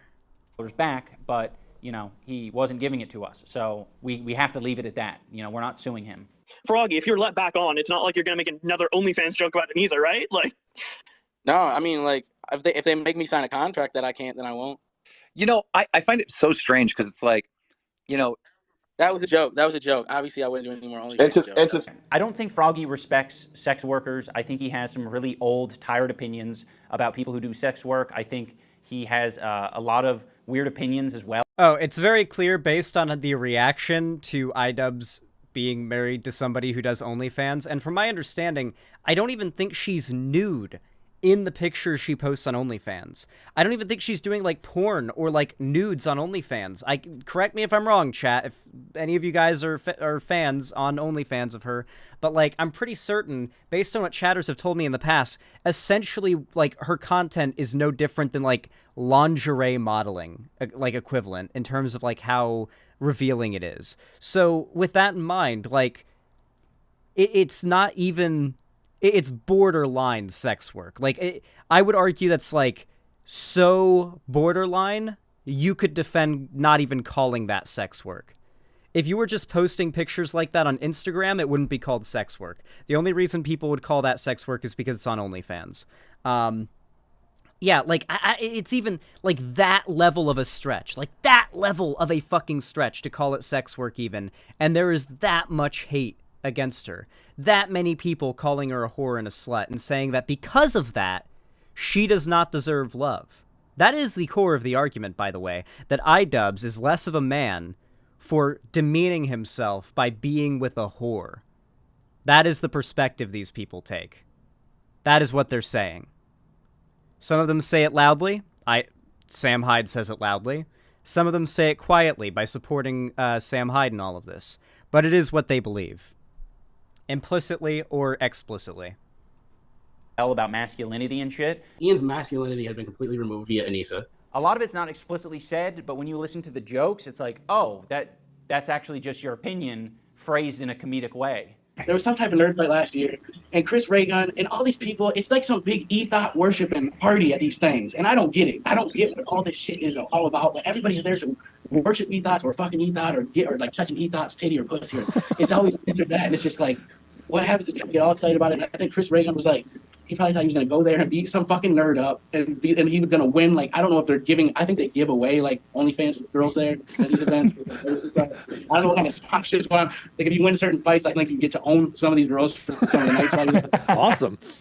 I don't know how it works, but I think Chris was like he had plans to go beat up a nerd and however they get to like lease one of these girls, and so like he got there. Well, Ian was probably thinking like because I think man, I need to. So this is an example of Schrodinger's douchebag. It's where someone says like something awful or horrible, like very offensive, that's meant to rouse like an offended reaction in general, like normal polite society. But based on the response they get in that social space, they decide whether or not it was a joke or whether it was serious, because maybe they believe that, right? And so they say some horrible shit like this, and if all these guys are like, oh, real, true, yeah, and they go with it, then he can just run with it like it's real. But if they are in disbelief and they're like, really? Like, oh, hold on, what? Let me Google that. Like, if they act in a way that sounds like he's going to have to defend that point, he can just say, I'm just joking. Yeah, it's just a meme. Which is what we've seen him do multiple times in these clips. Schrodinger's douchebag. You just stop all this, probably. No, Froggy, keep going. I think you should keep going. I think the women of the world need to hear your opinions on these things. Talk more about how sex workers are property. That's a funny joke. It was super funny the third time that you referred to women as property. That was the funniest one. Because when you said lease, I was like, yeah, I know what a lease is. Even if you didn't do any of the Sam Hyde stuff, why would we want you at our event?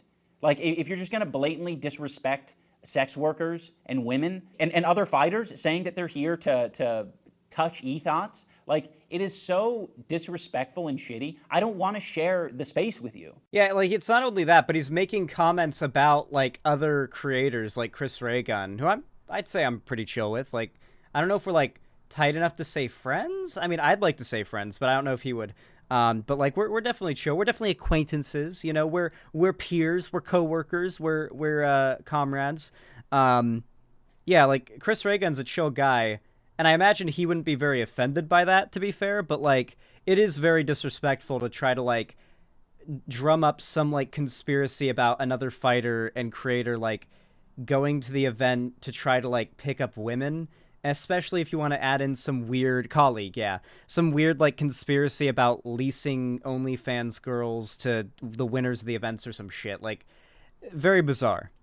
I don't want other people to be uncomfortable because you're there. Like, you don't get the vibe, all right? The vibe is sex workers and fighting, I guess.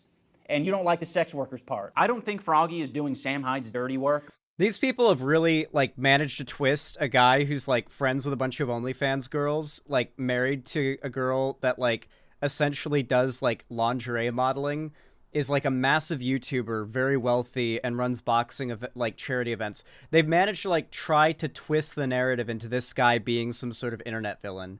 It's so desperate and contrived that, like, anybody who isn't, like, very clearly, like, desperately nostalgic for the leafy era of the internet, or blatantly right-wing, like, doesn't buy into. Yeah, she gets paid for being hot, and he's married to her and gets to have sex with her, but somehow that makes him a loser. It's like, how does this logic follow? I'm very, like, it's not very relevant. I guess it is relevant to all this, but it just doesn't make sense to me. It used to be a point of pride for a dude to marry a porn star. Or like a lingerie model or something like that. That used to be a point of fucking pride, dude. It just was. Look at any movie from like the 80s, 90s, the 2000s, TV shows, movies. The idea of a guy getting to date or bang a porn star is like it's in every like dude bro college comedy seen as like achieving nirvana. I don't even know what else to say. Like, how did these people manage to turn something that was so quintessentially unambiguously cool like a decade ago into somehow something cringe and cucked? How'd they do it? They did it all to defend a Nazi. They did it all to defend a fucking Nazi guy. Because he's funny. And I'll admit, Sam Hyde is funny. But yeah. By, you know, shit-talking Anissa, I think it's just pretty clear that he holds similar opinions to Sam Hyde and similar opinions to Sam Hyde fans, which is like, you're just going to repeat the shit that your hero is saying. You have to ditch Yoko Ono. Drop Yoko Ono, bro. It's got to be over. It's got to be over. And leave the girl. Ditch the girl. I think Ian met the wrong person. I honestly think it's just like, I think sometimes you bond with the wrong person. It can take you to make the wrong decisions. She's probably a succubus that's like sucking the life out of him. Sad to see you didn't make the card again. When will Idubbbz break free from that succubus that is holding him back? Ian's masculinity had been completely removed via Anissa. Anissa's concern text of hope everything's going okay was a way for her to try to manipulate the situation. I think initially you can just buy that. Yeah. I'm sending this to Anissa's OnlyFans. It goes directly into charity. Yeah. Her anal bead package came out, and it was $100 to look at pictures of her with anal beads. I think they give away like OnlyFans with girls there. Like you get to own some of these girls. You get to like lease one of these girls. So Ian really embarrassed himself. And so he didn't want Sam at his event because Ian doesn't want people who are bigger and more talented than him upstaging him. That's what it is. Tyler is like repeating all of these narratives about how I've changed for the worst. The person responsible for my change in a bad way is Anissa. Anissa is a manipulative person. Oh yeah, that I'm like concerned about getting upstaged by Sam or people who are more talented than me. This is the kind of drama that I feel like in a few years, most of these people are gonna look back on this that like took Sam Hyde's side and cringe like fucking crazy. Like, Idubbbz is very much still going to be around and a very large figure in the next few years. Sam Hyde probably won't. He'll probably be very much relegated to some tiny corner of the internet, basically made nearly irrelevant outside of the occasional meme where they make him like a school shooter or whatever. Like, Idubbbz objectively has longer stay power online, I think, than Sam Hyde does. And I think in particular it's because a lot of Sam Hyde fans are either going to grow out of it or they're going to just sort of live lives so fucking miserable that they're probably not going to have much of an effect on culture.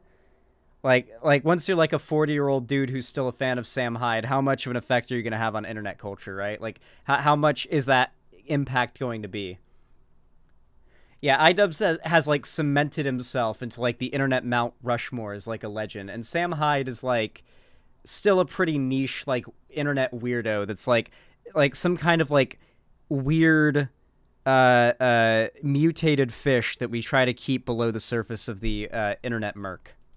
Which is insane to me because I've put on this event twice, me as the main fight, and I've lost both times. That's pretty upstaged. As a side note, Sam Hyde has made it a habit to try to sound like a reasonable person by saying, if Ian and Anissa just asked, I'll stop harassing them. Yeah, if you never hit me up and was like, hey man, can you leave me alone?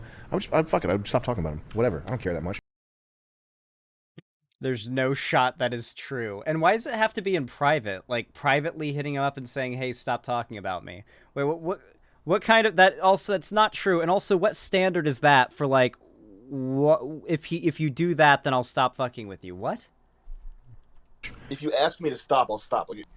Which, on its face, is already an insane thing to say. Of course, no one wants to be harassed. If they let Froggy back on the card, I won't tweet at Ian or Anissa ever again. I'll shut up forever. How about that? I get to bring back someone on the card who doesn't respect me, my wife, other fighters, and in return, I have the chance of not being harassed by Sam Hyde? Oh man, how can I refuse that? Just so we're on the same page in case I have to make a future video, you heard what Sam Hyde said. If he's a respectable guy, he's not going to continue to harass me because he says, by his own admission, he doesn't care that much. I don't care that much. This is my request. I would like you to not harass me or my wife or anyone that we're friends with. Also, harassment encompasses all the little loopholes, all right? You can't just then like refer to me as a goblin and be like, I didn't say his name. I wasn't talking about him. I was talking about a goblin. That's not acceptable. Another thing I want to make clear is that the decision to kick That is something that Sam Hyde would do. Froggy from the card isn't just for like me and Anissa's comfort. There are a lot of people who don't want anything to do with Sam Hyde who are fighting on our card. There are a lot of people who are our fans who want nothing to do with Sam Hyde. So that is true, like particularly the other fighters. There are some fighters that I saw on the card for Creator Clash 2 that I was like, ooh, yeah, those people don't want anything to do with Sam Hyde or that side of the internet. Like, these people have, like, very much professional careers and do not want anything to do with that. the one that came to mind immediately was, because I have a massive crush on her, was Alana Pierce.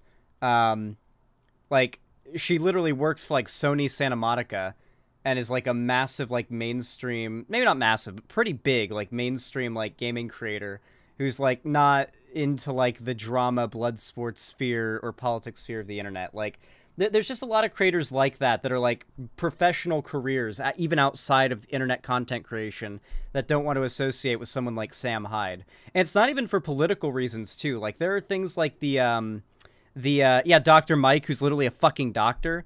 Like, yeah, there's like a lot of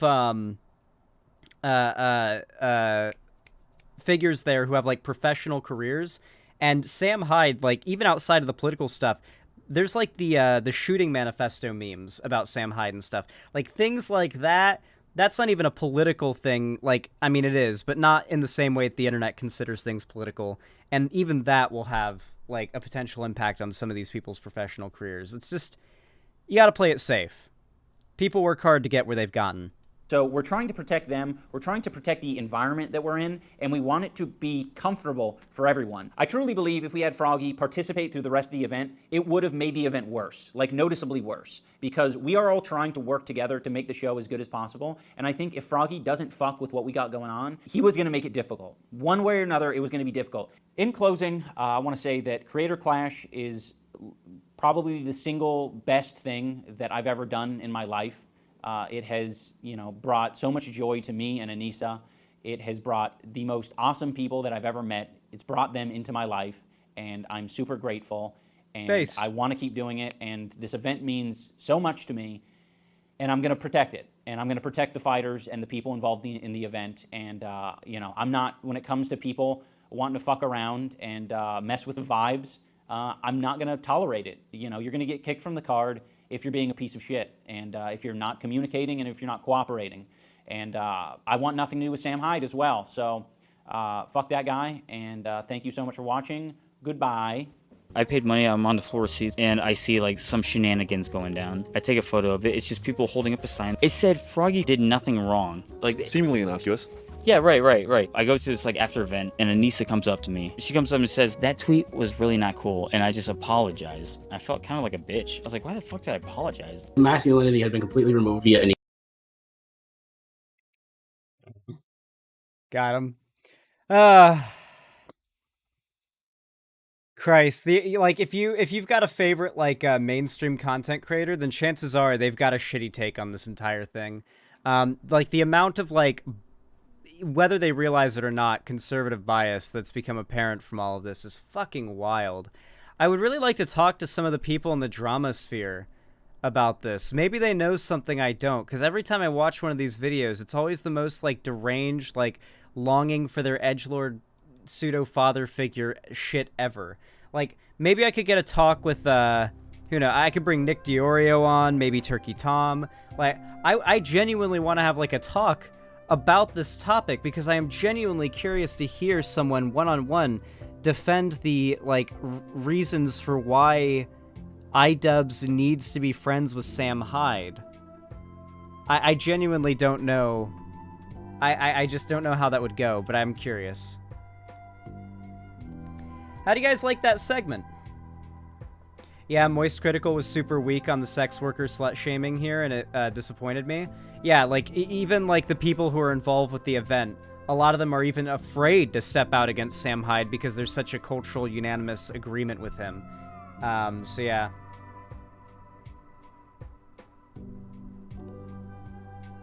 I was a bit late tonight, but base segment, Idubbbz Mega Chat, hell yeah.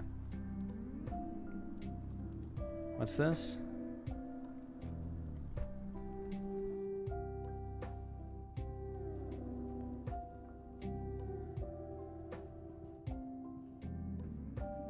Yeah.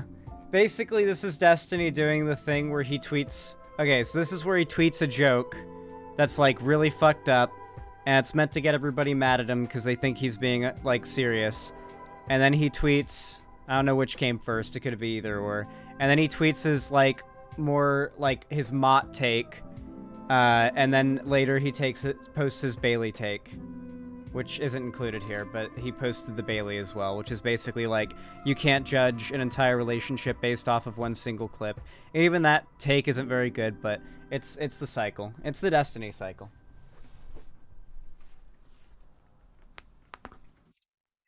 Insane, out of this world joke, Mott, Bailey.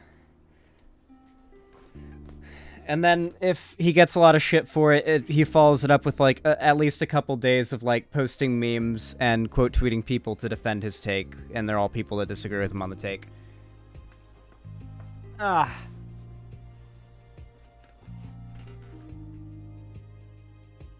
Had to pop my back. Ooh, felt good. Those cracks are heavenly. Oh, I'm glad you guys could hear them. I love videos like this. If I die and go to heaven, this is what I'll see. They find that comfortable, the crazy little things. I love how cats will locate, like, the most uncomfortable, bizarre fucking sitting or laying position they possibly can.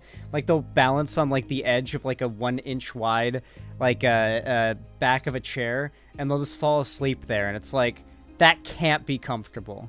There's no way. You are actively finding the most uncomfortable looking positions to lay in just to freak me out. There's no way that's comfortable for you. But they'll just chill there for hours like it's comfy for them. I think it's just to freak us out. I think that's why they do it. I think they want to lay in uncomfortable positions to demonstrate their massive tolerance for pain to us. To show us they could hurt us if they really wanted to. Yeah, cats are fucking weirdos, aren't they? They're such weird little guys, but I love them. Planer Walk, thank you for the $15. I really appreciate that. It's a very kind dono, very appreciated, very helpful. Said, ahoy, hoy, Zan. Have you seen Ben Shapipi play Minecraft again? I think it would be funny if the Daily Wire became a Minecraft SMP. Wait, he played Minecraft again? You should link it. If it's new, link it. We'll react to it.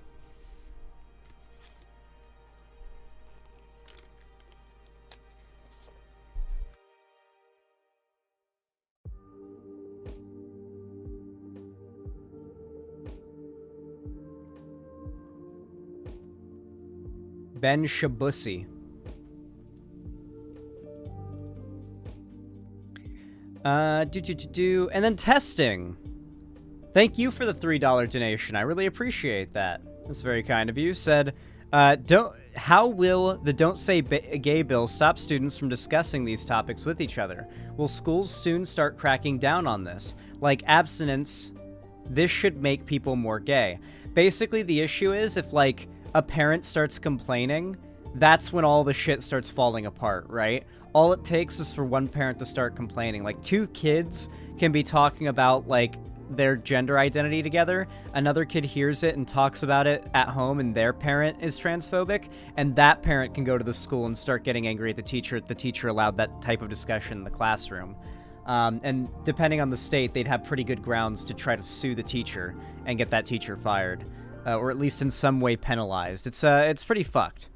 There's also the bill that's coming out, I think in Kansas or Arkansas. It's one of, I may be wrong, that allows parents to complain about anything taught in the classroom and bring the teacher to court for it.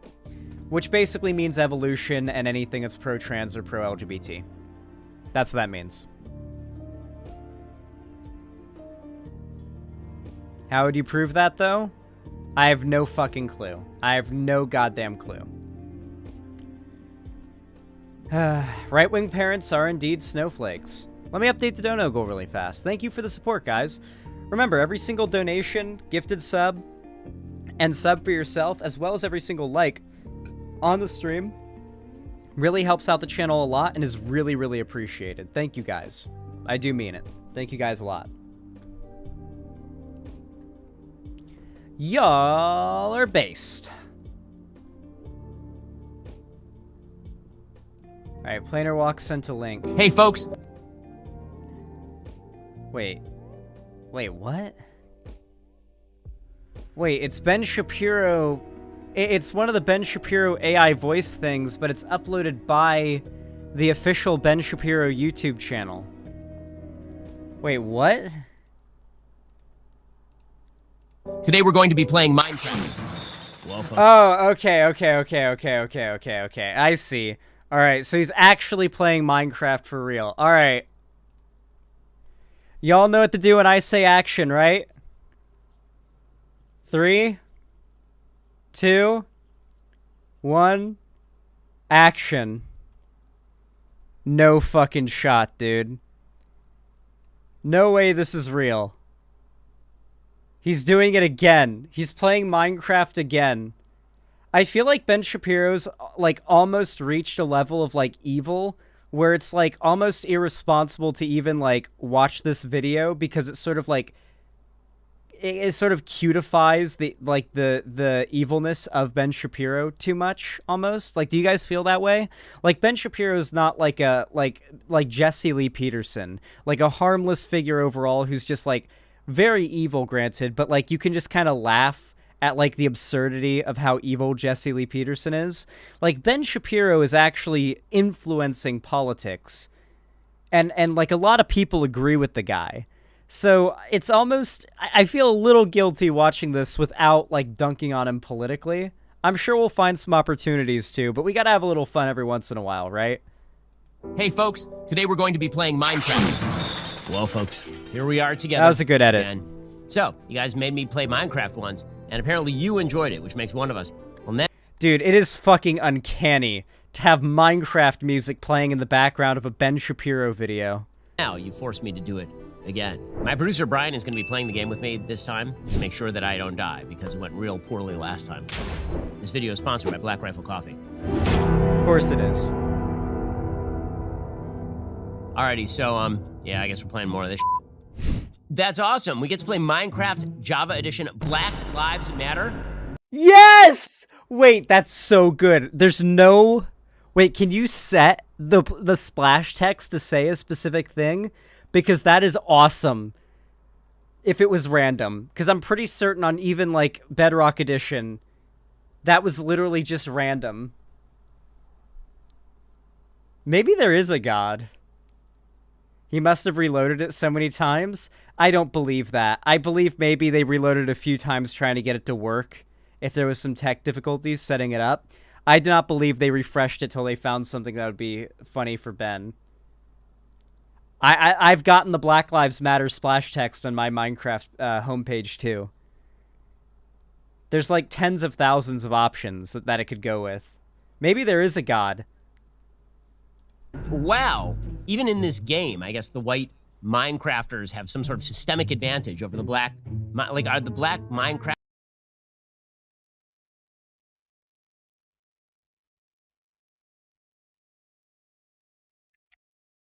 I think it's just the company and the publisher signaling support for BLM. You know, the biggest game in the world, the biggest game ever of all time, Minecraft, literally the top of the charts, biggest game of all time, surpassed Tetris. Literally signaling support for BLM as like a movement. Yeah. Yeah, I'd say that's something that should worry you, Ben. Crafters killed by the white police officer Minecrafters. What are these edits, dude? Pixels up, don't mine. What is happening right now? Wait, what was that? Okay, that was an edited-in laugh track. That was not like people in his studio laughing because he's so funny. That was literally a laugh track that was edited into the video. Was that an unironic laugh track edited into a Ben Shapiro video?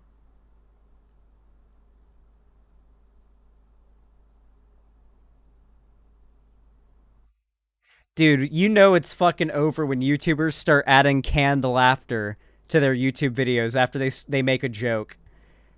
You know it's fucking over for YouTube when that happens. That is a good-looking, pixelated man right there. So here we are on the set of the Ben Shapiro show. We're on the set of the Ben Shapiro show. I do like the bouncing cube. I don't know what that is. It's like that little tesseract thing behind you. There's a tesseract behind. Oh, that thing. Yeah, cool. All right. So holy shit, Ben Shapiro does have a end crystal behind him. Someone punch it.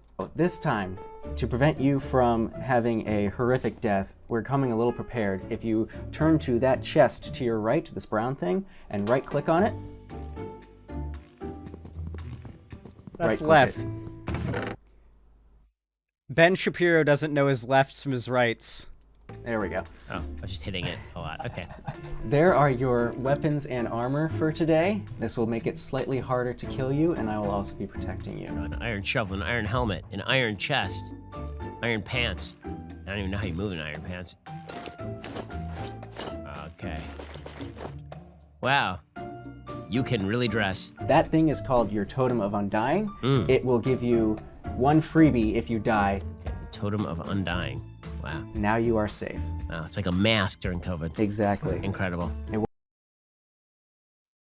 I like how because he's Ben Shapiro, he still has to find reasons to like input like weird conservative like memes and talking points. Like this is funny because it's Ben Shapiro playing Minecraft, and that is like the concept of that is inherently like hilarious, but like he's trying to make it funny by making conservative jokes, and I can only imagine some chud watching this and laughing at those jokes, but we're here laughing at the fact that this is Ben Shapiro fucking playing Minecraft. Works just as well, even better. Okay. I'm gonna get banned if I say that.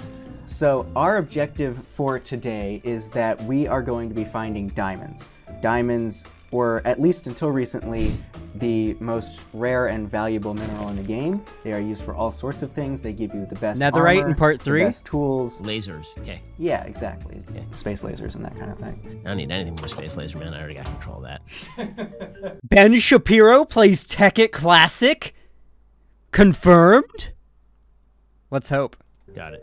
Okay. Right-click to get in the boat. Oh, I'm gonna die. Please don't. Hit spacebar.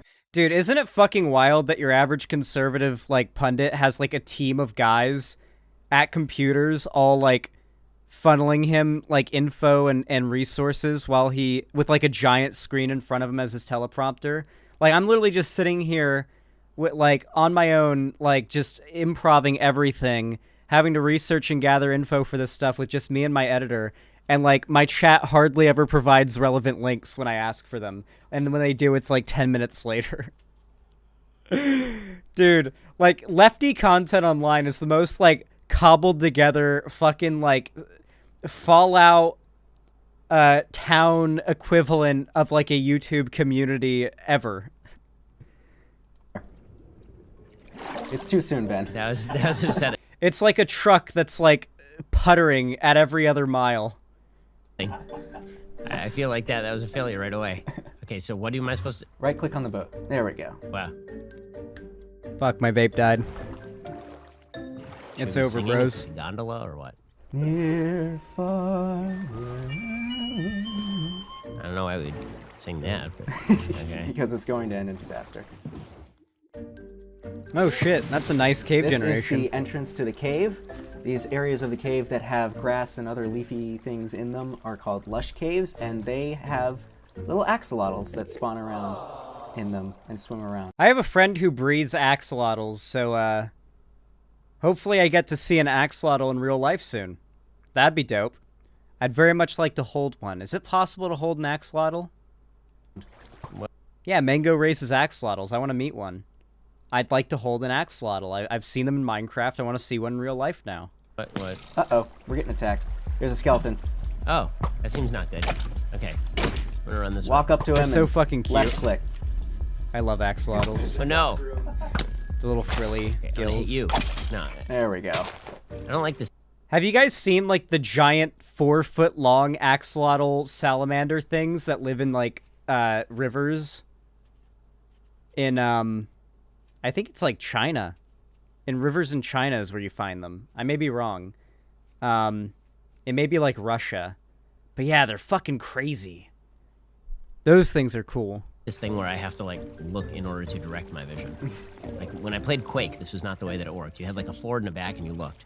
A lot of combat in Minecraft is sound-based, so you'll hear like little bones rattling, little steps or groans. If you hear any of those, there's probably a monster bearing down on you about to kill you. Okay. Mind that iron. Right here, this is an ore. Wait, he's literally in creative mode. Oh, wait, no. This guy's in creative mode. Ben's not. Okay. That I'm looking at right here. This is iron. Why'd they give Ben so many torches? He has no space in his hotbar. Okay, 3 stacks of torches would have been enough. 4 at the most. Diamond will look a lot like this, except it'll be teal like my armor. You're gonna want to have your pickaxe. There you go. You have officially mined your first ore. That was riveting. There's some more ore up there if you look up. Oh. This is like such a good insight into how out of touch these people are with the average youth. I like, no wonder these people are going to lose the next election so bad. My God, it's an ore house. We do not want to go down there into that hole right now. That has stuff that leads to bad things if we step on it. Oh, I feel like the lighting here is bad. Yeah, we should be placing some torches. As we go. Okay. Oh, here's another Creepist. creeper. I'm sure you remember him from last time. Oh yeah, that guy. He was the death of me. Or I drowned myself, I can't remember. Uh-oh. This is cheating. Should I hit him with my pickaxe or should Look I out. like... Oh. Where? I'm not even looking what's happening. Oh, man. Okay, now I'm just gonna swipe at the air. If he gets too close to you, he will blow up. So the idea is when he gets just the right distance, you can knock him back. Oh, okay. That tall guy with the purple eyes, do not look right at him.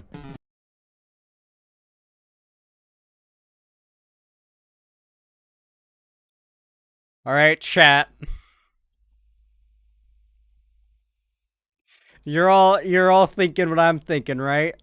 You're all wondering how Ben's gonna react to seeing an Enderman, right? Has he seen an Enderman before? How is Ben gonna react to seeing an Enderman for the first time?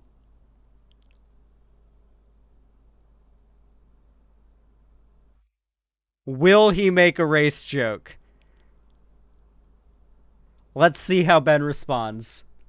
Whatever you do, do not look directly at him. If you make eye contact with him, he will attack you. Get him. What did they cut out? Piece of this? I don't like that cut. What did he say? What did he say? What did Ben say? Why'd they cut it out? Why'd they cut? Why'd they cut?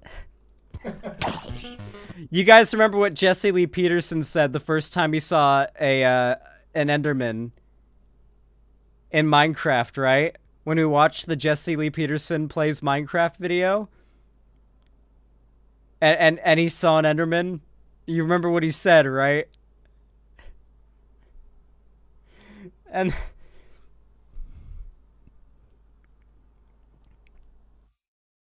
I'm not gonna continue to describe that video. What did he say? Should we just like stop? Okay, we're just gonna call this segment "Conservative Pundits Playing Minecraft is Too Funny," is what we're gonna call this video, okay? Jesse Lee Peterson plays Minecraft.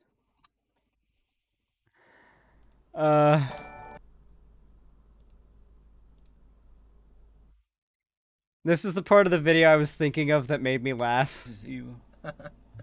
So right click that. You want to press this one. Right click. And oh, watermelon. Okay. There's some watermelon for you. Watermelon's here. Now you're gonna move this. All I'm gonna have is watermelon. Yeah. I know how you think about that.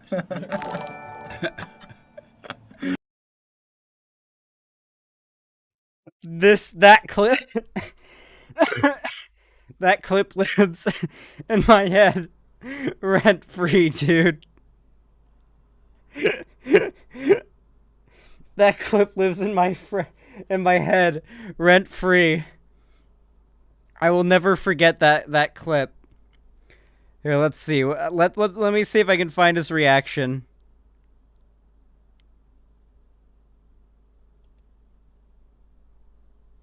Yeah, here it is. Oh, look, there's the Allah Abba. Those are spiders. They're bad. They're coming for me.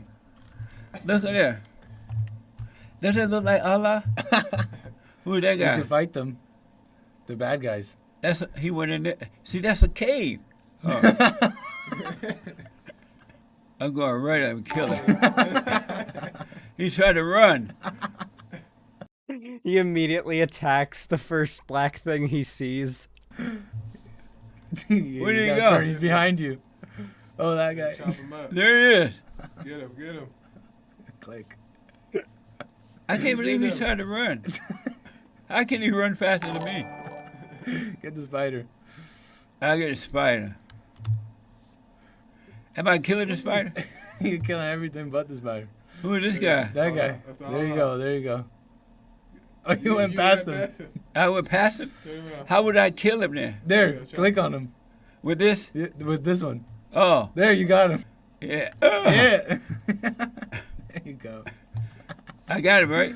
You hit him. Got another one right there. How you know? Right here? Yeah. How do I know what I hit him? What? How do I know They what turn red. Oh. They turn red when you hit it. Oh, no. How's this going?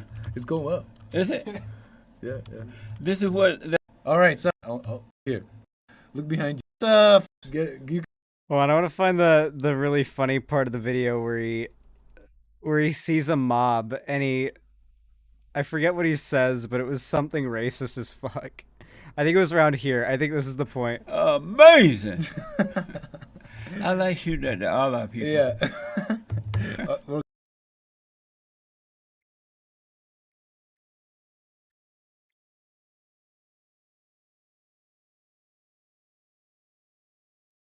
Shooting at all our people. You got it, yeah. Amazing! I like shooting at all our people. Yeah.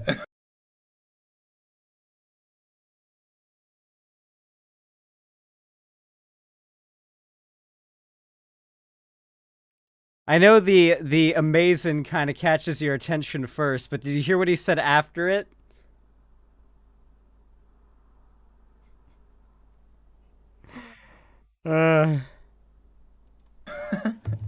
We'll get you a bow, and we'll get you a bow a little later. You can shoot at them. Maybe a Christian church. You know what I was thinking is that our viewers build a church in this game. You can have online church. That would be amazing. There's horses. I want you to ride a horse too. Man. You know how you'd ride a horse back in yeah. Alabama? I had my own. You had your own horse, right? My grandfather gave me 2. Vash has joined the chat. I'm on the horse. Yeah. You press W to ride around. Wow, it feels like a horse. I forgot they used the fucking song! The fucking song! No. Okay. Doesn't it feel like It will never not go hard, though. Look up a bit. You want to see where you're going. Yeah. Look at this crazy world they made. And so is this horse running into her? Get a job! Yeah. Does it feel like the horse in Alabama? It does. I need to slow this horse down now. What do you think? Dude, I would literally, like, I would... I don't know what I would pay for all these conservative figures to just retire from politics and upload Minecraft Let's Plays for till the end of their days. That's literally all I want in this world. How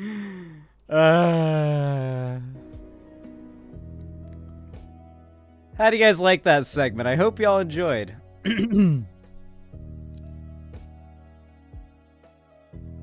Heavy Gretel, thank you for the tier 1 gifted sub to A Symbolic Symbol. I really appreciate that. Thank you for the $5. Very kind and based of you. Said Mayo side now. Mayo side indeed. Thank you for contributing to it. We probably got a lot of white names left, though, to be honest. Oh, we did get some pretty poggers donations, though. J-Man G, thank you for the $25 super chat. That's very kind of you. It really helps out a lot. Said, got a new job and wanted to share the wealth. Keep crushing it, dude. Thank you for the awesome content. Thank you. I really appreciate that. It's very kind of you. Good luck at your new job. Space Karen, thank you for the $5 super chats. It's a serious question. If you get a job at Lockheed Martin, are you still a leftist or an official Lockheed leftist? For real, though, I think I got the job. Well, dope. Hopefully, you make lots of money, I guess. I mean, you know, you gotta do what you gotta do, right? You gotta put food on the table. Good luck, my friend. Thank you for the donos. I really appreciate it. I think here is where I'm going to wrap things up, because I'm kind of tired. What a perfect note to end things on. Bouth's meme looks pretty good.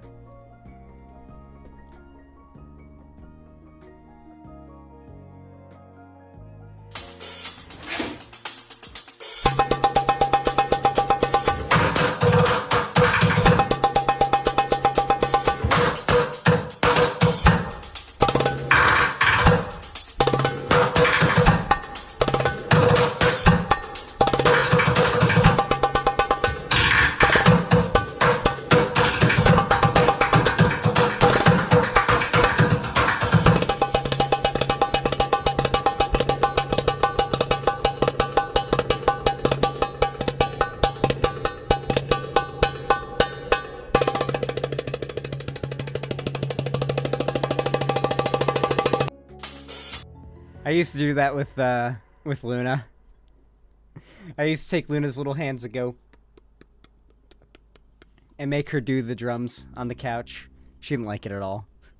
I got scratched a lot. Zachary Riley, thank you for the $2 donation. I really appreciate that. It's very kind of you. Said, ain't much, but it'll pay the tax on a coffee. Thank you. I appreciate it. That will pay the tax on a coffee. Thank you very much. And the Planer Walk, thank you for the $10 donation. That's very kind of you as well. Some parting donations, I suppose. Says, thanks for that. It was hilarious. I'm really glad you appreciated it. Thank you, Planer Walk. All right, everybody. I think here is where it all comes to an end. I will, of course, be seeing you all tomorrow, most likely. I do plan to stream tomorrow. And I've really enjoyed streaming today. Had a whole lot of people come out today. I really appreciate every single one of you who came out to watch stream. And as always, I love you all very much, no matter how you support me. Thank you all so much for watching, and I will see you all next time. Have a good one.